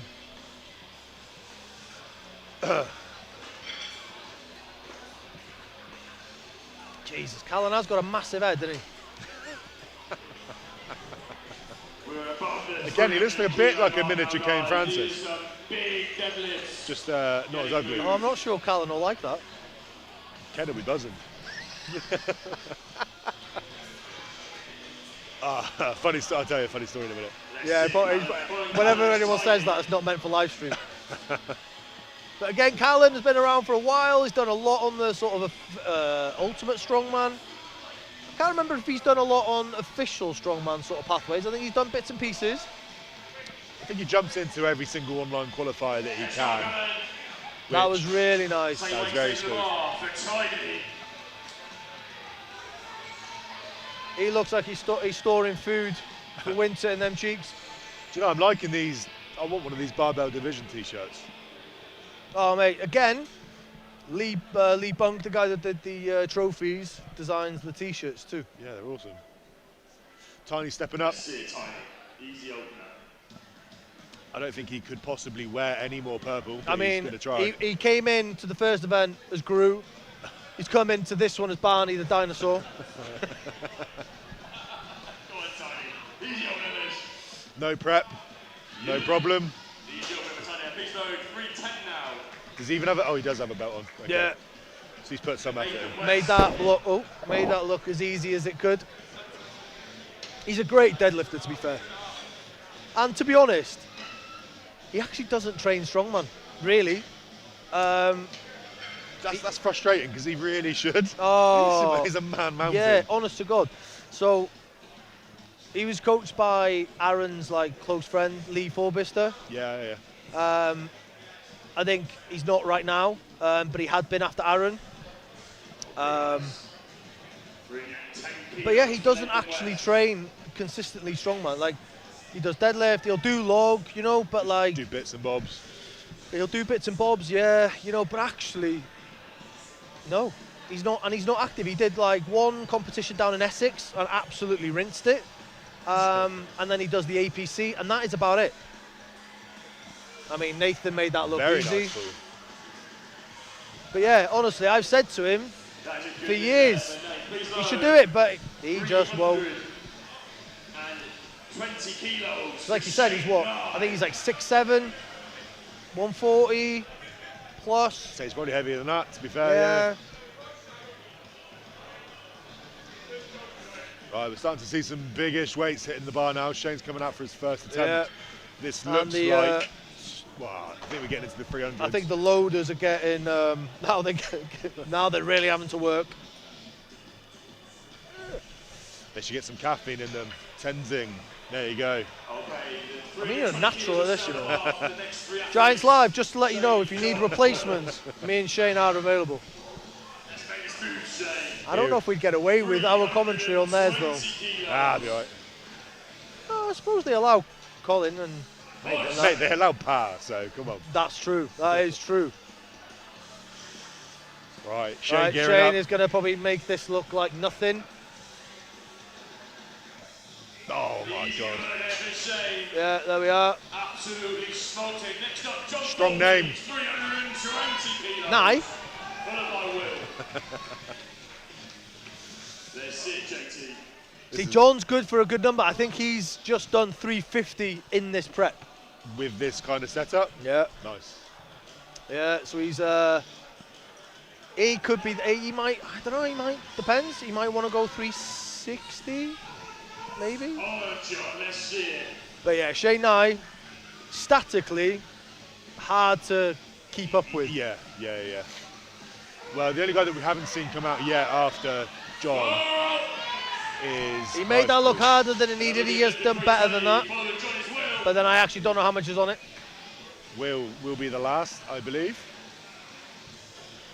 Our current leader in the men's open after the first event. Oh, I think he's got the straps that I lost. You know the... Wow. Yeah. Okay, that concludes our opening round. They're the... he died a couple of years ago, didn't he? Down to Where's Les? Les. Wiltshire. There we are. Les Wiltshire straps. I had a pair of them. They're like a nylon. Ah, they were beautiful Awesome. straps. Yeah. Yeah, I had black pair. I lost one of them. I've kept hold of the other one just in case Just in it case. comes up. Will's deadlift there was, I'd probably go to say, was the most convincing out of all of those attempts there. That was Yeah, he made that look so effortless. easy. Effortless. Which, if you ask me, that's what an opener should look like. He's got plenty now. He's not expending too much energy grinding out a first rep. So no, he's making it all look pretty casual, yeah, really. We should see a fairly hefty step up in his second attempt. There's a lot of water coming through. There is a lot of water coming through. Oh no. Yeah. Honestly, sucks to be them on that Farmers later. Now bars only for Lee, 195 kilos for his second attempt. Let's try and fly through these deadlifts, gents. Here we are. Come on, Lee. Get into the second round now. Yeah.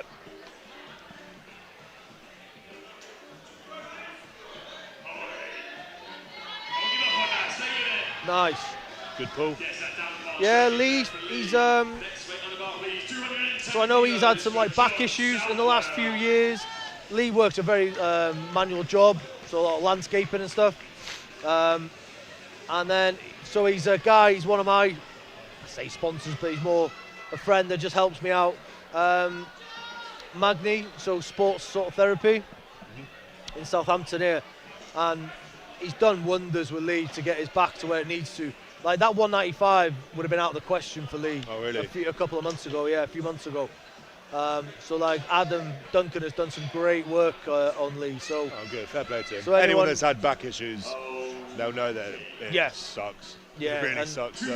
and anyone in Southampton, you've obviously got what are they called? Our sponsors, Muscle Weight Massage. There you go, There you Muscle go. Weight. There we are, Muscle Weight Massage. They'll fix you.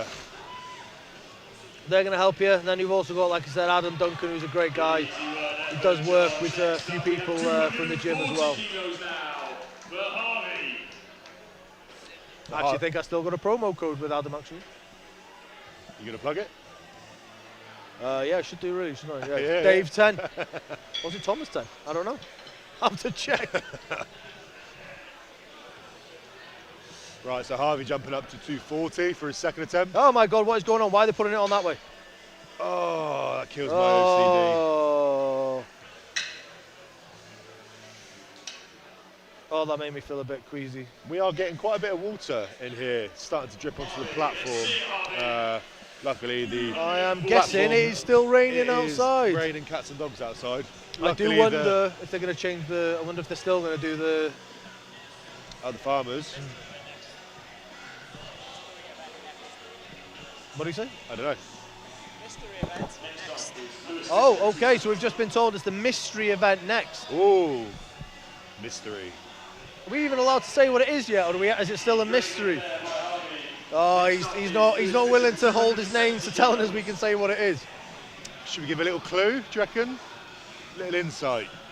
Will it be... Oh, I tell you what, if you want a little insight, all I'd have to say is 3, 2, 1. Or we could say athletes ready.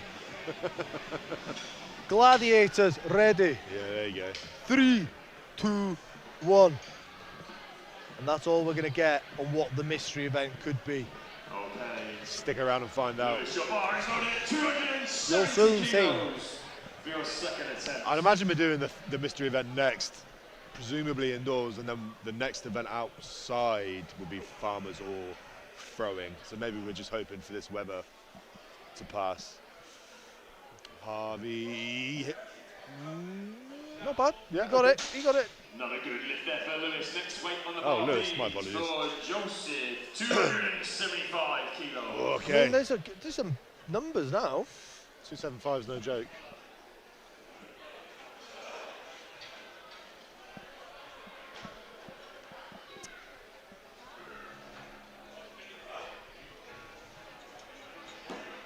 I just realised he looks like a smaller Will Ralph. Yeah. It's the same hat as well. Yeah, you'll never see Will Ralph without a hat on. Probably same reasons at some point in the future you won't see me without a hat on.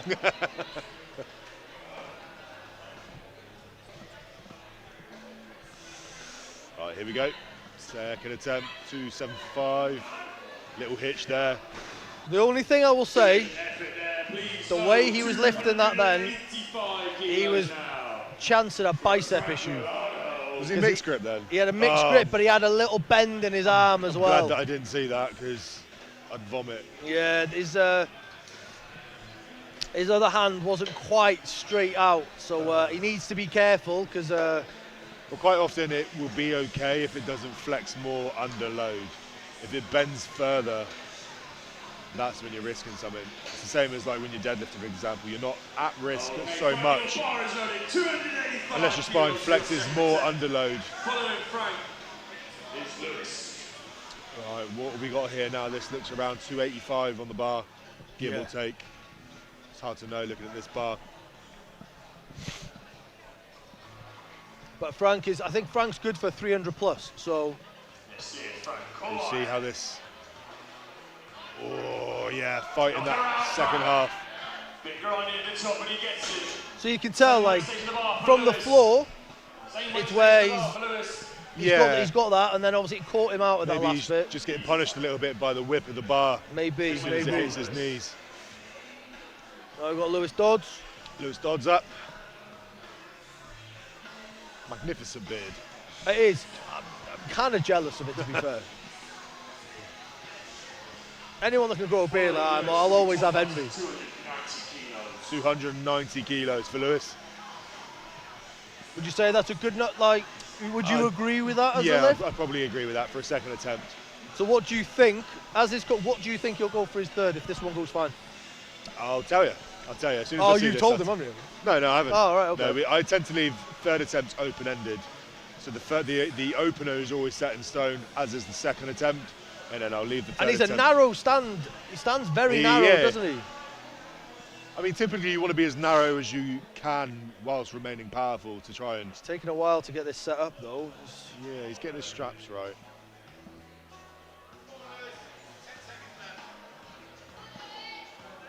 Oh, okay, maybe someone's not feeling too great there. Next weight on the bar, sorry, 287. Yeah, shaking his head there. Don't know whether he's struggling with his setup or his straps or just not really I feeling felt it like today. well, like I said, he's got a minute and he took 50 seconds to get set up then. That's longer than... Yeah, I mean, if I was him, he's not lifting more than 300 today. Unless there is an obvious mistake or error in his setup that he knows he can correct. But given how the first event went for him as well, I wouldn't be too surprised if we just start to see him cruise and kind of slow the pace down for the rest of the show and just have some fun now as opposed to trying to absolutely send it. At the end of the day, sometimes if you know it's not quite there, sometimes it's a smart move, right? Because why risk an injury for nothing? As in, okay, great to get on that podium, but, podium or injury, sometimes you just got to enjoy the day, right? Yeah, 100%. Okay, we all want a trophy, of course, but sometimes it's nice to go home, to be able to go back to training next week. Yeah. Live to lift another day. Josh is chalking the platform. Mr. Dodds, can we have your third attempt, please? Fair enough.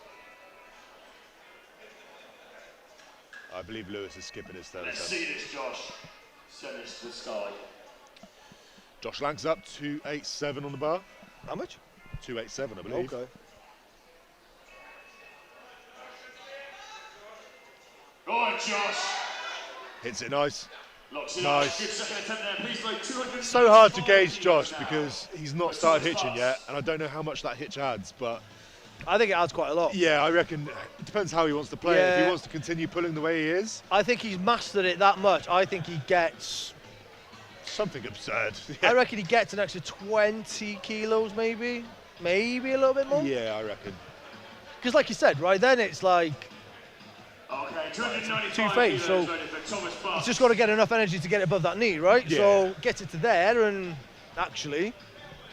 Do you know, he even used to put his knee wraps on a certain way that then the bar would rest on the top, and he'd kind of pause it there.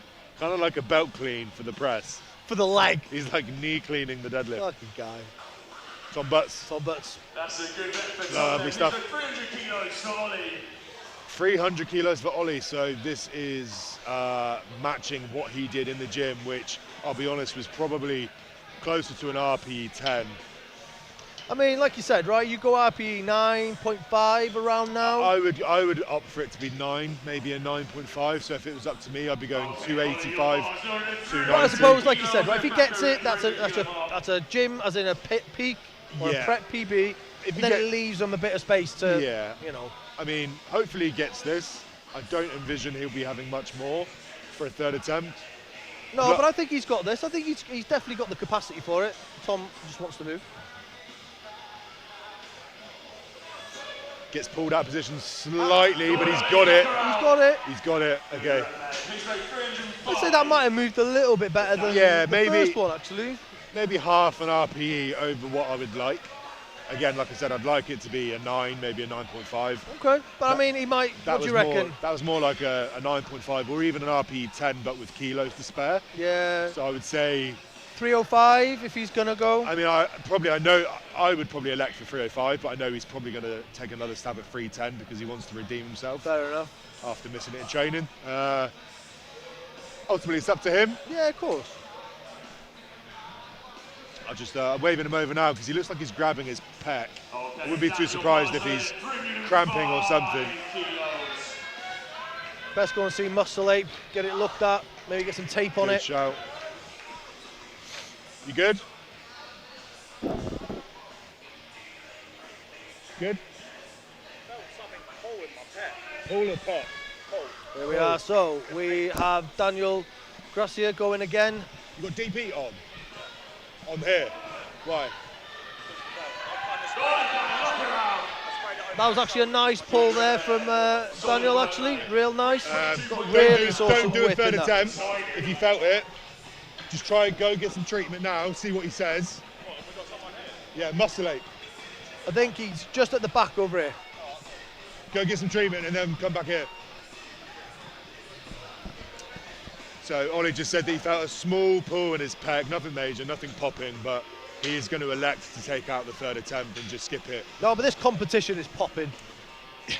He's shameful plug, he's going to go see the muscle ache massage guys. He's going to get some treatment and get himself in shape, ready for the next event. So. Get touched up by Jared. 2.5 kilos for your second attempt. Right.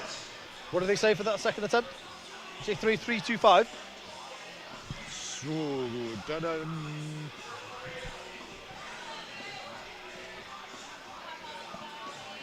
I mean, his first attempt was very easy.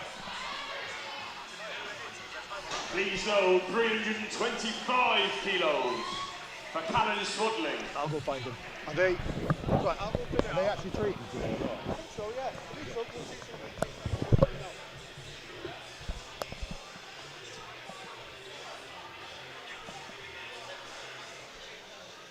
Right, we're loading up the bar now for Callan. Callan is getting, looks like around 320 odd.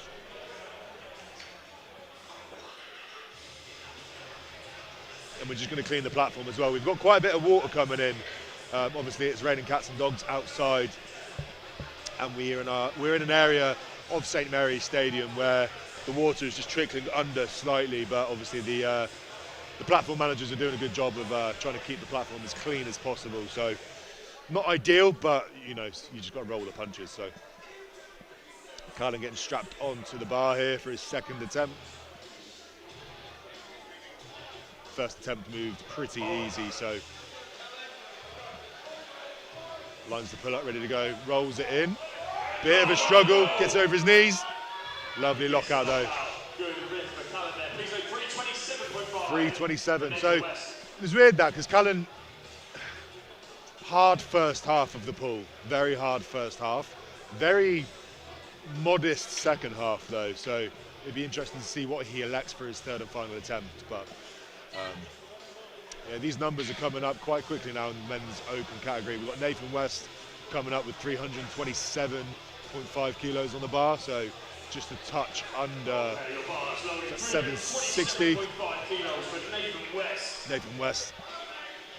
Well over 700 pounds now. well over 700 pounds. The boys are moving massive weights. No, it looks like he's dipped out for a minute, so we'll Okay. see if we can find him later.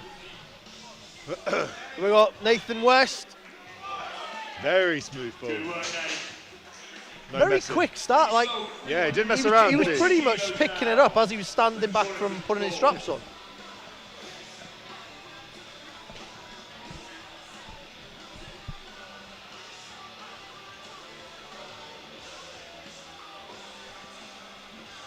I think we'll be looking to get the deadlifts done and dusted as soon as we can, really, because we're fighting a bit of an uphill battle with this water coming in. It is what it is. Athletes just have to roll with it. I mean, car park competitions, you'd be lucky to even be under, even under some sort of like shelter while in between events. I did one, just like a local one. It was Anglesey Strongest Man. Did it because it's home for me, and it was literally it was like a fair, and that was a gazebo with no sides. Nice. Just to put your bag under, and it was raining. And the deadlift was, you know, because it was on a road, like a street road, and obviously all the roads, they obviously go for drainage. We were essentially in the side, so you're kind of deadlifting in the gutter. Like that is car park lifting. Strongman at the end of the day. It's not powerlifting. Well, at the end of the day, right, that's kind of what the Magnuson Classic is. You're not really, Yeah. you know, you're just out in the Icelandic elements at the end of the day. I dare you to go and moan to Magnus that the floor is not entirely Lovely. straight. By the way, baby, he gets that good rep. Lovely. So 345 now. That must have been about 330, 340. 345. That must have been 335. No, First up in 345. 340. We're gonna have That must have been a 340 pull then. Shane. No, Shane coming out. 335. So 345 for Shane's second. You would assume he's going to end up somewhere around the sort of 360 mark. For I his had to third look then, I attempt. thought he had lifting shoes on. I was like, huh? But no. Let's go, Shane. Let's see see how this 345 moves. He'll be hoping it moves well. Yanks it off the floor. Did not waste much time there. No. I would probably hazard a guess to say 355, 360 for his third. Yeah. Obviously now we're getting to the stage where we're going to see strategy come into play if guys want to chip each other, you know, fight for every single point. Well, this is it now, right? Because this event, it looks like Shane and Will are kind of on par. Yeah. But Will, like yourself, do like a sandbag. Sandbag the Throw. first. Oh, God, yeah, Jesus. Oh, Will, get it on. Oh, yeah, see. Ref says that counts. It's 345 for Will Rels. Good lift. So Ben gave Will. Oh. That was probably because Will was rubbing Ben's boobies Yeah, earlier. was that way? Yeah, so even Ben's acknowledging it. Okay. Controversy. Apparently, you can get what you want. You've just got to touch his nipples. Big bad Ben's boobies. That's the way. Do you know, I noticed that with Will's first attempt, obviously it was light enough for him that he's ragdolling it. Yeah. And he's catching that whip beautifully. But on that second, he paid the price for it. Yeah, but you've also got to think, right, that floor is wet. Even on the True. wooden piece, you can see now, because at the end of the day, people are walking on, walking off. Yeah. It's where, you know, loaders are putting bits on. So I think Josh, again, being a little bit more ahead of it, thinking proactively, Chalking the floor. chalking the floor. He's Yeah. probably getting, you mean, he's going about it the right way. Yeah, definitely. Now, Verdiga. Yeah, so going back to that strategy, obviously it looks like at the moment Shane and Will are the front runners in the men's opens. You would Yeah, hazard a and- guess that Will's banking on the sandbag throw. Yeah, and I think John Thor is sort of nipping at the heels. Yeah, He's just yeah, behind. definitely. So Shane's going to want to be trying to take as many points as he can away from Will and the other guys on the deadlift, knowing that they've got banker events to come. So, Yeah. you know, but that mystery event, they don't know what's coming. So, No. Go on! Ah. oh.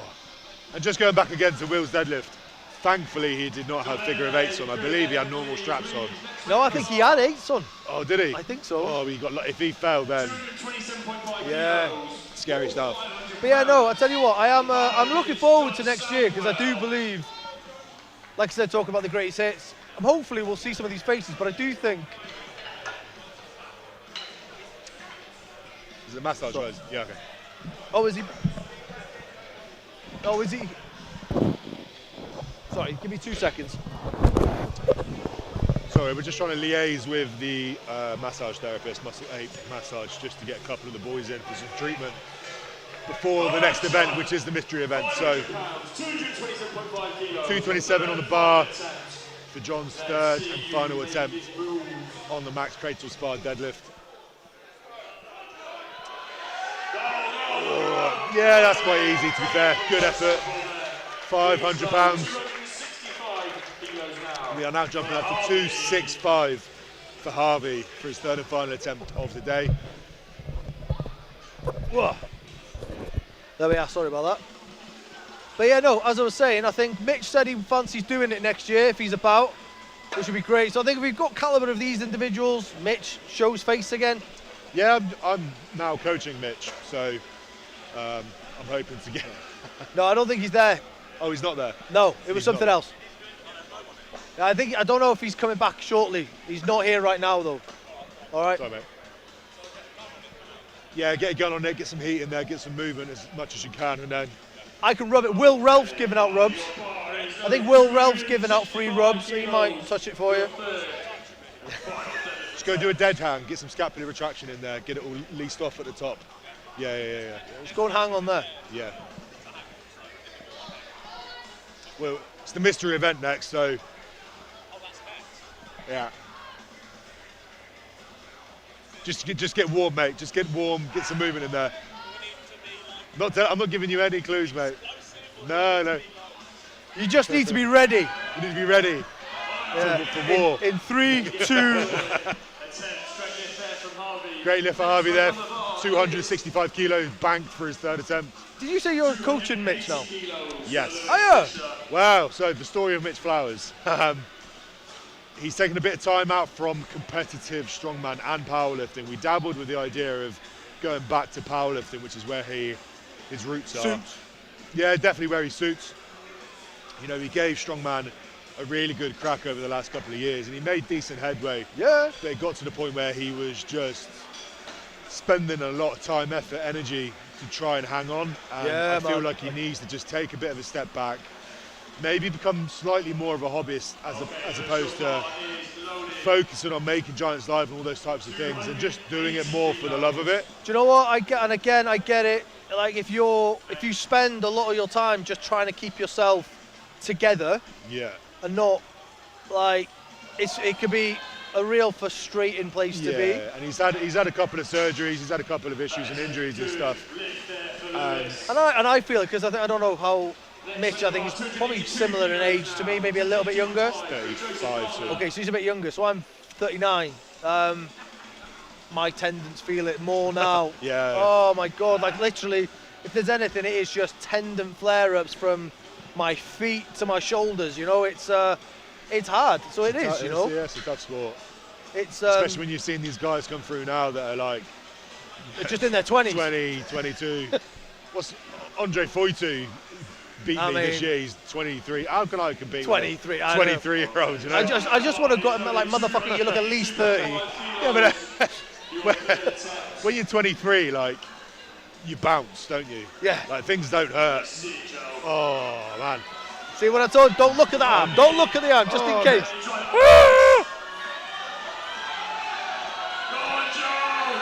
This is. I mean,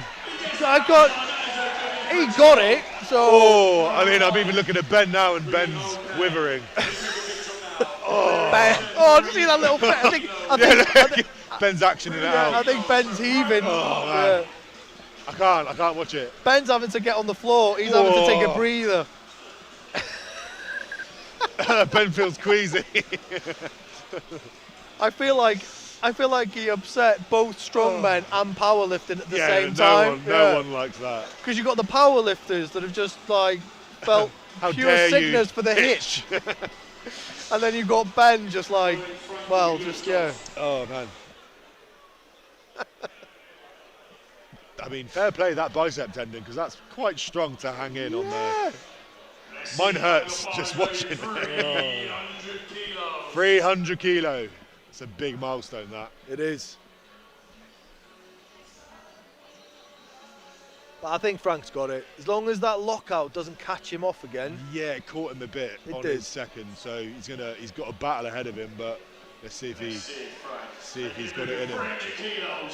But again, he's good, man. Like, you know, he does. Comes off the floor nice. He's opting for the early hitch. Oh, it needs to He needs to pull his hip through. Oh, nice. Yeah, spends a bit of Well time. done, Frank. Lovely. I think on that first hitch, then he was trying to pull from his back. Yeah. I felt like he wasn't going from his hips, was he? Oh, But he man. figured it. So Lewis has gone 300 as well. He's opting for his. Okay, I thought he was skipping his third attempt. So Lewis nailed 280 for his second. Wasn't too happy with it. If you remember, he was spending quite a lot of time setting up with his straps. Yeah, he's kind of doing the same Kind of now. doing the same again.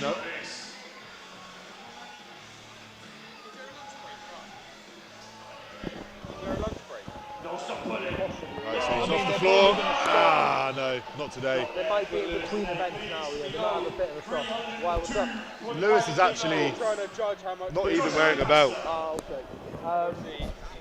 Alex told us to keep him posted on how much we're selling, when your lunch break is. It's on the thing. I think they generally take a break. Right, we are well north of 300 kilos now. 2 or 3 events. So Josh Lanks, 302.5, 666 pounds for Josh Lanks.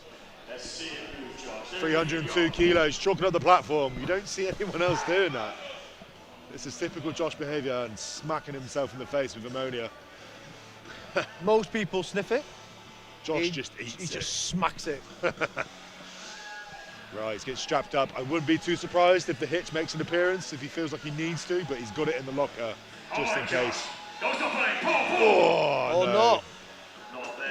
I mean, you know what? Like we said, right?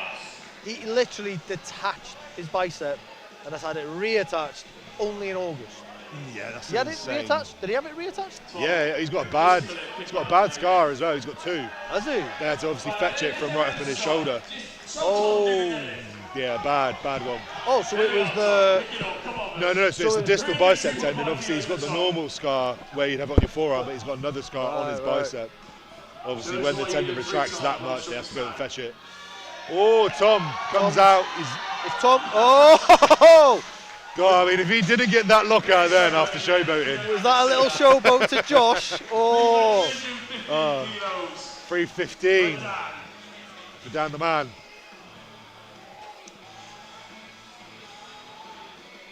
Yeah, so like I was saying earlier, Dan Garcia, I hope I'm not butchering his surname. Dan's been on the circuit for donkey's years now. Yeah. At one point in time, right up there on the national scene.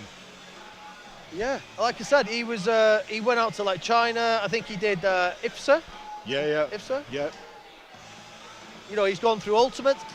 Did he get? I think he's been on the Giants Live scene as well, hasn't believe he has, Early yeah. days Early Giants days. Live, but still Giants Live nonetheless. Loaded up the bar. I think that was around the time that even Mark Jeans might have made think one it is. appearance. Definitely that era. Yeah. Bar on the floor. We're going to scream and shout. Give him everything he needs. Again, it was really Hold on, Dad. not grassroots, but grassroots at the same time. I guess like, 'cause that would have been the Laws and Eddie's, Yeah. just sort of in there. Terry Holland, I suppose. Yeah. He might have made it by then.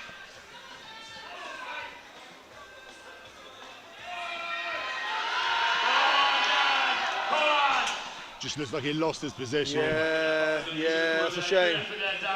Please give me load 332.5 kilos on the bar now. Ooh, okay. We are loading the bar up to 332.5 kilos for Callan. Here comes Callan and his head.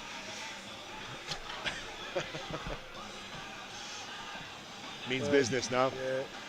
He's not Callan Swaddling, he's Callan Waddling. You just saw him walk on. coming on looking like a penguin. Do you know, he won't mind us taking a piss. He's a lovely guy. Oh yeah, I'll give him a hug later. His head's that big, his ears have changed shape. They're going into his head, like inverted. Right, here we go, 332.5 kilos. And again, this is impressive because, as I said, he has had some real like lower back, bulge disc, nerve issues. I've chatted to him before. You know, he's had to incorporate yoga, physio, all sorts to fix it. And now he's back in, you know, attempting 332s and without the luxury of a deadlift suit. Yeah, exactly that. Dive off the floor, come on. Let's go, Callan. Oh. Big pull, come on. Go, go, go. Oh, there we go. Over the knees. Look at that, beautiful work. Nice. Nice work. Same weight on the bar now. Same weight stays on the bar for Mr. Barney the Bear. Yeah. Yeah, Barney, aka Guru from Despicable Me, aka Tennis Boy Dell. Again, very play to aka him. Tiny. He's not prepared for this. And No. it's like, he's just rocked up and he thought, okay, let's give it a crack. Well, he wasn't, let's put it into context. Summertime, he wasn't doing it. September, I might do log. October, I'll do deadlift. November, I don't know, I'll just do it. Why not? Maybe one day he'll fully commit from the jump. Willie Bell. Look at that. That's just. Do you know what I See, mean? that's the second attempt. Yeah. Is he shaking his head? Is he not happy with that? Pisses me off, you know. Oh, it was all right.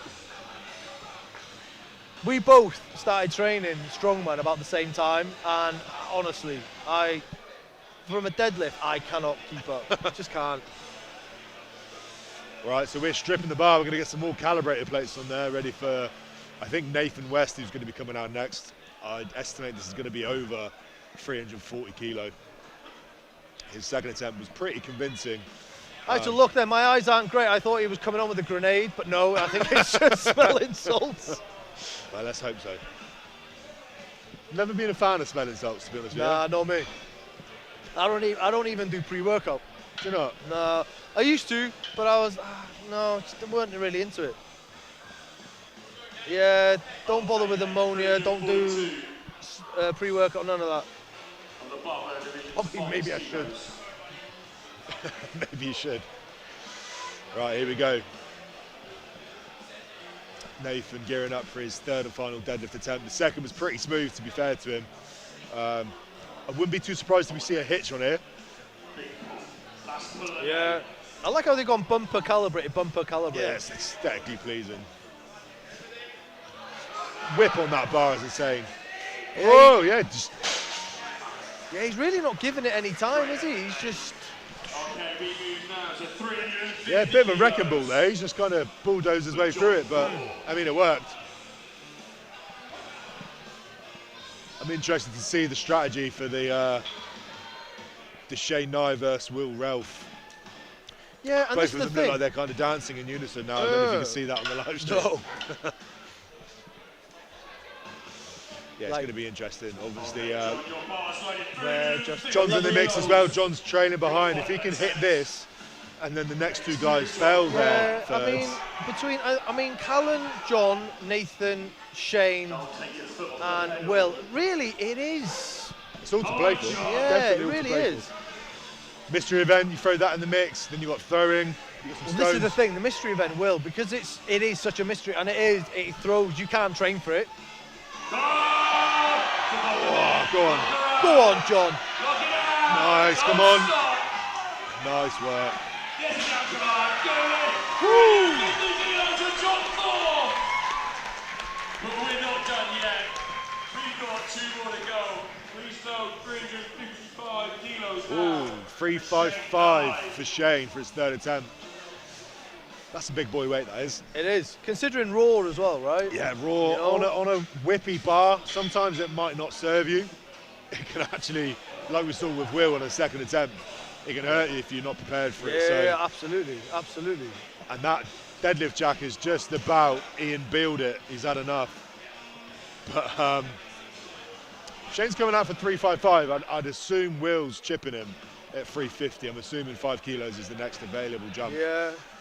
But I mean, you know, Or maybe he takes the same, you don't know. who knows? But technically, you know, this should be fine. As I said, he's a 400 puller on a deadlift bar. So I mean, granted, you know, there are variables, but it should be in a weight range. This will be our joint biggest of the day. I mean, he's pumped up. Let's see who's shaking. Well, actually saying that, this is 355 raw. It's 400. 355, yeah. You know. Or 345. Oh, hits it hard. I think he's got it. He has. Good lift there by Shane. Yeah. Gets a down command from Ben. 355 in the books for his third attempt. Could have hitched. Could have hitched, Didn't yeah. want to. Puts a bit of pressure on for Will now. Will's got to take the same weight. Obviously had a bit of a rocky second attempt, so Yeah. will be interesting to see. Hopefully he's a bit more composed. He does have figure eights on. I was incorrect the first time, so hopefully he gets this clean. Let's see it. Don't stop pulling. Go, go, go. Yeah, okay. Smokes it. Yeah, smoke show. He's still See, I think he probably would have jumped up a bit higher if it wasn't for the fact that he had a bit of a wobble in the second attempt. Didn't need to though, right? Didn't need to, he played it safe, took the joint event win there with Shane. So, we're going to have some lunch now. Half hour, 45 minutes now. Alright, cool. We're going to take a half an hour, 45-minute lunch break, and then we're going to be gearing up for the mystery event. event. So stay tuned, guys. Let me tell you something.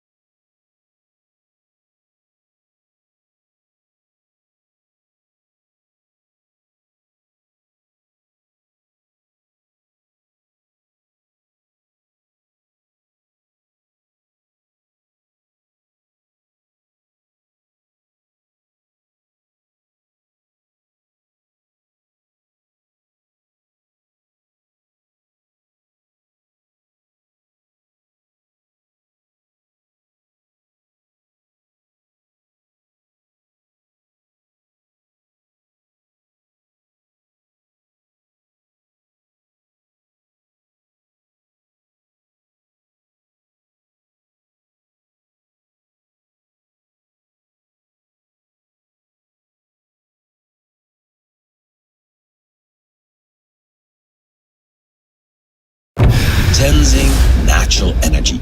In 2016, we looked for a better way to energize. Read the label of any energy drink, and all you'll find is loads of sugar and artificial ingredients. We're doing things differently. We found inspiration in the Himalayas, where natural brews fueled Sherpa Tenzing on the first successful ascent of Mount Everest. Inspired by that recipe, we crafted a powerful, plant-based energy drink and earned the blessing of his family to call it Tenzing. Powered by natural caffeine, essential electrolytes, and antioxidants, so you can fuel your Everest, whatever that may be. 100% from nature, low calorie, no junk. 'Cause life's too good for bad energy.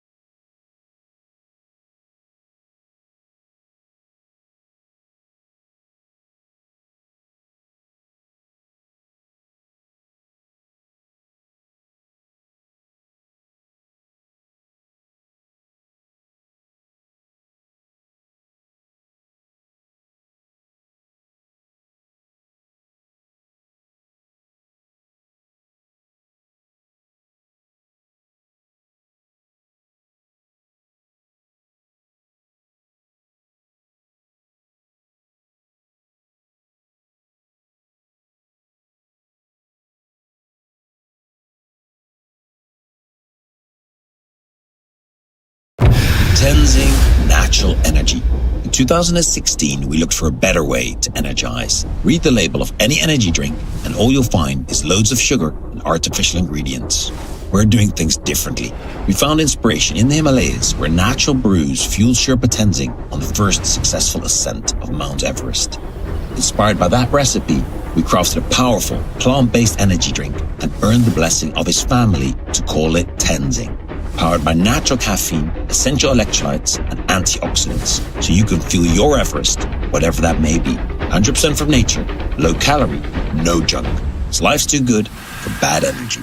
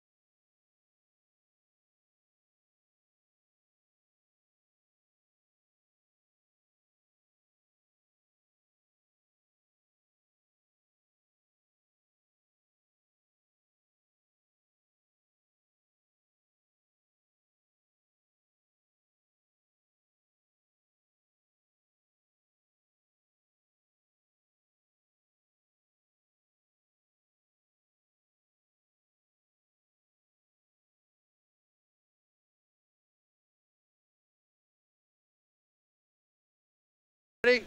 Right, we are good to go. Back on for the live stream. So, just an update for you guys. We do have pretty poor weather conditions here, so we are dropping out the sandbag event. We are not going to be doing the sandbag toss. It's pretty much impossible given the conditions. So, Well, I mean, it's just going to take a 35 kilo bag and make it 40 plus, probably. yeah. So, and plus we're kind of fighting time as well. With the max events, the max log and the max deadlift, it's taking up a bit of time. So we're skipping out the bag toss. We're going to move on to the next event, which is the max distance farmers carry. And we're doing that inside.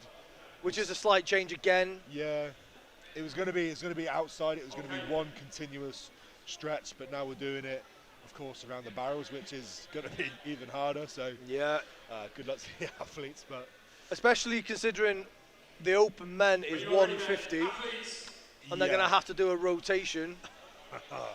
I'm not sure we're going to see many rotations, to be honest.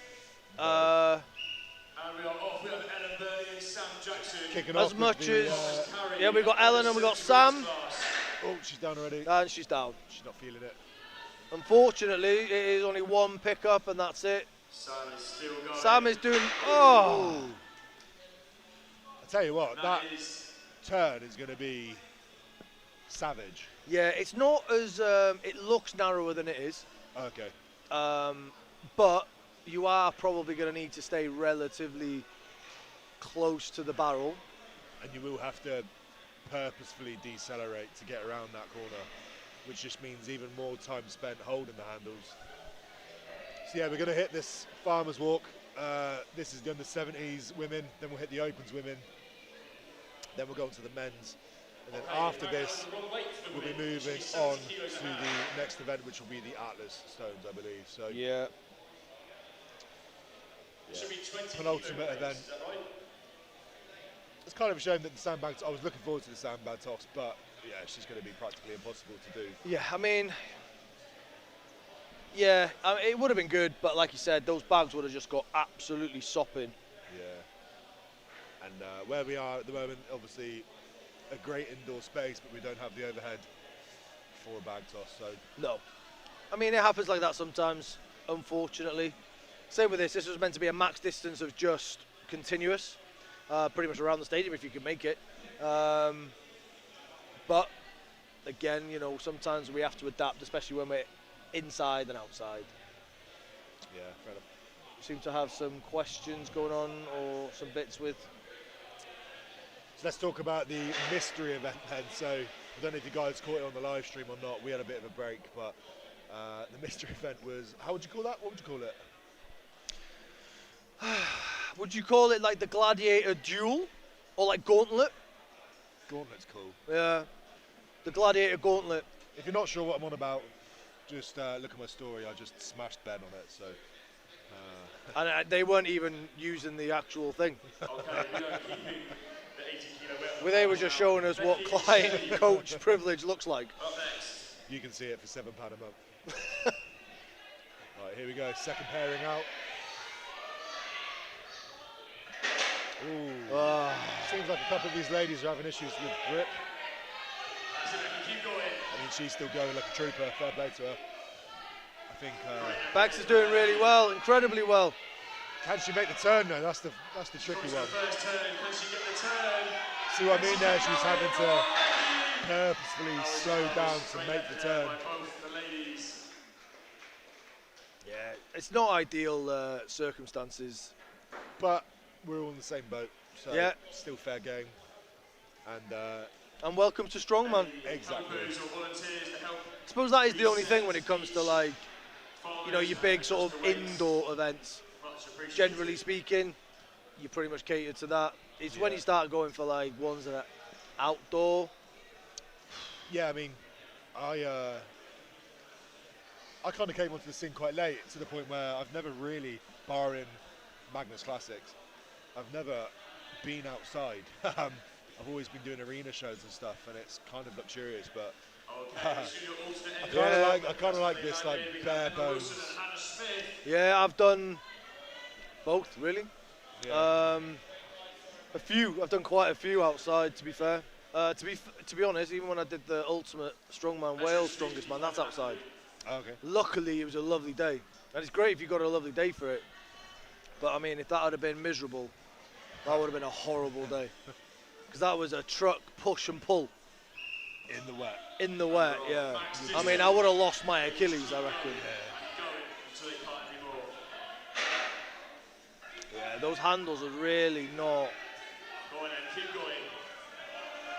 They're not taking any prisoners, those handles. No, they're not. But then again, here we go with the first turn. She's absolutely nailed that. Look at that. Still over-rotating though. But again, you know, Emma being a lot more experienced, something with a turn like that probably isn't that uncommon in somewhere like OSG Worlds. But if you've never done it before, and this is your first time doing it, you're in for a shock. Yeah. You're in for a shock. It's very tricky to do. And these guys haven't trained a turn. No. You know, they've done probably pickups and turns. That's about it, you know.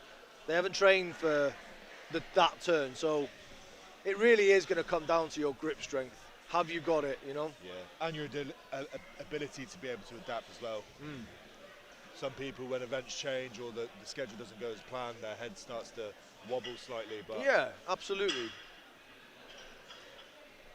It is what it is. You just got to roll with the punches sometimes. So it's the way it goes, So who have we got next? We are upping the weight, so I think we might have just seen finished the under 70 women's, and now moving on to the opens. So it looks like they're adding 5 kilo, 10 kilo total each side. Yeah, it looks like it. And what we've done now probably makes sense actually, is to start them on polar opposite ends, so that they aren't jostling around the barrels. Yeah, unless one of them is exceptionally quicker than the other, they shouldn't, you know, they shouldn't then sort of bottleneck at the end by the barrel. So I think so far, I'm looking at this distance here, what are you calling this? Probably 15, 20 meters? About 15 meters. I'm not sure. No. Say 15 maybe? Yeah, so we're looking at the lead time so far, the lead distance so far is 22, 25 meters around that ballpark. No one else has made a turn yet. And Rebecca. Okay. Right, we're gearing up for the next couple. This is the first of the women's opens. Yeah, these really aren't. These aren't the greatest handles. They're very smooth. Yeah, these are the Strength Shop Riot Farmers handles. She's not messing around though. She approaches the first turn. But again, Rebecca is just showing ability, and she's showing her strength, right? She's showing her experience as well. Yeah, nice. Look at that. It's a bloody good grip. Coming to a second turn for Rebecca. This is a great She's going to do another turn. Great grip strength. That is phenomenal grip strength. Her hands are going to be sore tomorrow. Fair play, good effort that. That was really good effort. Pleased to have Lisa and Chloe. Sometimes with events like this, they don't even need to be that heavy. No. When you've got smooth handles and then turns like that, you can put the weight down 20 kilos and you're still going to get a spectacle on it, because it's like, have you got it? Well, I'm just looking at the weights now. So the max distance farmers, obviously we just had the under 70s women, they were 70 kilos per hand. The open women, what you're seeing right now, is 90 kilo. I mean, that's impressive. And then we'll get on to some massive I mean, I weights feel like but Chloe did say she might have twisted a big toe.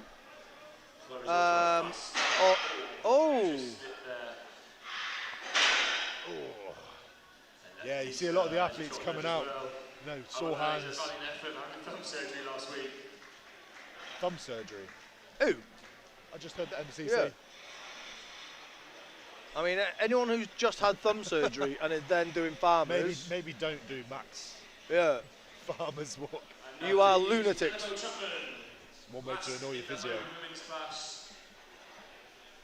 For a solo run.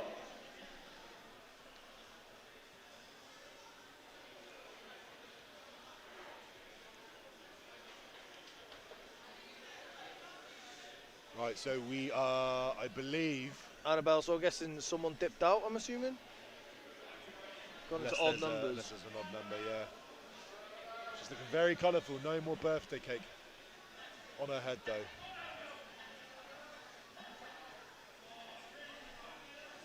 She is flying, coming up to the first turn already. I mean, from what I know, I think she's got a great grip, if I remember rightly. And the experience coming in there. Obviously, if you continue to walk whilst it's turning, it's gonna stuff it up for you. So she's starting to struggle now. She's coming up to the second turn. Some pretty wacky facial expressions. Yeah. She's like, fuck this. I want to do something else. Go on, Annabelle. Come on, Annabelle. Look at that. Oh, she's having fun. She's like, enough of that. You wouldn't be able to tell, but she is. Which is 125 kilos a hand. Under 100 men, get on the handles, get up to 125. Okay, so we're just going to allow a little bit of time for the men to do their last couple of warm-ups. Obviously, the under 100 kilo men are going to be doing 125 kilo per hand, whereas the open men's, we're going to go up to a whopping 150 kilo per hand. 150 with a turn. That's disgusting. On a good day, I might have got one as in length. 115 meters. Yeah. The turn, This is not a chance. Oh, I mean, 150 for reps. A lot of Giants Live guys aren't getting to the barrel and back. No. I don't fancy myself doing it. I think Will Ralph might, if he's okay with it. Yeah, does Shane doesn't have a great grip, does he? I thought not. I'd say it's a bit of an Achilles for him. I think he tries to work on it, but it's just one of them that just doesn't. I think he's definitely got better, but it's not. It doesn't compare to where he stands in his other events, you know. Must be his debut event then, but I look forward to seeing Tiny. If he's doing it. Well, he's on the beers, so he's having his choice of pre-workout as we speak. Well, who knows? He might dip in. But Callan might do all right. I think Callan's got an okay grip, to be fair. Yeah. It's a big weight. It is a big weight.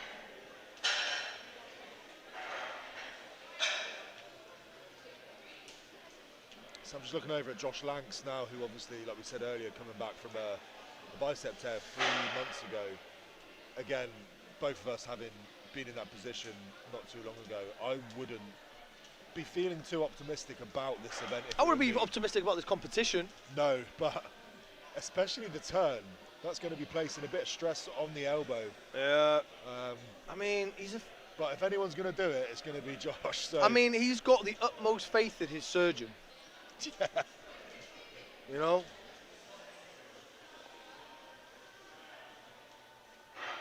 And even then, the way that I'm watching him warm up now with his hands slammed right to the front of the grips of the handles, places quite a big degree of stress on your elbow if you're not careful.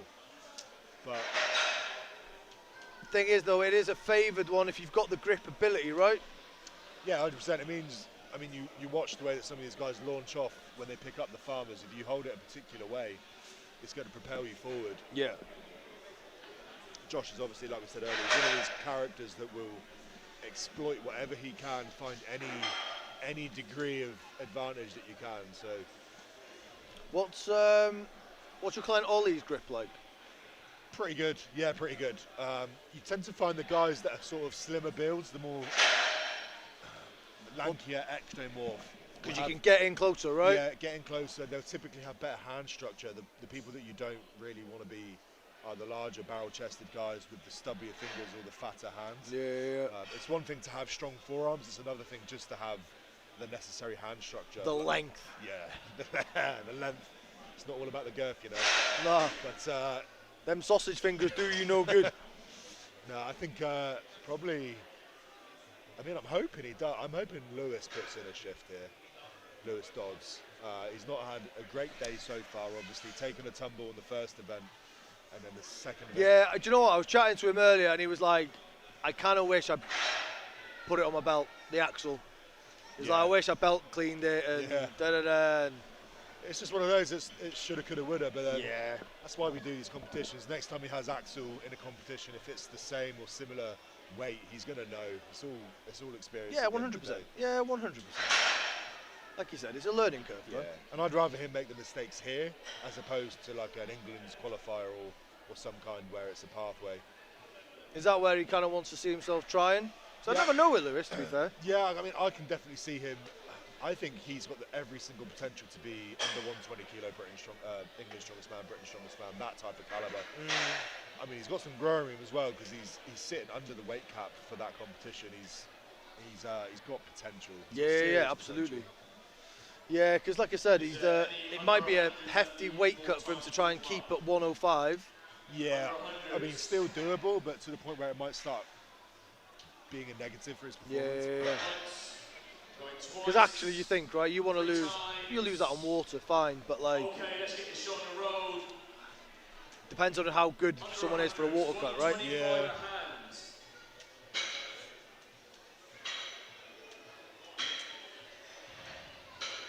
Anytime like a qualifier pops up, if it's like an online qualifier, OSG type thing, I always recommend my guys just at least submit some numbers. Yeah. Because obviously it's a rolling thing yearly, so you'll be able to compare. Say this year, for example, you put numbers up, and for the OSG qualifier, you came 25th, for example. Yeah. Next year, if you come 24th, you've improved.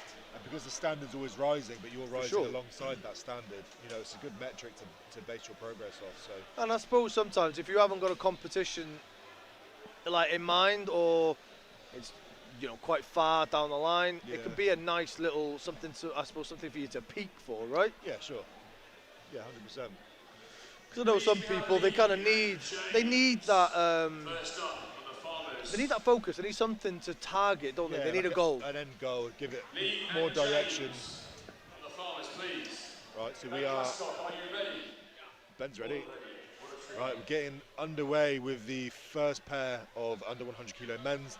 They are doing 125 kilo farmers each hand. And if the lead digger pick gets this, Oh, there we that's go. a PB for him. So that's a PB now. Nice. Lovely work, Lee. See, if he just holds that pace now, tries not to accelerate any faster, he should be.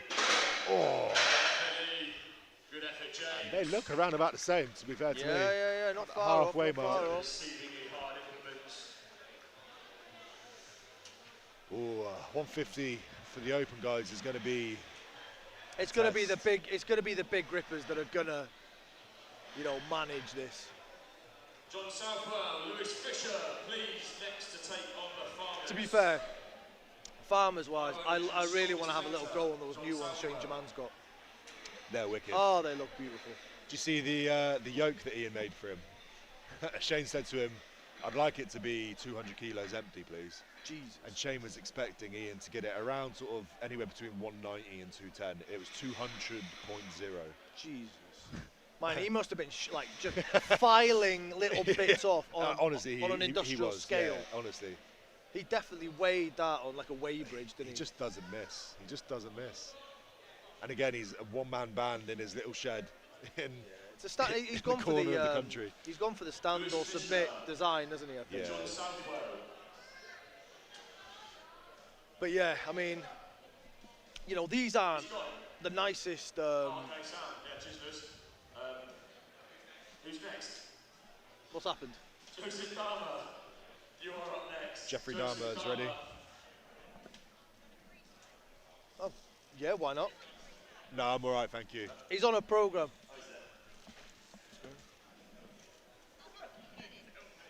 Free pie? Just a lovely lady handing out free pies. Yeah. Right. Yeah, it's pies. So, where were we? Yeah, so I was just saying. So, like, these are not the nicest farmers to use. But then, to be fair, if we had the Anarchy ones here, they're equally horrendous for a completely different reason. Because they're so big and so wide, Yeah. it absolutely kills you. Good effort by John Southwell there. So Dahmer's approaching the first turn. Dahmer coming up to his first turn there. 15-meter mark, give or take. Okay, that's good. First of the men to make a turn, fair play. Taking a bit of a breather, thinking about his life. There we go, cracking on. He is locking in there though. Looks like it's starting to slip. There it goes. Good effort. I'm only being quiet because I'm actually trying to find the... I'll tell you what. All right, next up we have Lewis Dodds and Josh Lancaster. So this should be a good battle. There you go. This is the 210 from Aaron that I spoke to you about. Belt. Oh my God. What a freak of a man. 210. Right, so we're getting set up for this. I reckon this will be a battle, to be fair. Lewis Dodds versus Josh Lancaster. Should be interesting. 125 per hand. Max distance. So Josh is whacking himself in the face with some smelling salts again. Oh, no. That's suitcases. Yeah, basically. So that's, you know, at the end of the day, whether it's smooth handle or if it's, you know, wide or whatever. All right, both these guys looking locked in. Oh, okay. Josh goes down. About the halfway mark there. Lewis looking good. Come on, Lewis, keep it going, mate. Walking through a puddle there. Come on, Lewis, let's go, mate. Right, and he accelerates again now. Oh. Not bad. Not bad. Not bad, Lewis. Not bad at all, mate. Do you think we're going to get a turn on the 150? I'm not sure. I'm not sure. I'm not sure. Oh, I'm not sure. If I was a betting man. Which you're not. Do you want to make a bet? No, I don't think. I will bet you this pie, this pucker pie, that no one makes a turn. No, I think. I agree though. I think people get to the barrel. I think they might get around the back of the barrel. I don't think they'll be able. I don't think they're going to be able to accelerate onto another. So is someone going to make it in the with the 150 farmers? Is someone going to make a full turn? No. No. So we both agree. So we should share the pie. Or no one has the pie. Right, first man up. He's going by himself. Oh no, we've got a pair. Okay. Oh, he's down already. Tom! Sorry, that was a bit loud. That's a bit sexual as well, actually. That was a little bit. Tom drops at about the 5 meter mark. So, and the thing is, right? And then there's a 0. Tom is going to be extra livid. Do you know why? Because he chose them farmers for this competition. Oh, so it's his own fault. So it's his own doing. Damn. Yeah. Yeah. Big shout out to the volunteers. You'll see them in the yellow SBD World's Strongest Man t-shirts, correcting all the kit, getting it back on the line, ready to go. Probably very wet shoes and socks out there by the looks of it. Yeah. But fair play to the lads. Obviously, tremendous respect for them. I'm guessing that Shane just picked that up and it is still 125 because I was like, Jesus. Yeah, we're seeing now the open lads. Ollie's dancing on the spot. They're getting warmed up for their final attempt before they jump into the 150 per hand. So should be tasty. Speaking of tasty, have you tried that Tenzing? Big shout out to our sponsors, SBD Apparel on Objects. Look at Ben, he was like, oh, I was thinking maybe. He's on a diet. He's on a diet. Emily will kill him. I'm meant to be too. I'm meant to be keeping in 120 for January. Also, who has a weighted category competition 24 days after Christmas? As in like the Christmas period? Yeah, it's pretty.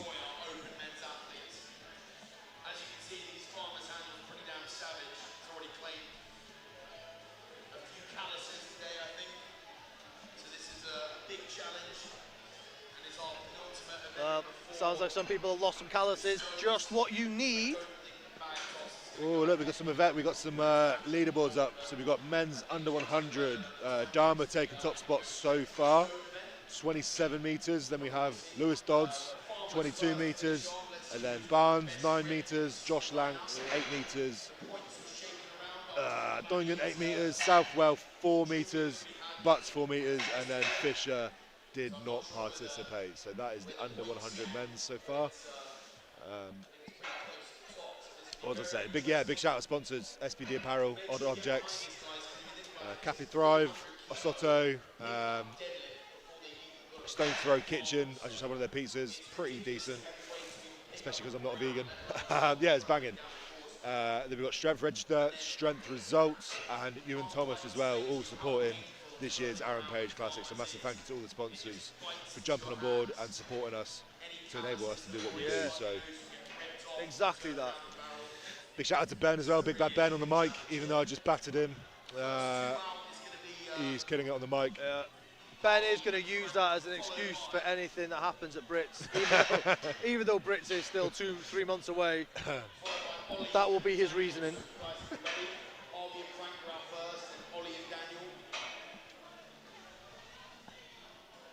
How are you feeling about obviously having to sort of turn down Brits? At peace with the decision, but I'm still not happy with it. You know, after the injury that I had back in August, the strongest man on earth, I've just decided to take a forced absence and kind of elect to dedicate some time out to fix some injuries. I basically could do Britain's in terms of my rehab. I could probably get back in shape prior to it, but you're not going to be your best. I'd only be the same, if not worse, and I don't want that. I want to be better. So I'm not in a rush. I'm only 31 years old. No. I've got some time left. So.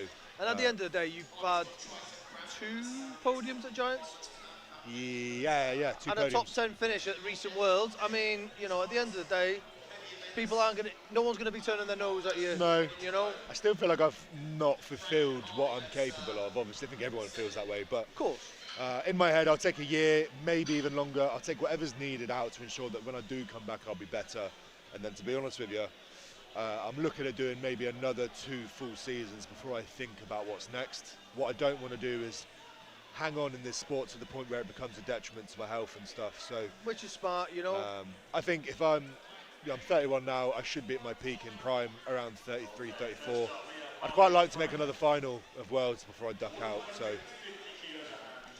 I'd like to beat Ben a couple more times. Yeah, and that makes sense. And, you know. I mean, here we are. Oh, that one came out of it. Comes out your hand fast, doesn't it? Yeah, I didn't think Frank was going to mess around with that for too long. It's like he's nursing a bit of a... Well, he hurt his bicep a couple of weeks ago, so... But actually, grip-wise, I think he's generally pretty good. Okay. Yeah.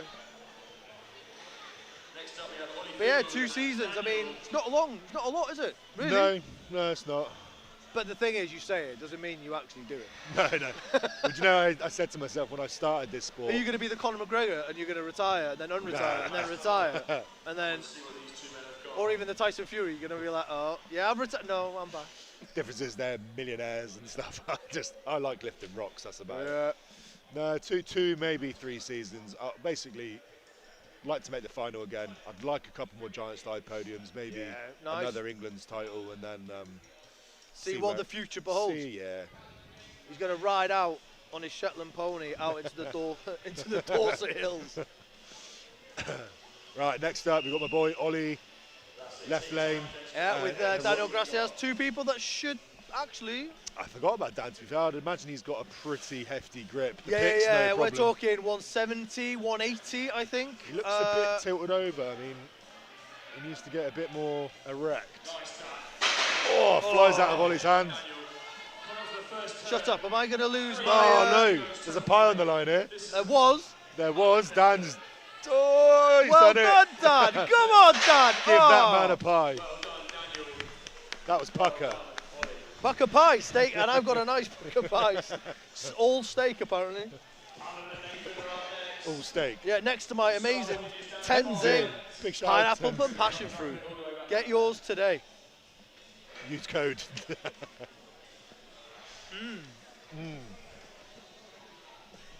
80 mgs of green tea, extract, caffeine, something or other.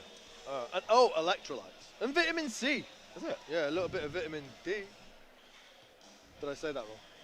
Or did I say that just right? Just a little bit of D is fine. Just a little bit. I don't know. Theanine, Bosch.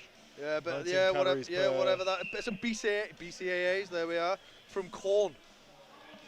Not corn, corn. Corn. Yeah, okay. corn. Oh, right. Oh, flies out of And Callan's hand. Only Nathan- 19 calories per 100 mil. And that's a 200 mil. 250 mil bottle. There you go. Oh! Oh, nearly had another turn. Thing is with the turn as well, right? You are at risk of dropping it on your toe as well, aren't you? You are, yeah. I always found when I was doing any kind of turns, coming out of the other end, when you have to try and correct and go straight again, but the farmers want to keep turning, tricky stuff. You do have to slow down, and obviously this is a max distance event. You don't want to be holding on too long. Well, that's the thing, right? Yeah, if you've got the ability to go into that turn fast, it's going to get spinal real quick. Yeah. But we are flying through this event, to be fair. We've got the next pairing coming up now. Looks like Shane Nye Yeah, and John Thor. yes, Is that right? Yep. I feel like we're probably going to end up jumping into stones pretty quick after. Yeah, and it's coming up to just gone 4 o'clock. John Ford and Shane Nye step up to have their go. 150 kilo hand farmers. Right, here we go. Let's see what they can do. So this isn't one of John's best events. Nor grip. Shane's, to be Yeah. fair. So, oh, Shane out the gate real quick. Bit too quick, maybe. Yeah, you can see the regret on his face straight away. John not even being able to shift it. Looks like he's maybe pulled A little something. niggle in his back, maybe. Could be cramp. Oh, Will's getting the stage to himself. He's going to take the right hand lane. Just to bear in mind. Get Ben in the other lane. Perspective. Yeah, get Ben. They are carrying them Ben, get a good one. Go and call him in. You're his coach. on very smooth handles. Thing is, though, Ben is very good at farmers, though. Ben is very good at this. Yeah. Oh, see, we're chalking the handles. That I've never actually been a fan of that. But then again, what do I know? I don't. What's he doing? I don't know. This is the last one, but Oh, doing his Oh, belt. good belt. Right, Will Ralph, the last of the open men's, is getting ready. 150 kilo per hand. Max distance farmers picks it up nice and easy. I mean, he's only got to go a little bit further. Off like a than... rocket. He needs to probably slow down to make the turn. Ah, yeah. Doesn't get that far. Oh, Though. now I know why he was going faster. Why you're going fast? I think that'll do him right. I think so far it'd be interesting to look at the overall standings. I'm not sure where things are at after the mystery event and how that was scored, to be fair. So maybe We'll find out the scores shortly. we can pull up strength results. One of our amazing sponsors. Have a look. So Dan Garcia, 20 metres. Nathan West got 60. Yeah, Will Ralph, 12 metres for third place. Ollie Field, 7 metres. Harvey Anslow, 6. Callan, 4. Frank Villado, yeah. 1.9, and then Shane, 1.4. A couple of DNFs, all 0 metres. So I don't know if we'll be able to pull up. Let me have a look at the overalls now. Let's have a look. It'd be interesting to see where we're currently at. So if I pull up the open men's first, the class that's just gone, we have so far Will Ralph first place, 27.5. Nathan West sat in second with 23.5. Shane Nye sat in third, 21.5. Then we have Callan, John Thor, Ollie, Dan, Frank, Harvey, and DNF. So I mean, if Will has a pretty consistent stone event, yeah, he's got a 4-point gap to bridge anyone else. and there's only a 10 max points, so I mean, yeah, mid-pack at best will probably serve him okay. yeah. Let's look at the open women's. So first place so far we have Annabelle Chapman, 15 points. Then we have Morgan on 10, Chloe Brennan on 9, and then Woolman on 7, and Kanichka on 3. It's 2 outside, so we're going to bring the event off, and we're going to move straight on the stones. We're going to step the stone platforms up at the yokes in here with the stones, and then moving on to the under 100 kilo men's. Currently in first place we have Josh Lancaster, 20 points. Then we have Dharma, half a point trailing. Then we have Tom Butts on 16.5. Lewis Dons, Barnes, Southwell, Fisher and Doyman. So pretty hotly contested for the under 100 kilo men's, with only 3.5 points between all three podium contenders so far. And then we will just rattle off the last of the under 70 kilo women's. So just pull up strength results quick. So currently leading after 4 events, we have Wilson, Smith, Kopp, Jackson, Lewis, Burney and Lockyer, who do not participate. So yeah, pretty hotly contested. The last event to come is the stone for reps. So we are bringing this indoors where we're currently at. We just need to get everything set up with the yoke and stuff as well. So if I just pull up the event details, I think we have stone for reps. You've got to pick your own weight. There's 10 kilo jumps for the women's class and 20 kilo jumps for the men. So starting weight, under 70 kilo women's, 60. Open women's, 80. Under 100 kilo men starting at 120, and the open men, 160. So you basically be able to pick your stone. You can elect whatever stone you want to do, and you've got to rep it out over a yoke within the allotted time. Most reps win, and I guess weight trumps reps. So anything done on a lower weight will not score higher than any weight above. We'll be kicking off soon. We're obviously just waiting to get set up and stuff. It's taking a bit longer than usual due to the weather and stuff. It is pretty wet and miserable in here, but we're all having fun. Big shout out again to our sponsors, SBD Apparel. Everyone knows who SBD are and what they do, so massive thank you to them, as well as Odd Objects. Couple of food vendors who have Stones Throw Kitchen on site, as well as Cafe Thrive and Osoto, keeping us fueled and hydrated. Then we have Tenzing, which is our energy drink sponsorship, as well as Iwan Thomas, who has contributed kindly, and also Muscle Ache Massage on site to help the boys and girls recover. So big shout out to all the sponsors, as well as Strength Results and Strength Register, to keep you guys updated with all the information pertaining to this competition. So I'm guessing we'll probably be 10, maybe 15 minutes. There won't be a tremendous amount of warming up for the guys to do here. It'll just be a case of rocking and rolling when we're able to get set up and stuff. So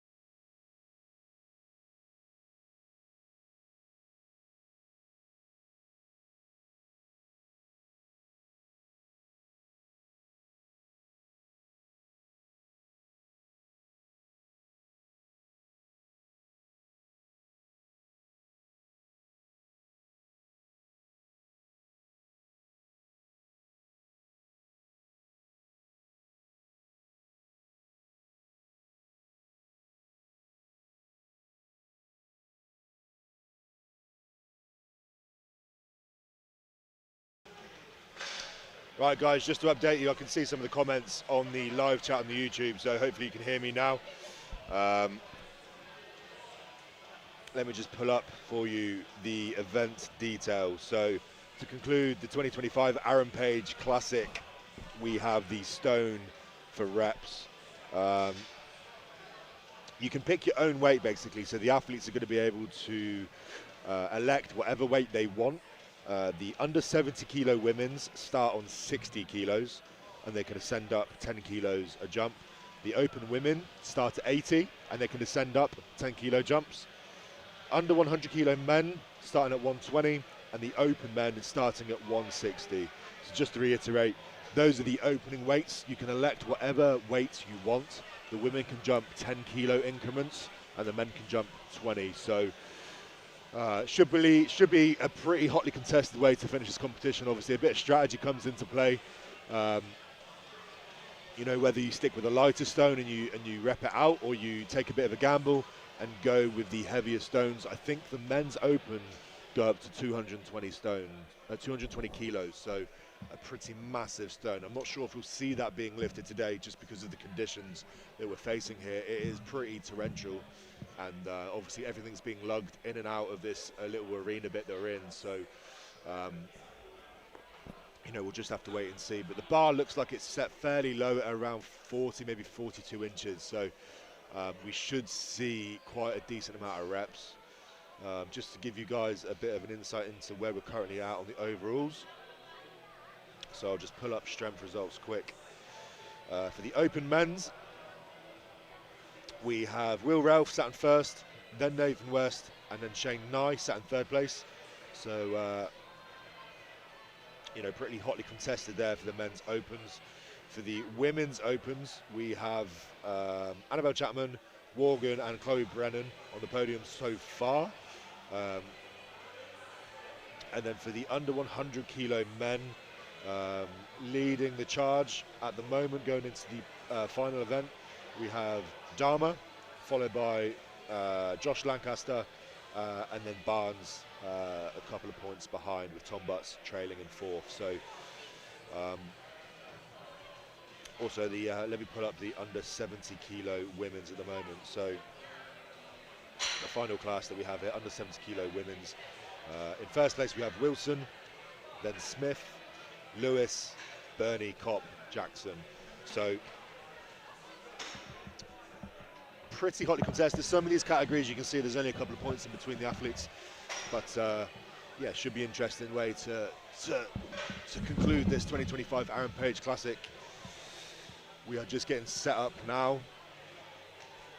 I am on the YouTube chat, guys, so if you want to kill some time, if you want to ask me a question about the competition or otherwise, feel free to jump on. I can see there's a couple of people talking to each other. What would yourself and David go for? Wow, I'll have to ask Dave, but me personally, in these conditions, I would be going for, you know, assuming everything stays on my body that it should and I don't rupture any tendons, probably 200 for reps. I wouldn't really elect for the 220, to be honest with you. I feel like, given the damp conditions, unless you are very confident in your tacky, I would leave the 220, to be honest with you. So I would go with the 200 kilos and I'll be hitting that for reps. So Dave is currently chatting up loads of people. He's wandering around. If you don't know what Dave's like, he's like a hyperactive puppy. Obviously good friends with all these guys and girls down here volunteering and helping out, so he's getting in amongst it. And yeah, let me know if you've got any other questions whilst we kill a bit of time prior to the last event kickstarting. He's not eating pies, no. He's his steak pie is sat firmly on the chair next to me. He's not eating any pies at the moment. Yeah, the people here at St Mary's Stadium have looked after us really well today. They've catered for us. Obviously, we have a couple of catering companies on site. We have Stones Throw Kitchen, which is a vegan gaff doing pizzas and stuff. We have Cafe Thrive and a Soto as well, keeping us fueled up and stuff. So.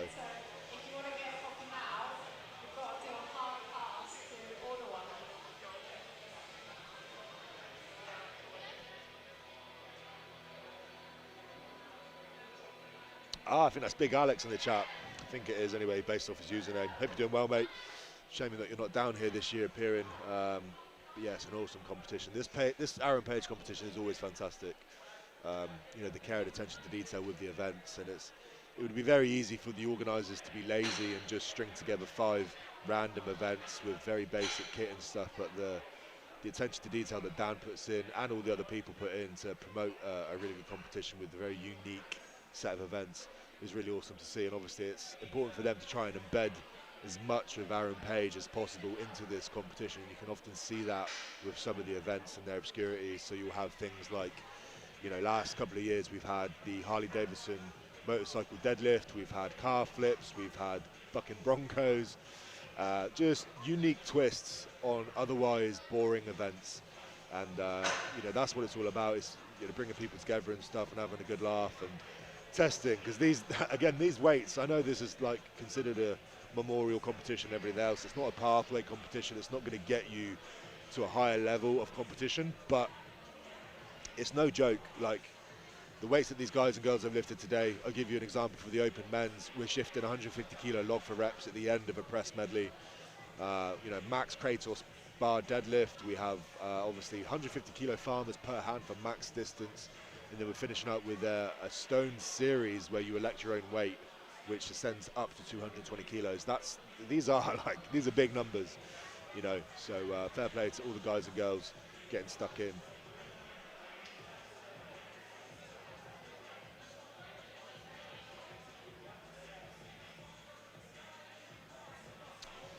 Yeah, Charlie, when am I looking to get competing again? How the tendon and lat is. So obviously, yeah, I got injured, strongest man on earth, basically as a result of just doing 4 competition preps back to back. So I did the Magnus Classic, then I did Britain's, then I did Worlds.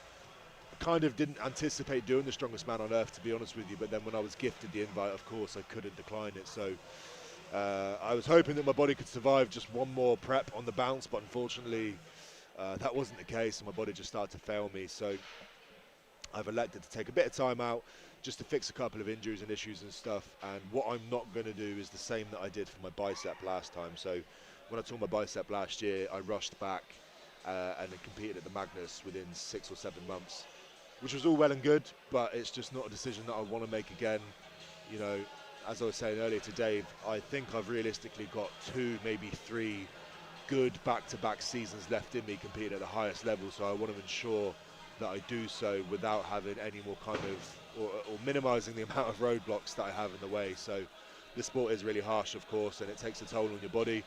Generally speaking, for a 31-year-old, I'm feeling pretty good. You know, I do have a couple of things that I'm rehabbing, but ultimately I could compete at Britain's Strongest Man. I feel like I'm physically capable enough to start prepping for shows like that again, but I am just electing to do it a bit slower. And you know, it's painful in the moment to decline these competitions because I do want to be, you know, back at Britain's and competing at Worlds again, but you know, the time will do me some good. So yeah, thank you for asking. And yeah, things are going well so far. I'm just enjoying doing other stuff. I'm still obviously training 4 times a week, doing all the strongman stuff and trying to maintain my strength where I can, but I'm also going through a bit of a body recomposition, trying to get a bit fitter and healthier in the meantime, and then also dabbling in other stuff as well, rolling around doing sweaty stuff with men, doing some jiu-jitsu and stuff, and just keeping my mind entertained whilst I'm having this bit of a blackout from strongman. So Alex, doing good, mate. Yeah, unfortunately, prep for second fight, I had a long training session. Yeah, mate. Yeah, makes sense, mate. I don't blame you. I've been keeping tabs on your fighting and stuff, and you're looking like you're doing really well, mate. So yeah, keep cracking on, mate. Hope it all goes well for you, and we'll see you again soon. It's not the same without you, mate. The APC every single year.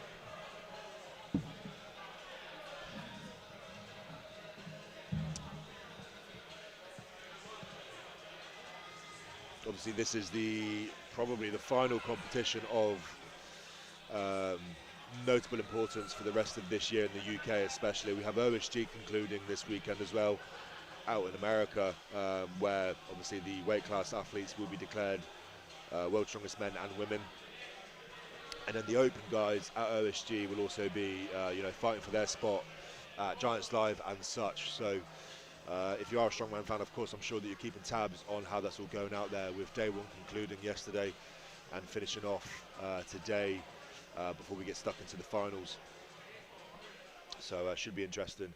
And then I don't think there's any more competitions until early next year, where we have obviously the Arnold's was recently announced with the lineup and stuff. The events are still yet to be determined or publicised, but we know who the lineups are and who's doing what. So that'll be the first competition amongst obviously Britain's Strongest Man in February as well, where guys will be battling it out to qualify for World's Strongest Man. Of course, our very own Ben Glasscock, head referee today, my boy, hopefully he puts in a decent shift there and can really see and get to the level that I know that he's capable of reaching.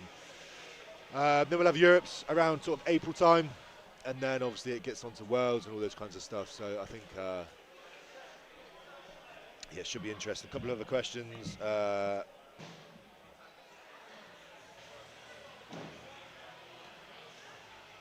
Would I ever go and play some Sunday League rugby? No, is the answer to that. So basically, after the Strongest Man on Earth, I got speaking to my coaching staff, my nutritionist, Max McCall. If you don't know who he is, a very intelligent guy. I got chatting to him, and basically, one of the issues that I have as an athlete is my injury resilience. I'm not the most resilient athlete in the world. I know that. You know, this sport is inherently dangerous, and you do pick up injuries, of course, and that cannot be avoided, especially when you're trying to reach the highest levels that you can and you know, eke every single bit of performance out of your body. But ultimately, I am still more kind of injury risk as opposed to other athletes for whatever reason. And I think actually we concluded that the reason being is I've just become hyper specialized. You know, for the last 2 years now, really, ever since the bicep, especially since my bicep blew 18 months ago, I really doubled down onto Strongman, got locked in, and I literally lived and breathed training, eating, recovering, and it was just hyper specializing, which to a degree is a good thing, but it gets to a point where it becomes sort of like an inverted U, and after a certain point, you actually start to lose a bit of athleticism. And I'm inherently a very athletic person. I've dabbled in pretty much every sport you can think of, including rugby. And my coaches, they just basically said, you need to, I basically needed to get a bit more diverse again. I'm just chatting shit. Yeah. Sorry, Dave, come over. Oh, you cut yourself. Oh, really? Dave's just come over and stolen this puck of pie. He's leaving again. So yeah, basically the coaches decided that the best case for me, given the fact that I was taking some time out of competing in Strongman, is that I needed to kind of branch out and dabble in a couple of things again. I needed to basically find a secondary sport, even if I was just to participate in it recreationally, but it had to be something that was going to supplement my Strongman career. And when it came to it, I had two choices, to be honest with you. The first one was rugby, and the second was jiu-jitsu. Both sports that I've done previously, so I am kind of familiarised with them to an extent. So it wasn't going to be a completely novel stimulus for me, but it needed to be something that was going to complement me. So I didn't fancy running around in a field in the middle of November and December in the piss and rain. So I decided to go back to jiu-jitsu and be in a warm studio. And also, if ever I felt like I was compromised, if I was still, because I am still rehabbing injuries, but if I ever felt like I was compromised or was potentially at risk of an injury, I could just very easily tap out and stop immediately there. Whereas, you know, on the rugby field, if I feel like I'm going to hurt myself, I can't tap out when someone's charging at me. So far so good. I'm really enjoying it. I will be competing in it at some stage. My plan is to, you know, just keep dabbling in it and hoping that it kind of supplements my Strongman career, and then have those 2 or 3 seasons, like I said, in Strongman, reach where I think I can reach, and then bow out of Strongman, and then probably continue with the grappling, and then take that a bit more seriously and try and turn that into my profession, really. So yeah, that's where we're at. Enough about me. I've got another question. Ended up tearing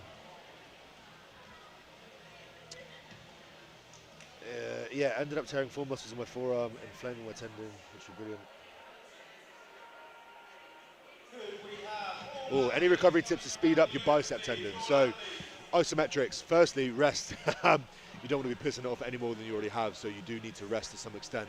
I'm always an advocate of as much pain-free movement and heat as possible. So during the initial stages of an injury, first 24, 48, maybe even 72 hours, you want to ice it, blunt it, and get as much of the inflammation out as you can. And then once you're kind of out of that 72-hour window, then you want to start getting as much pain-free heat and movement into the area as possible. Basically, you want to drive as much blood into that area to drive nutrients in it to promote the healing and recovery process. So when it comes to actually loading it again, I would just obviously keep that in mind, that you don't want to be doing anything that's going to aggravate it. But secondly, when it comes to specific movements, any kind of tendon related issue will always adapt well to isometrics. So you have overcoming isometrics and yielding isometrics, two slightly different mechanisms to which you can do some isometrics. And basically the way to think about it is tendons don't have great blood flow.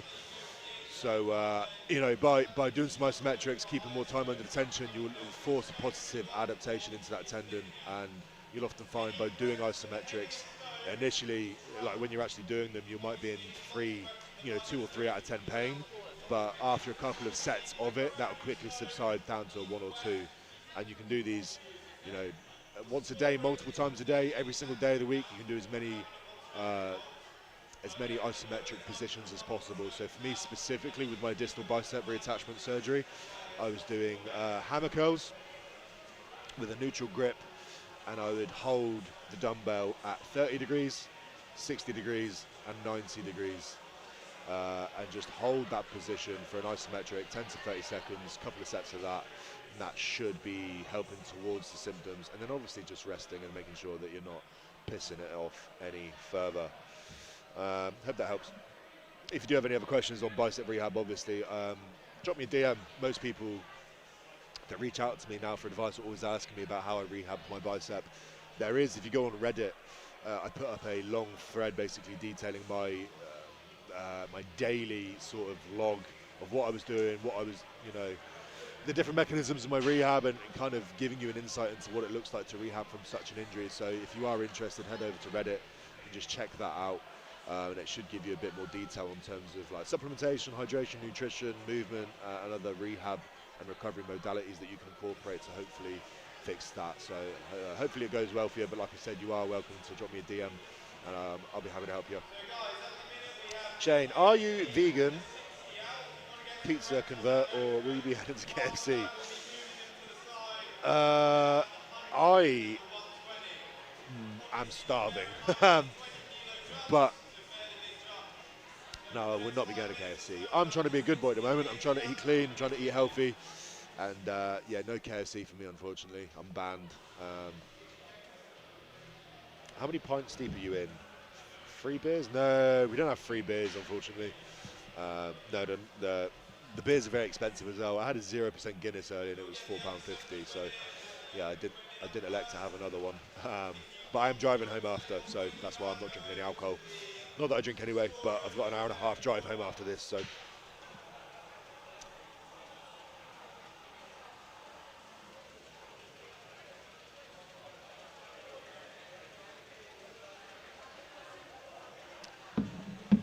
Right, I've just seen now, we see some athletes getting warmed up, checking out the stones and stuff.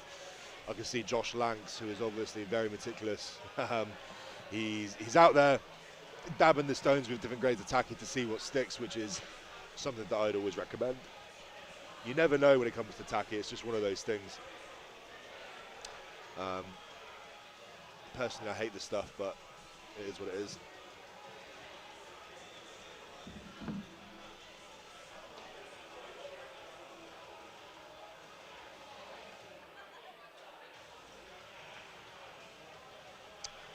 So we should be looking to kick things off probably within the next 10 minutes or so.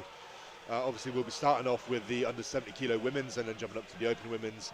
And then we'll probably have another 5 or 10 minute break just for the men to have their last final warm-ups before they get stuck in as well. So unfortunately, we did have to skip out on the sandbag event this year, which was, I was really looking forward to it. Obviously, I'm a massive tosser.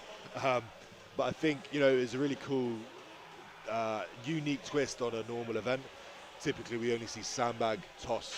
You know, it'd be 5 or 6 bags over a set height, fastest time wins, that type of thing. Occasionally, we'll see, like at the Strongest Man on Earth, we'll have a max height or a max weight. but this trump style I really like because it's, I don't know, just kind of requires more cognitive horsepower. You really do have to elect your decisions a bit more carefully and make sure that you are accruing careful points, and it'd be a huge advantage for you to go out after everybody else so that you know exactly what you need to do. I can't remember the weights for the other categories, but for the open men's, it was a 4-meter bar, and it was 25, 30, and 35 kilos. The lightest of the three was 1 point, and then 30 kilos was 3 points, and 35 kilos was 5 points, which, fair play to you, if you're throwing 35 kilos over 4 meters. I think the heaviest that I've thrown over 4 meters is around 40 kilos. It's hard, it's very hard. So yeah, fair play to anyone that was going to rep that. How many pints deep? I've read that question. Jules, what's the best tacky? So me personally, I've always stuck with Cerberus. Obviously Cerberus have grades 1, 2, 3 and 4, which vary depending on the, you know, the degrees and the humidity and stuff. Typically at a giant slide, where we're in an arena, actually Sheffield Arena, I'll opt for a grade 2, because Sheffield Arena, for those of you that don't know, is actually ordinarily it's an ice rink. So it is the stadium for, I think, the Sheffield Steelers. I could be wrong. It's one of the, you know, the Sheffield ice rink. So it's a bit colder in Sheffield Arena. I'll opt for a grade 2. Any other kind of arena, it's usually a grade 3. If it's something like the Royal Albert Hall, which I've not been to yet, I would probably elect for a 3 or a 4. And then when I'm obviously out in places like California or Sacramento, wherever I'm at, Myrtle Beach, it will be grade 4. There are other distinctions as well. You do have things like spider tacky, which I've never really been a fan of, to be honest with you. I like to compete with what I train with. So typically I'm a massive fan of Cerberus. I just know that it works for me. The trick with tacky, guys, firstly, the application, you want to put it on as late as possible, in my opinion. So I'm a fan of wearing tape on my arms. So I will buy zinc oxide tape. You can buy it from Amazon. And I will put a couple of revolutions of that around my forearms. I will first dry my forearms, make sure that I've got no moisture on there. I'll either apply some kind of liquid chalk or some adhesive spray onto my forearms before I apply the tape. Then I'll apply the tape, and then I will basically, the last thing that I'll do, and it's just before I walk out onto the arena floor, is I'll take a big handful of tacky and I'll evenly, thinly spread it across my forearms, hands, fingers, fingertips, and then I'll put a small blob on the back of one of my arms. Just so that if I need any more during a run for whatever reason, I've got it there ready and available. And of course, you can always take a look at the stones before, is the tip that I always recommend to people. So go up to the stones, look at them, make sure they're in the right place for you, make sure they're positioned nicely, make sure that there are ample amounts of tacky. If you need to apply more, then do so. Make sure that you can just web it. And again, people make the mistake of applying too much tacky. After a while, it just slips. So you want a thin spread of tacky. That's the best, in my opinion anyway. That's the best kind of advice that I can give on tacky. So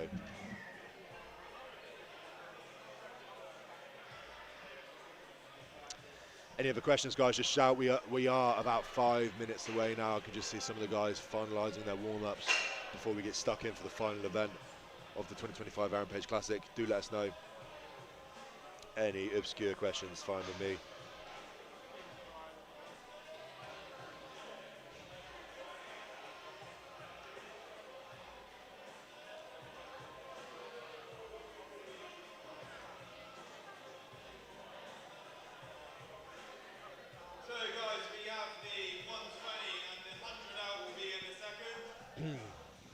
So I'm just going to rattle off the scoreboards again.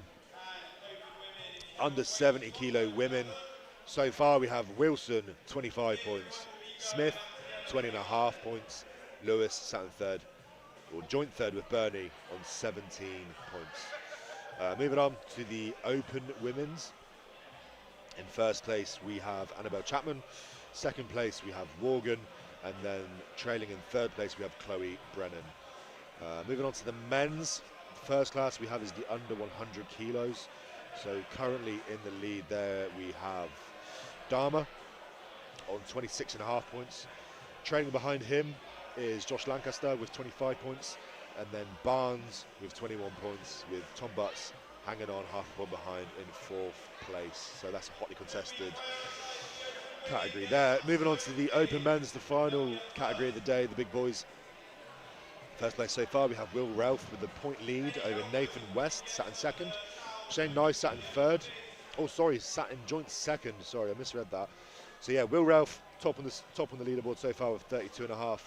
Nathan West and Shane Nye tied for second place, 1 point behind Will. So I mean, that might as well be a three-way tie for first place, with Callan 8 points behind, sat in fourth. So yeah, that category there is stacked. That's anyone's.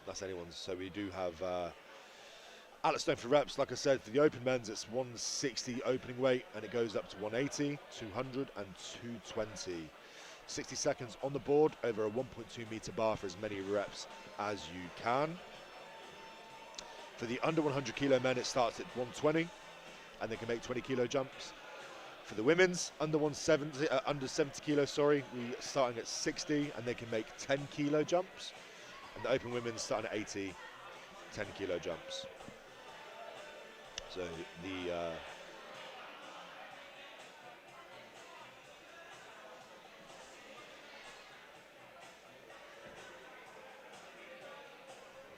of course, this year's 2025 Aaron Page Classic is sponsored by SBD Apparel. Everyone knows who SBD are by now. We have Odd Objects, we have Muscle Ape Massage, Iwan Thomas, we have Osotto, Cafe Thrive, Stone's Throw Kitchen, and Tenzing as well. And massive thank you to all of those guys that have helped us promote and put on this amazing competition. Of course, in memory of the big man himself, the legend Aaron Page, who sadly passed away back in 2020. But it's great to see all these people out here today, his friends, his family, you know, putting on a name, putting on a good show in his name, keeping his memory alive.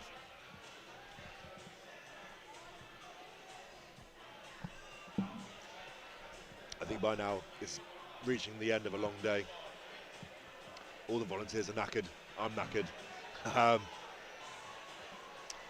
The athletes, I'm sure, are feeling it. But yeah, it would be a good final. So I'm looking forward to seeing who's what. If my money was on anyone for the open men's, I'm not biased here. I'd say probably Will Ralph's going to take it.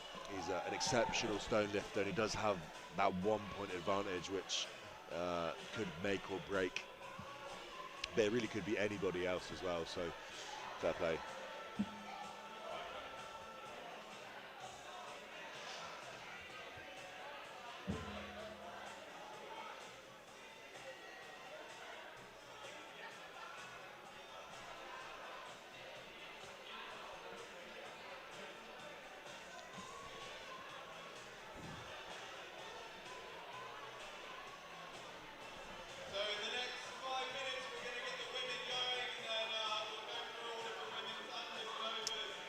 So organiser Dan has just announced that we are now at the 5-minute mark. So apologies. As of now, 5 minutes before we start with the under 70 kilo women's category. So just hang on with us, guys. Got 5 minutes before things kick off.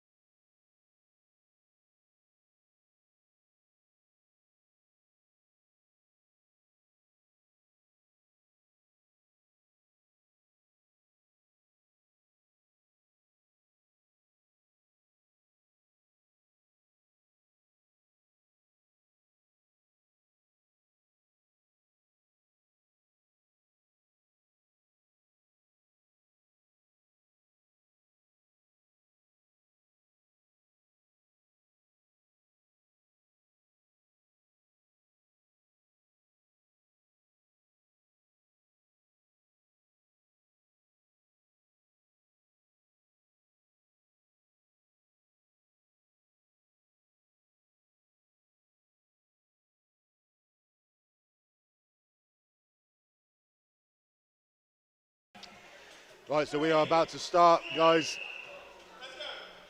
We have the first pair of the under 70 kilo women.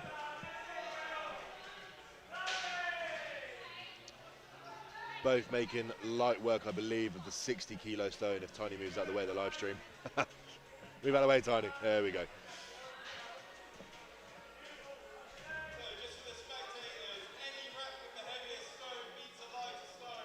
So yeah, just to confirm, any rep performed with the heavier stone beats any rep performed at a lighter stone. So I actually believe the far end athlete, the one furthest away from us on the live stream, that's 80 kilos.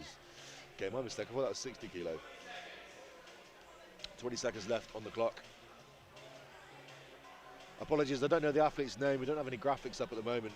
I can try and salvage something off the strength results if I can. Let's pull that up a minute.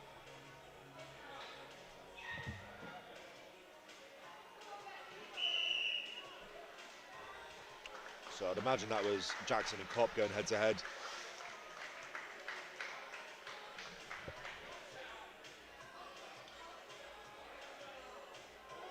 You just see all the boys and girls behind getting tackied up, ready to go.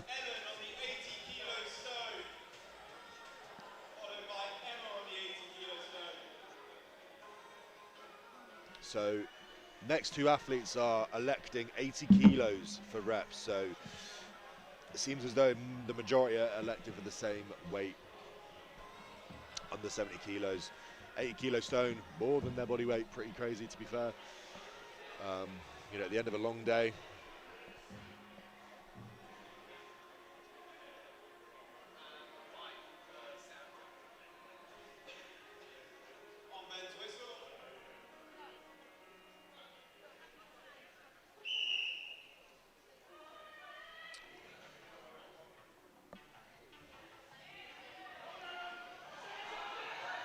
Oh, she just misses that attempt there.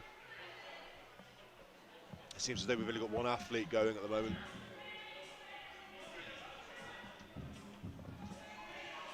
Just a bit more extension there. There we go. Oh, God.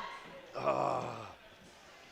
That's the gamble sometimes, you know. Maybe she would have favoured sticking with the 60 kilo stone. Now she's really facing potentially zeroing this if she doesn't get this over. And of course, she cannot go back down in weight once she's started, so she needs this. Oh, big extension. Bit more, bit more. She's going to push it over. She's got it. Yes. Nice. Doesn't look like she's going to opt for a second rep, but yeah, fair play. She put in basically 3 attempts in there. That's why these kinds of events are always interesting to see the kind of strategy that different athletes approach. You know, with these kinds of things, you can often go too heavy, or do you want to end up going too light and doing too many reps? Ultimately, when a heavier weight trumps, you're better off sometimes just sending it, but obviously you've also got to try and play it smart, and these athletes know their individual strengths and weaknesses. These are a brand new set of Atlas Endurance stones as well, so they'll be pretty good. Sometimes you'll often find new sets of stones can be a massive pain just because nothing will adhere to them, but when it comes to stones, obviously Atlas Endurance are top notch, and they're not even sponsoring us. I say that because I mean anyone that's used their stones know that they're fantastic. So easily the best stones on the market there. There she is with her second rep. 80 kilos, I believe. Could be wrong. Let me just double check. She's popping up for her third rep.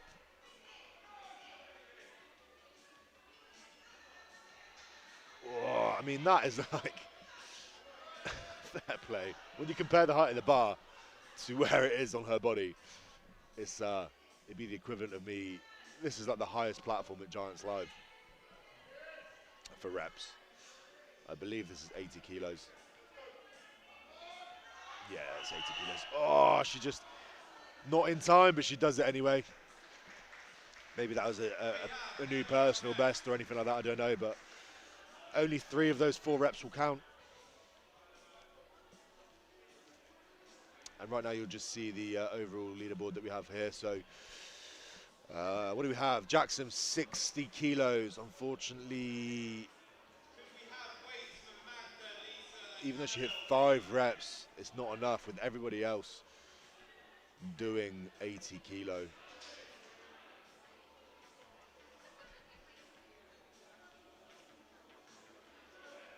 And like I said, we'll just get through the under 70 kilo women's and the open women's before we allow just a bit more time for the men to do their final warm-up attempts before we get stuck in and finish off this competition. So obviously, you know, the women won't have to warm up as much to get up to maybe 60 kilos as opposed to the men that have to get up to 160 kilos. It just requires a couple more attempts and stuff. So we'll allow the lads to have a couple more attempts before the competition kicks off.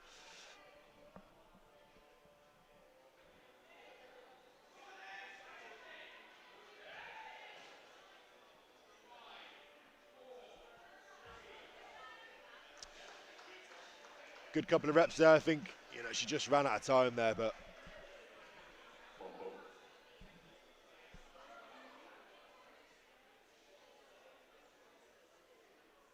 big shout out again to all the volunteers. You'll see them repping the yellow SBD World's Strongest Man t-shirts, you know, giving up their time, their afternoon here on this miserable Saturday to put in a shift and you know, to make sure that the platforms and the kit and everything is as it should be, and the athletes are having the best experience that they possibly can. So massive shout out to all of the athletes and all of the volunteers for helping out and making this competition what it is.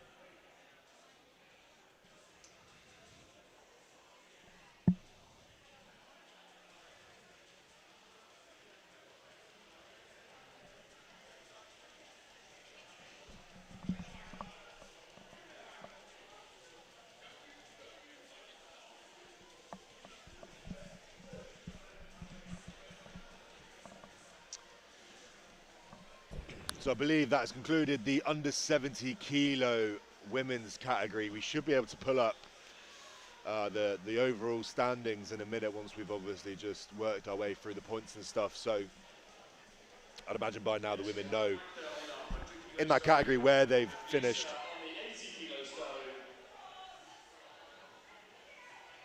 So if I just repopulate strength results for a minute, you should get the final results. We're just waiting for those to come in. And it seems as though we're just allowing a couple more warm-ups to take place before we crack on with the other categories. Someone's rechecking the height of the platform.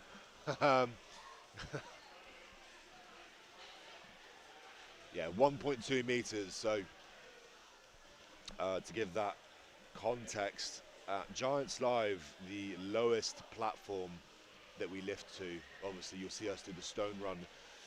The stone run at Giants Live is 1.7, 1.6, 1.5, 1.4 and 1.3 meters. So what these guys and girls are lifting over today, 1.2 is just under the lowest platform at Giants Live. Just give you a bit of an insight. So we are kicking off with the women's open category. So we've got an 80 kilo stone in the mix there. I feel like both of these are probably on 100 kilo.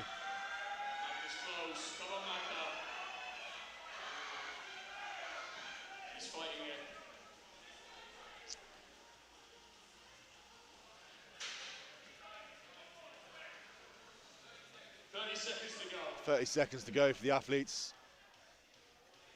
We could really do with moving some of these people. This is the last one, Lisa. Give everything you got. Keep going. 15 seconds to go, Magna. Come on. Let's see you get this one. Let's get going, Magna, guys. Come on. She's got a lap. Let's see the extension. Apologies, guys, if you can't see what's going on. There are a lot of bodies in the way. We are trying to move people, but obviously they want to try and support their fellow athletes. So we'll try and clear the way a little bit and move some of these athletes so you can get better eyes on.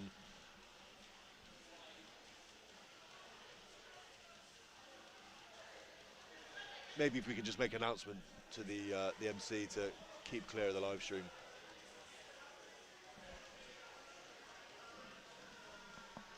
Okay, the next 3 athletes have all locked in for the 100 kilo stone. Do you want to? So we'll start with Chloe Brennan. Do you want to ask the MC if they can put out a word to move people?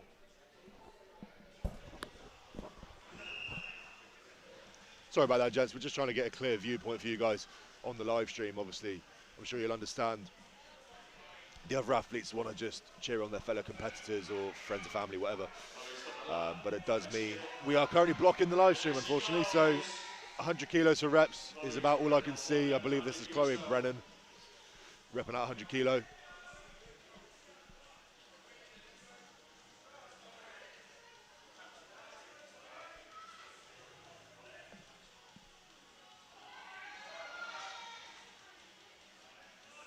There we go, we should have a better viewing now.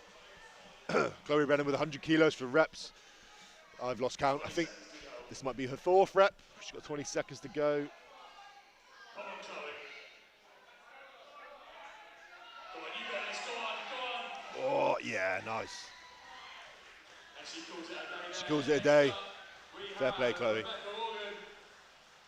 Next up, we have Rebecca Walden. So far you can see Minechka, we have 100 kilos, 0 reps, unfortunately, there. Woman, we have 80 kilos for 5 reps.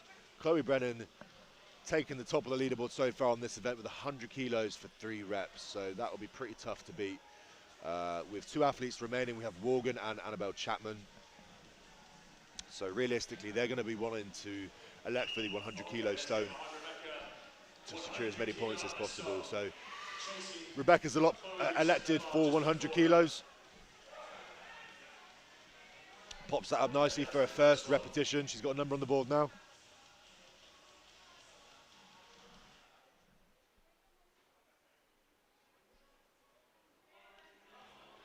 Second rep coming up. She's got it on the lap.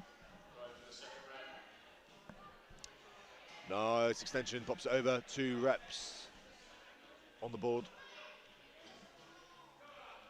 Rebecca seems like she's enjoying this event. Chasing down the bar. On her way to her 3rd rep. She's got it on the lap. The 3rd rep. Hits it. Clears it. 3 reps.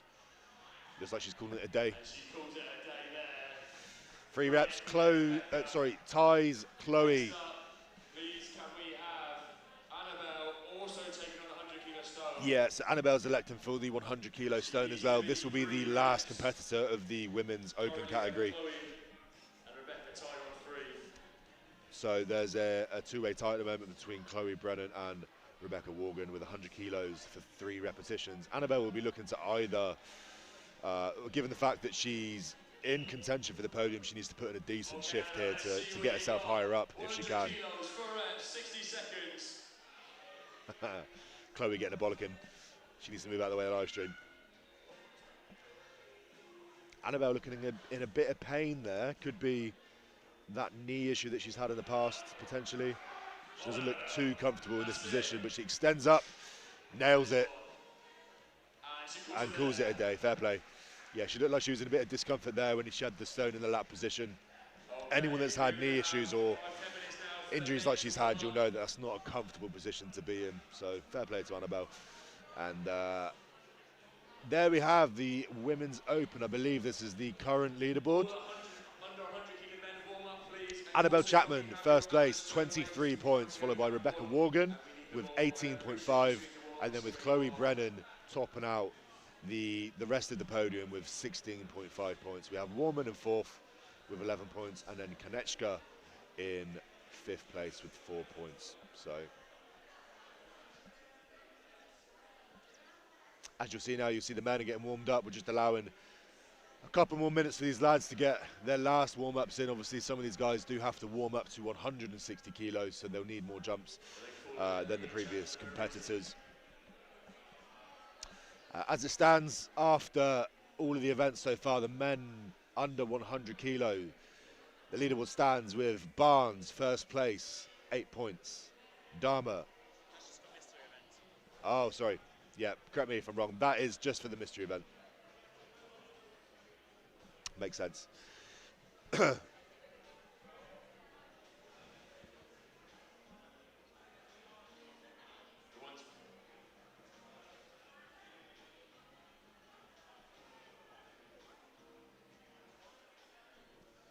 Will Ralph there, scouting out, seeing what's what. Will is obviously already a high-level athlete and competitor, competing at England's Strongest Man previously. You'll often see him going through the gateway competitions, through online qualifiers and such. Definitely one to watch for the future. Still a very young man. Could be a force to be reckoned with at the big international scene in the near future. Also dabbles in a bit of the Strongman Champions League at the moment. I think he's just got back from the SCL final in South Africa, which unfortunately he didn't compete in. He was elected to go out there as a reserve athlete in case they needed someone to step in, but he never got the nod. Nonetheless, it's still experience at the end of the day. And yeah, definitely, like I said, one to watch for the future as well. As well as, like, obviously Shane, we were talking about Shane Nye, Cannon Swaddling. They've been on the circuit for many, many years now, longer than I have. But their level, they're always just chipping away, they're always improving. And again, these are athletes that they just need one clear run at, you know, a gateway. If they can get into England's Strongest Man, put in a decent performance, they're the athletes. There's dozens of them that can easily break into the Giants Live circuit. They just need to execute at that level, at the England's level, to get the nod into the big leagues in the UK, you know.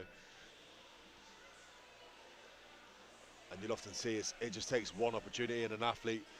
Ben is a perfect example. Ben Glasscock, you know, he's performed exceptionally over the last couple of years or so and really leveled up, and is now a contender for Britain's Strongest Man, whereas previously, you know, he'd only be a contender at the lower levels, and he's kind of just slowly been chipping away. And Ben's the kind of athlete that won't make massive strides in a short period, but he'll sneak up on you. That's the thing. Plays the long game, which is the way to do it.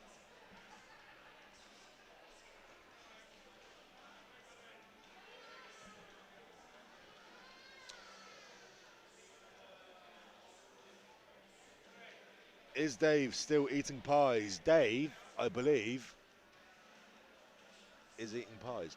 No, Dave is somewhere. I believe he's got some friends and family that are competing here. Obviously, you got to bear in mind as well, guys. Dave is he's right in amongst it with all of the people here that are close to Aaron Page. Dave was one of Aaron's best friends, and of course, you know, this is a very special day for him. I'm sure it's a hard day for him in some ways, and you know, you just got to let him enjoy it. It is what it is, and you know, ultimately, we all love this day. Sometimes it can feel bittersweet, but yeah, Dave's out there. He's mingling with other people, and he's having a good time. So.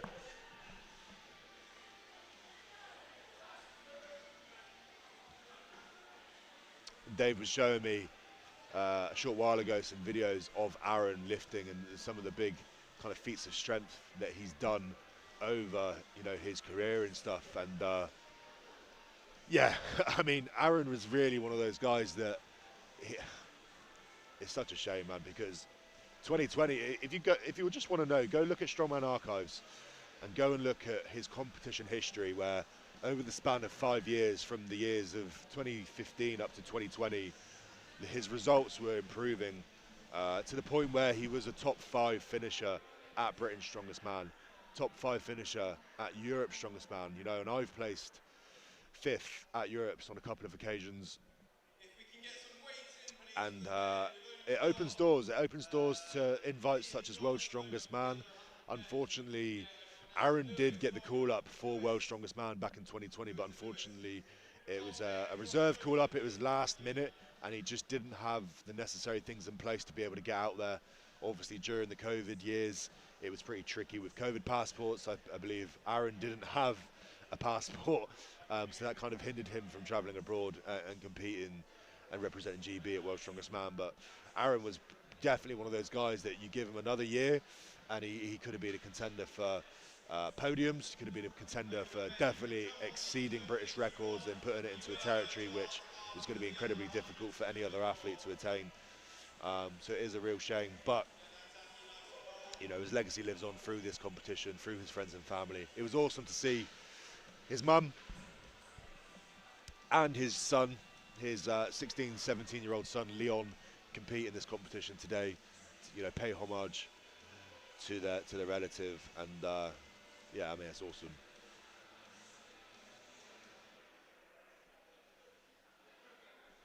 Right now on the screen, you'll just see a couple of the guys getting in their last warm-ups. This is Tom Butts, just hitting what looks to be 140-ish, 120, 140-ish. And there's a random dog. So, Josh Lank's known for wearing jeans. I think that's a crime, personally. I don't think you should ever lift in jeans, but who am I to judge?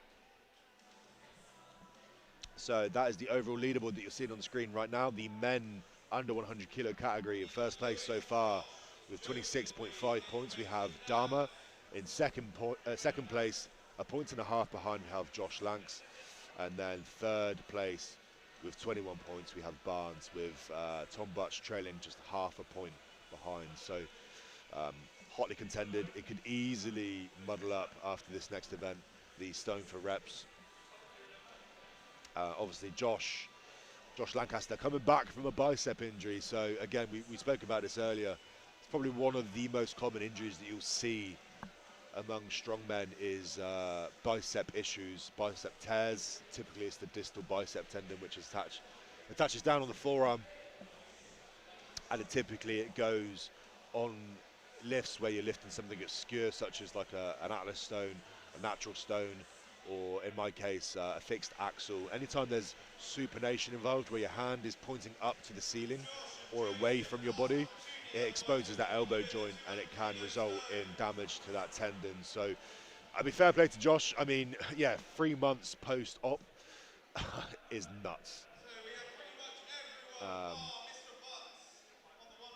You know, it took me 3 months just to get back in the gym and feel confident in my body again, yet alone kind of get amongst competitions. I competed 7 months post bicep surgery at the Magnus Classic, and it was utterly terrifying. So fair play to Josh, especially because, again, this competition is a memorial competition. It's obviously a spectacle. We all love to come here and put on a shift, but ultimately it doesn't lead down a gateway or to a higher level of competition. You get a cool trophy and, you know, you get some lasting memories, but ultimately there's no reason to be taking risks. So he's going to take a punt at the 140 stone. Ben, are you ready? So we have Lee with 140 stone to kick off the men's category. He's taking a punt at the 140 stone in. If we could just move Will Ralph out of the way. Struggling there with that 140. I think maybe a tacky issue. Oh yeah, you can see it doesn't have that adherence as much as he wants. Tom Butts comes over, he's trying to maybe, yeah, exactly, rotate the stone. Sometimes you can find if people contaminate the stone with different grades of tacky, it can actually become harder. So what you'll see is, these are brand new sets of Atlas Endurance stones. Typically you'll get very good purchase on these stones with just a thin layer of tacky applied, but if someone comes over and they apply their grade of tacky, which is different to yours, maybe it's incorrect, maybe it's just a different blend, it can actually hinder, and stones can have too much tacky on them, and you'll see this stone is just glued to the floor. Yeah, maybe a tacky issue, maybe just an approach that needed to change.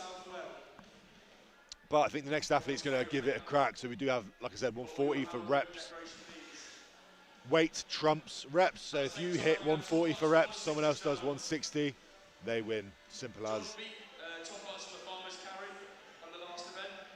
Let's see what happens with stones. So I believe Tom Butts is elected for the 160 stone. The athlete nearest to you with his top off, 160 stone, and the athlete on the far end is opted in for 140. Could be wrong. Tom did that very, very easily. Let me just double check if I can see. Show us what you've got. Yeah, I can't see. No, I'm not sure what stone that is, to be fair. It might be 160. If it is, that's very easy 160.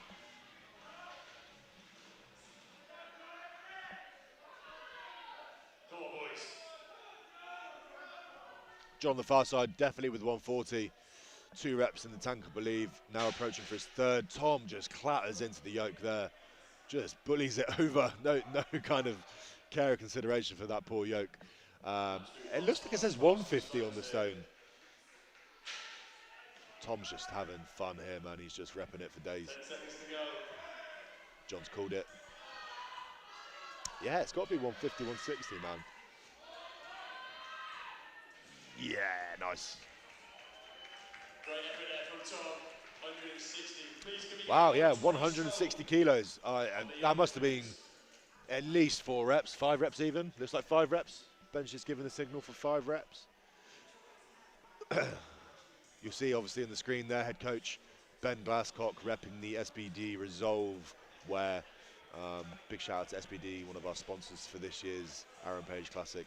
Along with Odd Objects, we have Tenzing, our energy drink sponsor, along with Stones Throw Kitchen, Asata Cafe, Cafe Thrive. We have Iwan Thomas, and we also have Strength Register and Strength Results that have all supported in as many different ways, as many ways as they possibly can, to make sure this competition goes as well as they possibly can. So massive shout out to the sponsors, as well as the volunteers. You'll see they are wrapped up. She's very cold in the background. But yeah, the guys and the girls putting in a shift, making sure that all the kit's correct, and you know, making this the most positive athlete experience that we possibly can. So massive shout out as well to the volunteers and to big man himself, Dan. For those of you that don't know, obviously Dan is floating around here somewhere. He's the dude with the longish hair. He is the co-owner of, you'll see him here pop into screen in a minute. He's got the black bandana on. He is the co-owner of Barbell Division, which is also co-owned by Aaron Page, which started out in 2018, a very small unit, which has since progressed to a 2-story unit in Southampton, which is where the competition has been taking place for the last 4 years. But for this 5th year, we scaled up. We came to St. Mary's Stadium, where we are at right now, and it's been a fantastic competition. It's a bit of a shame that the weather has kind of permitted us inside. We've had some minor technical issues with kind of the kit and the platforms getting wet and stuff. And obviously we had to skip the throwing event, which is a shame, but ultimately, you know, we've all had a really positive experience here, and it's been a good competition. We're just wrapping it up now. We can see we've got some under 100 kilo men. Lewis Dodd's far side, Josh Lanks near side, stone for reps, and fair play to Josh, man. 3 months post bicep tear. I was nowhere near lifting a stone 3 months out. Lewis Dodd's far side, 140, 1 rep on the board so far. Josh Lanks looks like he's going to leave it there. He got the first rep, I believe, 120. Could be, yeah, I think that's 120 on the floor. Thing is, yeah, Josh is a very smart individual, very smart athlete and coach, and he knows that obviously if he's not in contention for first place, there's no need to risk it. Ultimately, like I said, this is a memorial competition, not a direct pathway to any high-level competition. So it's knowing when to call your shots and knowing when to leave it for a day. And Josh is done for the day. I think he could be very happy in knowing that obviously his body survived. It's in one piece. He's put in a decent shift, and given the fact that he is 3 months post-bicep op, fair play. Take a hat off, Josh. Lewis there, finishing off the day. Lewis is one of my boys, one of my clients. I think I've got 3 clients here today. Yeah, Lewis is a very talented athlete. He's not had the best day, unfortunately, but ultimately he gets to walk away. Hopefully his body's feeling pretty decent, and we can build upon this going into 2026. By the guy, you'll see him on the back there. Black hat, blue vest, jumping up and down. Ollie Field, again, 26 years old, I believe. Very talented, still on the up. We're still trying to fix certain issues and fill certain holes in his game. But again, one to watch out for in the future, of course. Heaps of potential. And at the stone for reps, so far we have 6 athletes that have gone. This is the 7th athlete now going out on his own, probably to conclude the under 100 kilo men's category. 140 for reps. Dunks that over for 1 rep. Nice and easy. Looks like he's got a good couple reps in here, but he's not in a rush. Just being very methodical, taking his time, making sure the stone is set accordingly and getting it exactly where he wants. You can see him spinning it around, trying to find good purchase on that thing before he commits to the pull. Seems to be a bit of a tacky issue. Again, knowing when to call it. Fair play to him. And we have Joseph Dharma, who is the current leader of the men's under 100 kilos at the 2025 Aaron Page Classic. Will be concluding his great competition today with 140 kilos stone for reps. So you can see on there at the screen at the moment we have 2 athletes that have successfully lifted it 1 time so far. But with Tom Butts marching ahead with 160 kilos for 5 reps. So at this stage now, for Dharma to really secure, he just basically needs to, well, realistically, he needs 2 reps. 2 reps here and he's got it nailed. So, and judging by that pick and that first rep, this is going to be easy. So he's got 1 on the board already. Another one will almost certainly guarantee him the victory at today's Aaron Page Classic. Looks like he's struggling a bit with the purchase though. Again, these stones are brand new Atlas Endurance stones, minimal tacky on them, but he's got it. Takes his time, readjusts, pops it up, extends up. That is 2 reps on the board. Pretty sure he's done exactly what he needs to do. And this one's just for glory. So 3rd and final rep going up now, if he can get it. Very easy by the looks of it. Readjusts, pops it up, hits the extent. That's great. I think he's probably going to call it there. Oh no, here we go. Yeah, I didn't know if he had enough time anyway. Fair play, 3 reps, 140 stone to finish a fantastic competition here at the 2025 Aaron Page Classic for Dharma. And there we go, there's the leaderboard after the 5th event on the Atlas Stone for reps. We have Tom Butts taking 1st place with a very dominant 160 kilo for 5 reps, which is nuts. Fair play, Tom. Dharma, we have 2nd place, 140 for 3 reps.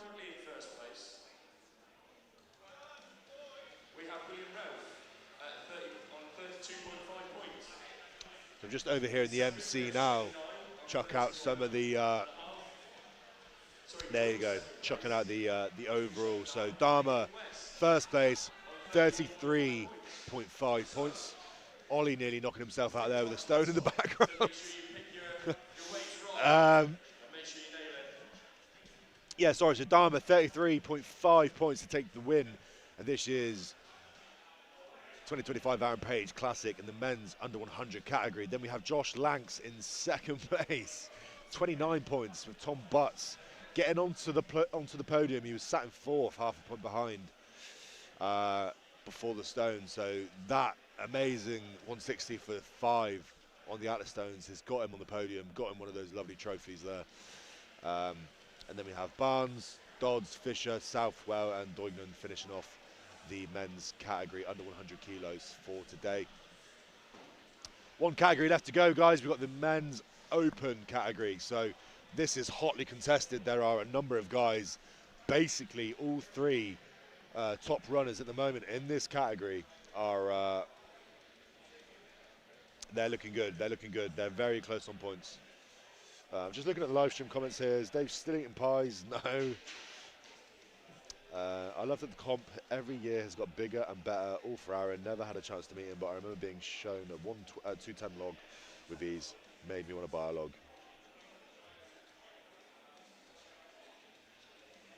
I'm not sure, Alex, what that means.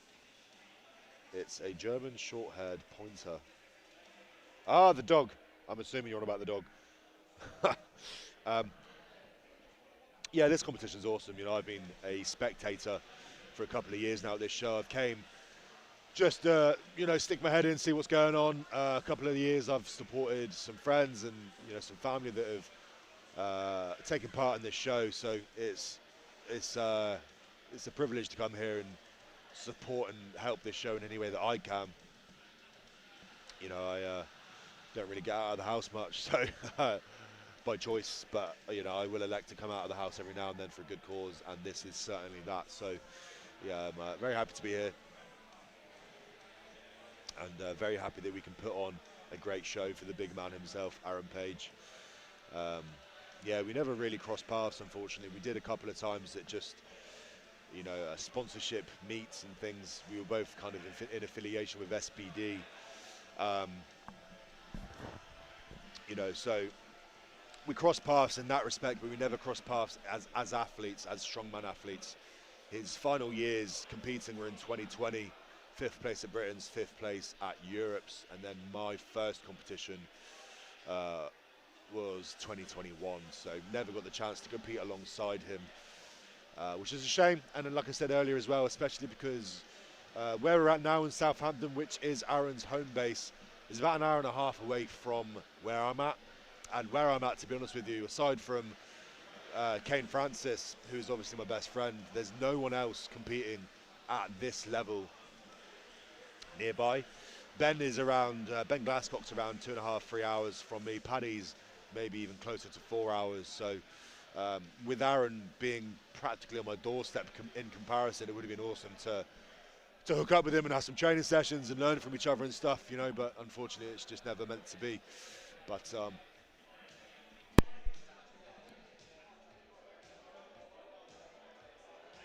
you unplugged me, I think. Oh, I heard something. Good? Yeah, okay.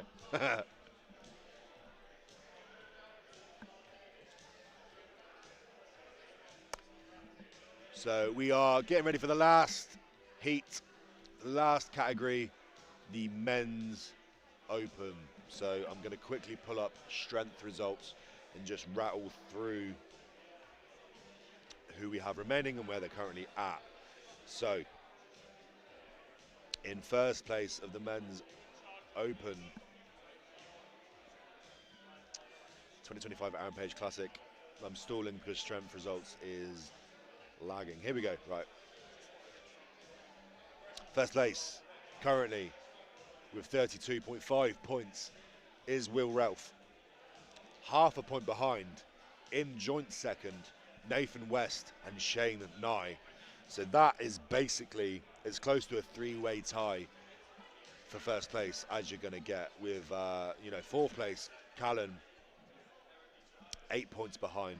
And with, you know, 10 points up for grabs, doesn't really look like, you know, barring catastrophe, those top three front runners are your podium.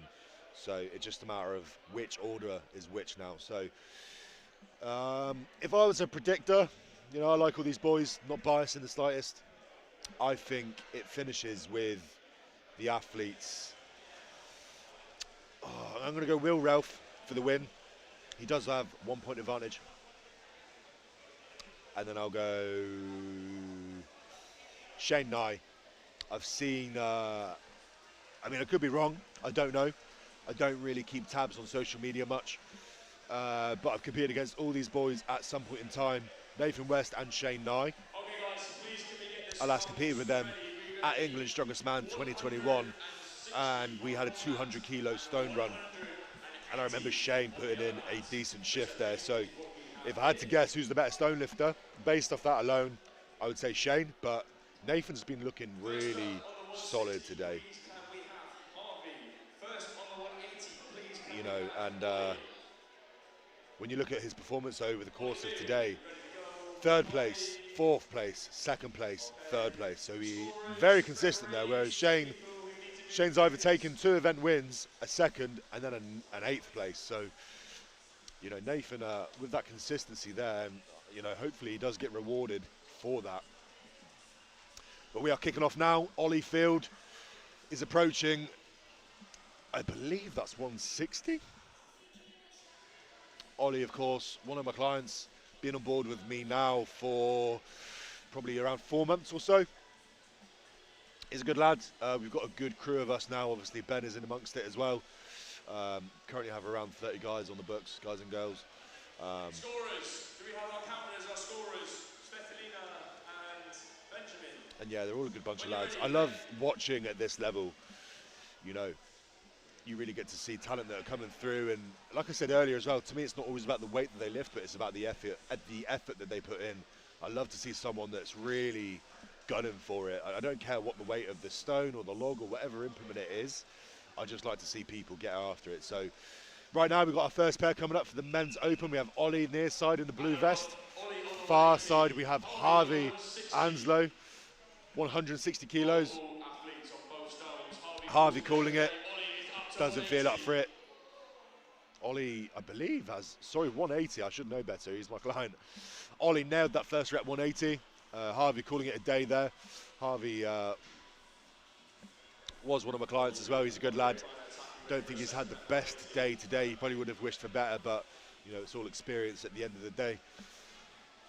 Ollie getting geared up for the second lift. He's taking a bit of time here now, so he's hopefully it's a gamble that's paid off. Latches onto that 180, yanks it up. It's a strong pick. 15 seconds to go, Ollie. Come on. Oh, hits the extension. Bit more. Yeah, good man. Good man, Ollie. You see the celebrate he's done. Great effort, Ollie. Buzzing with that. Moving on now, we have Ollie's a fantastic athlete. I just, you know, sometimes you have to approach different athletes with different mentalities and stuff, and not everyone's created equal. You know, sometimes Ollie needs a bit more kind of life coaching as opposed to just programming. He's very opportunistic, he's very keen, he's very motivated, but sometimes that can come as a detriment. Sometimes you do need to just take a slower approach to things and think more of the long term and the long game, and that's an approach that we've adopted over the last sort of 4 or 5 months whilst we've been working with each other, and I think it's going to start paying off soon because you know, people tend to overestimate what they can do in a year and underestimate what they can do in 10, and I think Ollie was a perfect case study for that, but hopefully the new approaches that we've adopted start to pay off. So right, next up we've got near side Nathan, far side Dan Gracia. We've got Nathan here with the big stone. I don't know what it is. I've got a feeling it's 180. Dan's having a bit of trouble on that far side. Nathan pops up his second rep, and he's fair play. Nathan, if you watch this back, mate, you fucking smashed today. He's oh yeah, nearly just needs a re-tacky of that third rep there. Yeah, Nathan's just been one of those guys that's just slowly but surely improving year upon year, and he's impressed me today, to be fair. Really impressed me. Really fighty, really gritty athlete. You know, he's not making excuses. He knows he's just going to get a bit more tacky on there. He's going to give it one more stab. It's just getting it over the knees. He's got it. Readjust. Pops. Oh, go on, Nathan. Oh. Fair play, Nathan. Good effort there. That is going to mix things up because if you recall, the overall leaderboard at the moment for the men's open, we had Will Ralph. Will Ralph 1 point ahead of Nathan and Shane. So, yeah, Will Ralph currently leading 32.5 with Nathan and Shane sat right behind him, 31.5 points. So, a point between the three athletes for the men's open at this year's Aaron Page Classic. Nathan, the first of the three going out, nailing 180 for 2 reps. Quite unlucky there because I felt like he had it for the third rep. He just couldn't put it together, but he's definitely got the strength there. He just, you know, it's one of those things. So I can see Shane is eyeing up the 180.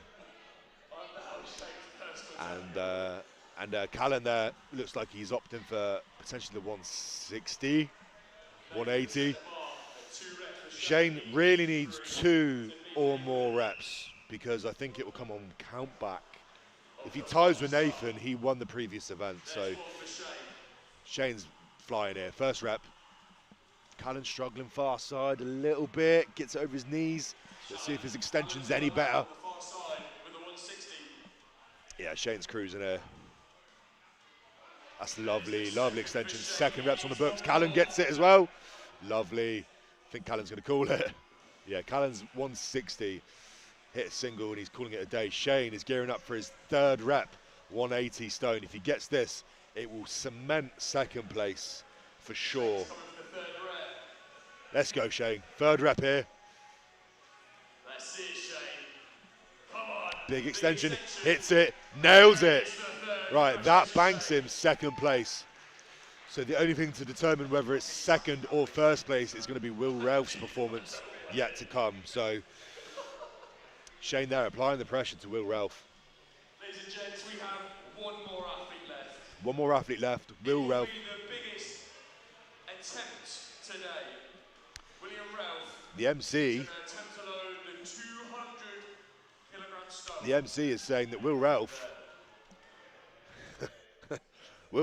opting for 200, which, to be fair, if you can do 180, so basically Will Ralph needs 180 for 3 reps, essentially, to maintain the lead. Whereas, if you can do 180 for 3, you can probably do 200 for 1. And maybe it's a gamble, maybe it's smart. We'll find out after.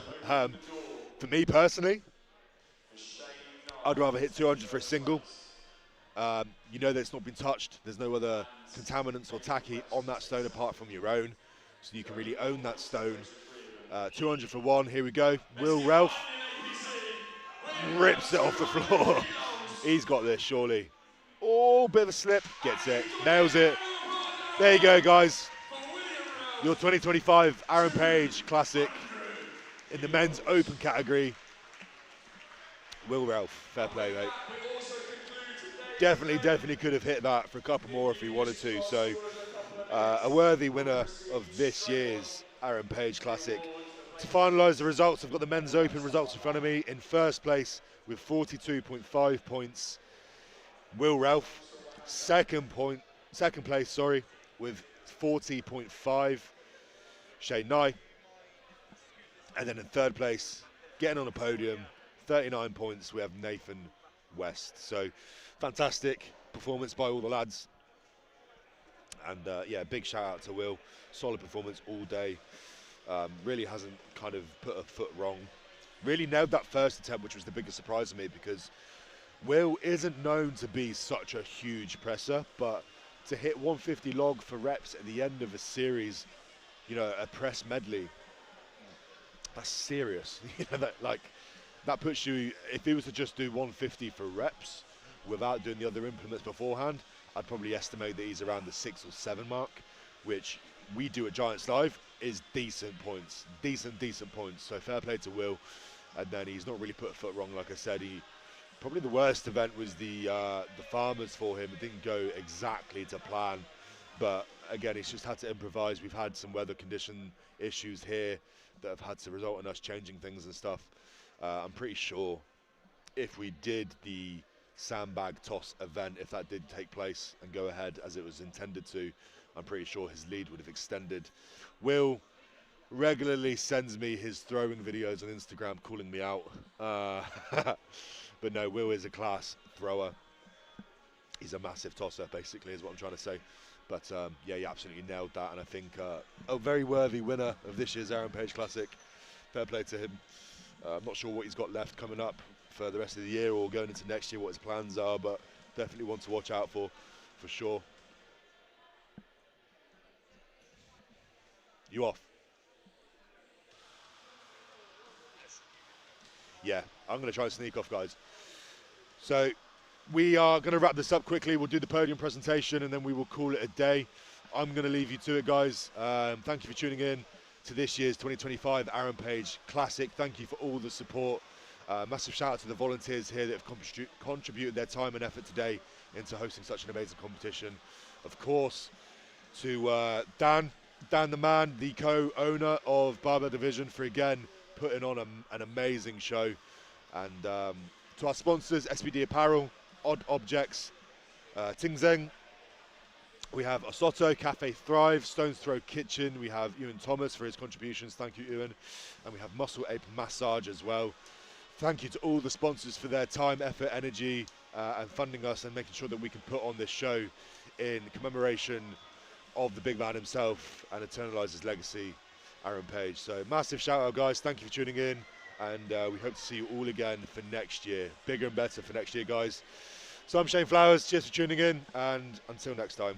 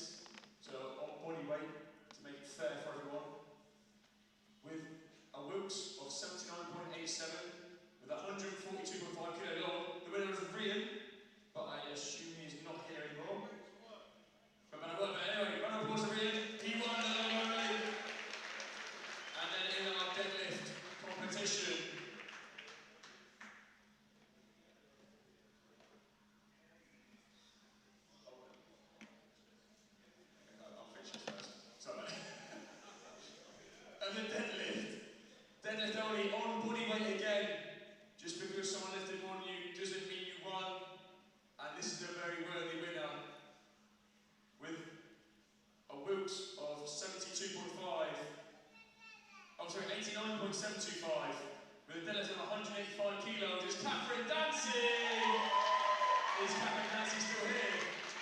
She is! Woo! You come on the stage, straight we'll give you your prizes. Okay.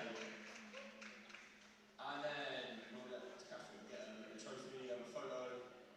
Our deadlift only winner, Catherine Dancy, everybody.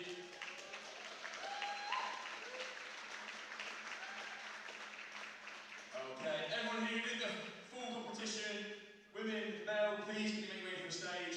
We'll have you all up on the stage for this, just to make it easy for everyone. So if you compete today, get yourself up on the stage. Get your lovely faces up there so we can see you for one last time. You put a show on for us today, and we appreciate you.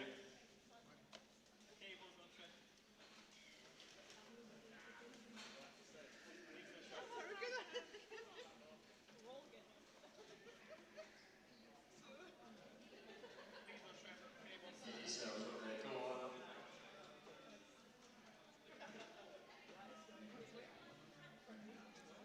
Oh, he's found his phone. Just like this, he's found his phone.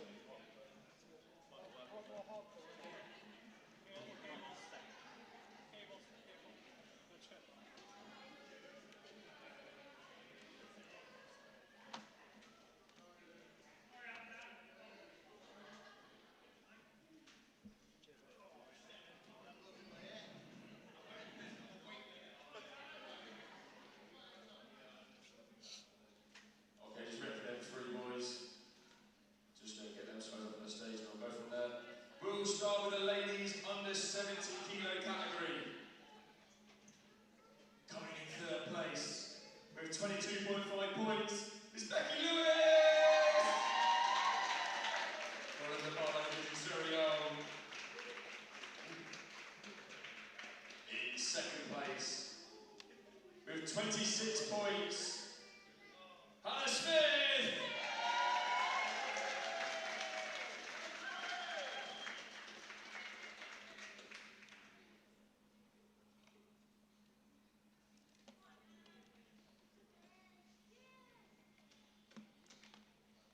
Okay, and taking the win in the ladies under 70 kilo category with 32 points, Emma Wilson!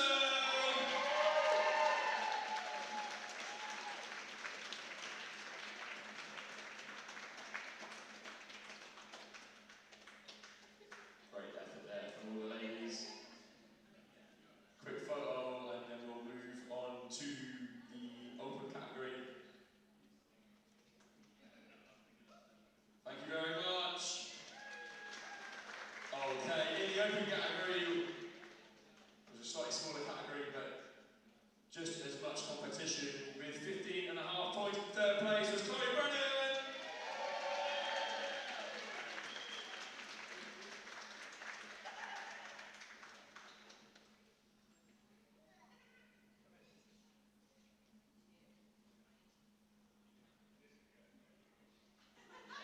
Okay, beating her to second place with 18.5 points is Rebecca Morgan.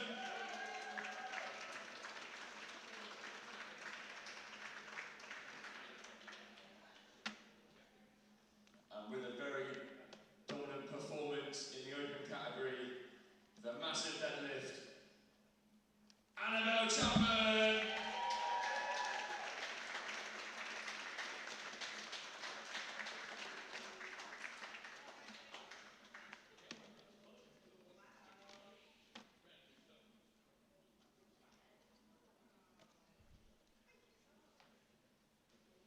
Round of applause for all our open category, please, guys.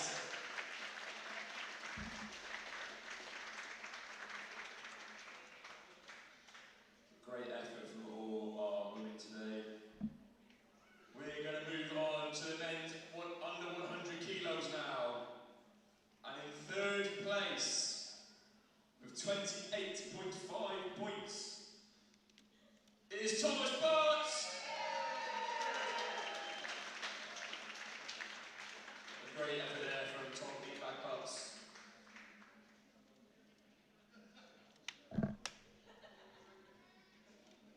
Easy.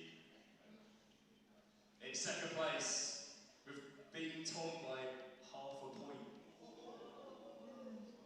And Tom's not going to like this hero, he's Josh Lancaster.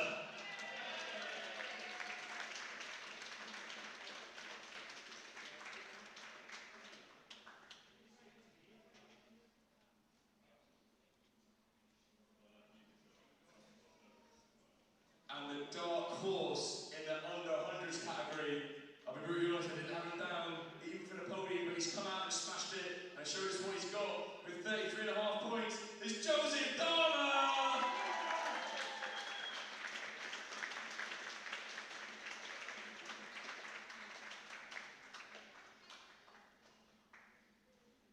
Congratulations, Joseph, on the win. Have a quick photo.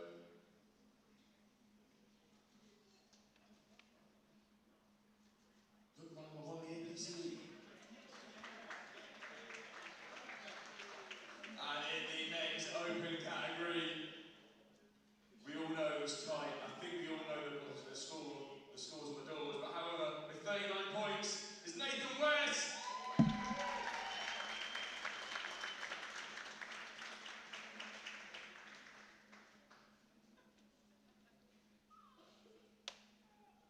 And then coming in second place, beating him by 1.5 points, is Shane Nye.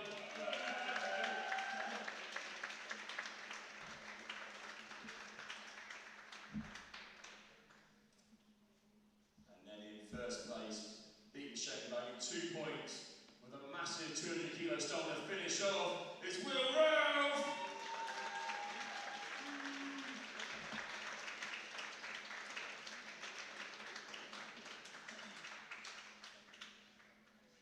Great effort there by all the guys, great performance.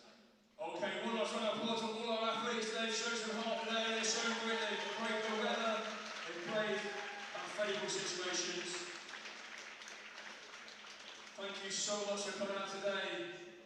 It's been a long day. It's been emotional. As in the words of Ian Peel, I've got nothing left. If you do have a spare hand to